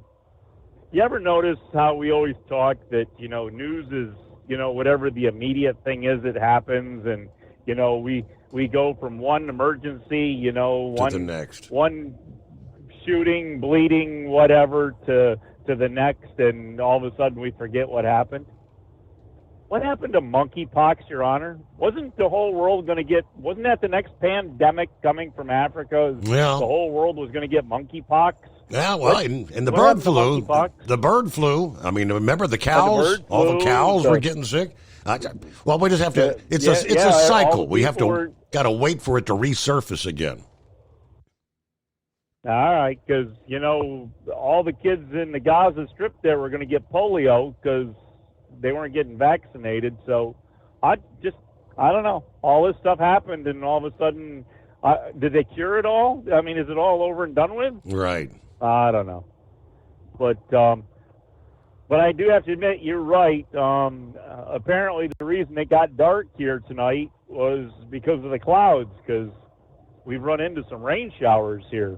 I didn't realize we were supposed to have rain this week. I thought this was supposed to be a nice week for us here in the Mid-Atlantic, but just enough sprinkles, just a few sprinkles, and I did take the truck home over the weekend and washed it, so it's nice and clean because the boss is going to use it next week. So I was trying to give a presentable piece of equipment back to him to be able to use and not get it all filthy. So if we could hold the rain off here in the Mid-Atlantic through, like Thursday night, Friday morning, we'd appreciate that if you could check that out with the AccuWeather gods and put that in. And of course, we want a nice sunny day there for Friday morning down in Miami. But I don't know. See what you can come up with there, you and the AccuWeather guys. I checked the Miami forecast, and they've got rain in their forecast like every day. Monday, Tuesday, Wednesday, Thursday, Friday. So I think Saturday may be. I mean, it is showing sunshine for Saturday. We'll see. So are you bringing any type of raincoat for the luggage at all? So when it's out there getting handled by the, going from the customs to the ship and all that, and if it's sitting out there in one of them carts, it doesn't get soaked so bad, because we actually had to dry some clothes. We had that one shower there when we were waiting to get on the ship, and we had to dry our, suitcases got wet and things inside got wet, and heck, we looked like Ellie Mae and Granny there hanging up laundry at the clampets there in the cabin there, trying to get stuff dry out of the suitcase. I remember that. But we did figure out about the clothesline in the bathroom there. Yeah, Didn't right. realize you had a clothesline in your bathroom. Yeah. But yeah, there's a retractable clothesline you can pull out in your bathroom and hang your swimwear or whatever up over top of that. And so anyways, that's about all we got going for you here on the rest of the greatest day of the week. And maybe you can pull off a little due diligence. You can go 10, 12 minutes.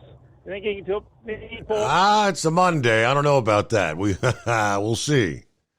We shall see. All right, so they came to that tentative deal, right? The longshoreman strike that ultimately lasted less than 3 days. And Representative Andy Harris over the weekend said that this tentative 62% pay raise that the longshoremen negotiated, he says will have a negative effect on the economy, driving up prices beyond what they already are as a result of inflation. He says, quote, "I will argue that it's not that good because what it signals, remember, this is a 62% wage increase over 6 years. So we're talking a 10% wage increase per year. Yeah, this is the spiral that we have not yet seen. The labor costs spiral out of the Biden-Kamala Harris inflation problem. So what you're going to see is, now you're going to see other workers who say, wait a minute, the longshoremen just got a 10% per year increase. Why don't we get a 10% per year increase? And now prices are going to spiral out of control. Once again, because of the inflation debacle as a result of this administration. All right, the 45,000 dock workers reached the deal to suspend the strike until January 15 to allow time to negotiate the new contract. The union set back to work immediately. The strike was temporarily ended after the Maritime Alliance came to a tentative agreement on the wages, with the ports increasing their wage offer from what was about 50% over 6 years to 62%. When asked if a strike could happen again if the longshoremen's demands are not met in January, Harris predicted they'll remain on the job. Yeah, they want more.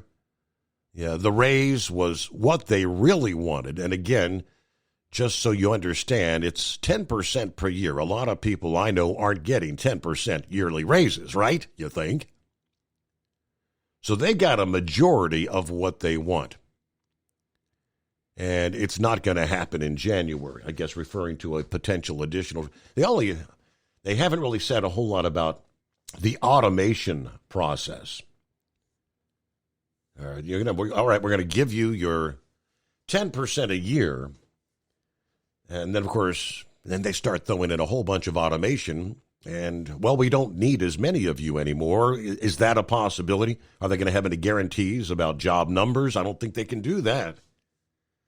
So be careful what you wish for. You may find yourself out of a job, wishing you could have that job back, having taken maybe a 30% wage increase. Time will tell. Taxes for Truckers provides full-service accounting solutions for owner-operators. Taxes for Truckers is the driver's financial co-pilot. We help independent truckers keep their taxes, filings, and bookkeeping running smoothly so they can focus on the road ahead. Drivers who want their business to run as smooth as their truck choose to partner with Taxes for Truckers for their accounting and tax filing needs. Stop overpaying taxes. Call 888-TAX-4TRK to start paying less tax today. At Hot Shot Secret, we share the science behind common diesel problems. For example, ultra-low sulfur fuels. Fuel has two purposes, combustion and lubrication. Ultra-low sulfur fuels have diminished the fuel's ability to lubricate. Hot Shot Secret Everyday Diesel Treatment with LX4 restores lubricity, protects your engine, and optimizes performance. Everyday diesel treatment is available at truck stops, Tractor Supply, O'Reilly's Auto Parts, and online at HotShotSecret.com. Hot Shot Secret, powered by science. Building relationships with their team drivers and customers still matter at IBI Security Transport. Since 1966, IBI and its team of drivers have been leaders and innovators in providing white glove service to its exclusive client base for transporting high-value freight safely and securely. Much of the IBI staff have driven trucks, so they understand both the customers' and drivers' needs. If you're seeking a career that values you as a person, not just a number, and offers great benefits and good home time, then IBI is the place for you. Call 800-582-5912 to discover why we are the leaders in team freight and start building a relationship with you. At Hot Shot Secret, we share the science behind common diesel problems. For example, fuel additives. The purpose behind most fuel additives is to impact performance of your diesel or provide protection to your fuel system. Hot Shot Secret Everyday Diesel Treatment provides both performance enhancement and protection with 6 key components. This fully formulated premium fuel treatment includes the performance-enhancing cetane boost, injector cleaner, and LX4 lubrication, as well as protection against water with a demulsifier and rust inhibitor, plus a stabilizer that minimizes fuel filter clogs. Everyday Diesel Treatment delivers a 6-in-1 premium fuel treatment for every fill-up, every time. Everyday Diesel Treatment is available at truck stops, Tractor Supply, O'Reilly's Auto Parts, and online at HotShotSecret.com. Hot Shot Secret, powered by science. Fuel filtration is a big deal. Poorly filtered diesel fuel can damage injector systems, reduce efficiency, and rob horsepower, among other things. By removing the water, air, and debris from fuel, Fast Fuel Systems can triple the life of your injector systems while restoring power, optimizing fuel economy, and more. Not sure what your truck needs? Give us a call at 636-433-5410 or learn more at fastride.com.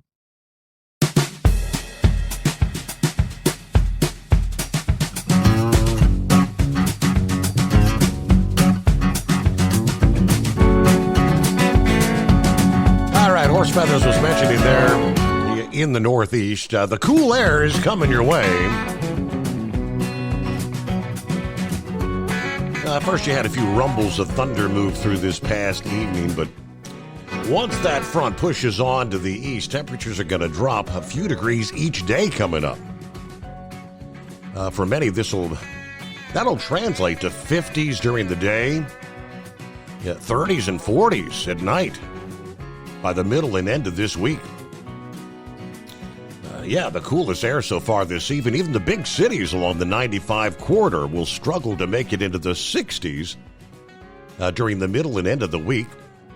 Now, that's just days after you were flirting with the 80-degree mark in the mid-Atlantic. While many will enjoy opening the windows during the cooler weather, some will actually have to flip on the heat. Parts of the Northeast will be facing a frost or hard freeze risk, depending on location later this week. Initially, a dry air mass and a cool breeze can limit areas that get frost, but that risk increases later in the week as high pressure moves overhead. By Wednesday night and Thursday night, winds subside. Interior portions of Virginia, West Virginia, Maryland, Pennsylvania, upstate New York, all at risk for temperatures flirting with the freezing mark for a few mornings there. So for those with vegetables still in the garden or flowering plants on the porch, you'll have to take precautions over the multiple nights. And those chillier conditions will actually have some staying power later this week. And we did mention maybe the first snowflakes for a few in the Northeast. Some of the higher terrain, especially across the Adirondacks, the Green and White Mountains. You may see your first snowflakes of the season Wednesday and Thursday. It's not out of the question some of the higher elevation residents could wake up to the season's first light coating of snow Thursday morning from northern New York on up into New England. The deeper valleys should stay warm enough for mainly rain showers. But for the rest of the upper Ohio Valley, mid-Atlantic, looks like dry weather should reign through the upcoming week and maybe even into next weekend. So areas that did see a little bit of relief from drought conditions will continue to dry out once again. Meanwhile, Milton, that's what we're watching. A Category 1 hurricane. Latest update will be coming up in a matter of minutes here in the Gulf of Mexico. But the National Hurricane Center said the hurricane hunters are finding Milton rapidly intensifying, and this storm is expected, they're saying, to become a major Category 4, possibly 5, by later today in the Central Gulf. Now, it's forecast to be Category 3 before making landfall across the west coast of Florida on Wednesday. Saturday evening, Governor DeSantis declared a state of emergency in 35 counties ahead of landfall, and they bumped that up to 51 counties this past day. CBS News Miami's weather team said the track has shifted a little north on Saturday evening towards Tampa and Fort Myers, but it still includes some portions of southern Florida, including Broward County.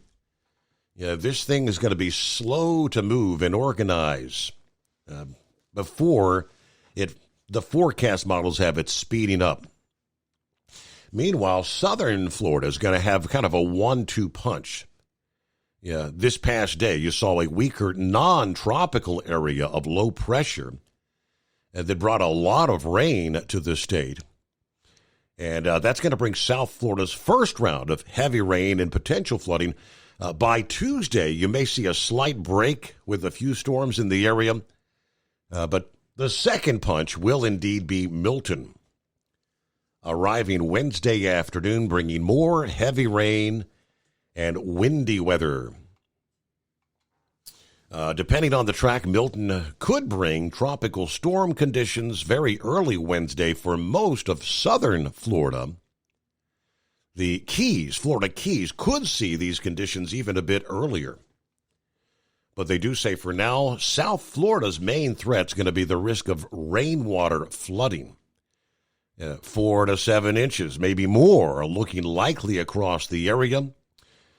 Saturday will be a precursor to this stretch of very wet weather, with ongoing rounds of showers and storms set to move through the area.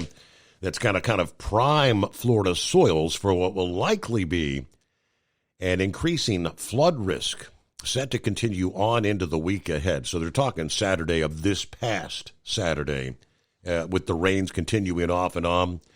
Look forward to a flood watch taking effect probably all the way through Thursday. And remember, if you see standing water on the roadway, turn around. It only takes a foot of water to float most vehicles. So, of course, come back at the midnight hour Eastern Time tonight. We'll have the very latest for you. I hope you can join us for our next edition of the Steve Summers Overnight Drive.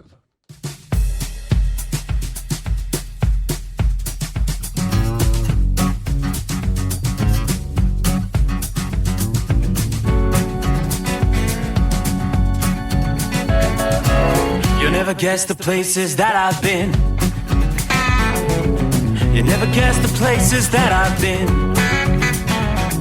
'Cause everything is like a dream, yeah, but only in that dream that I live in. I'm never gonna let the day begin. Never gonna let the day begin.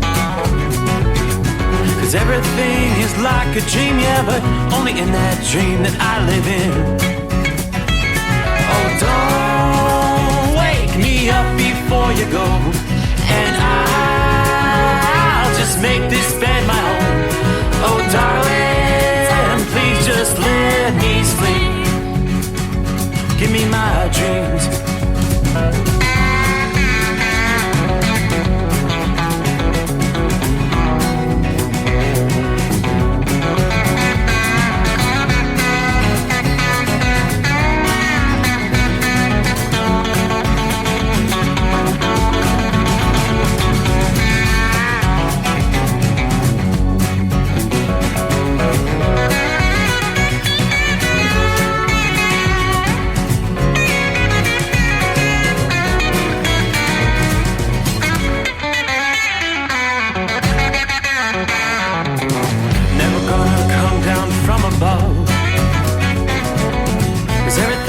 Better from above, but nothing's ever as it seems, yeah, except in that world that I dream of.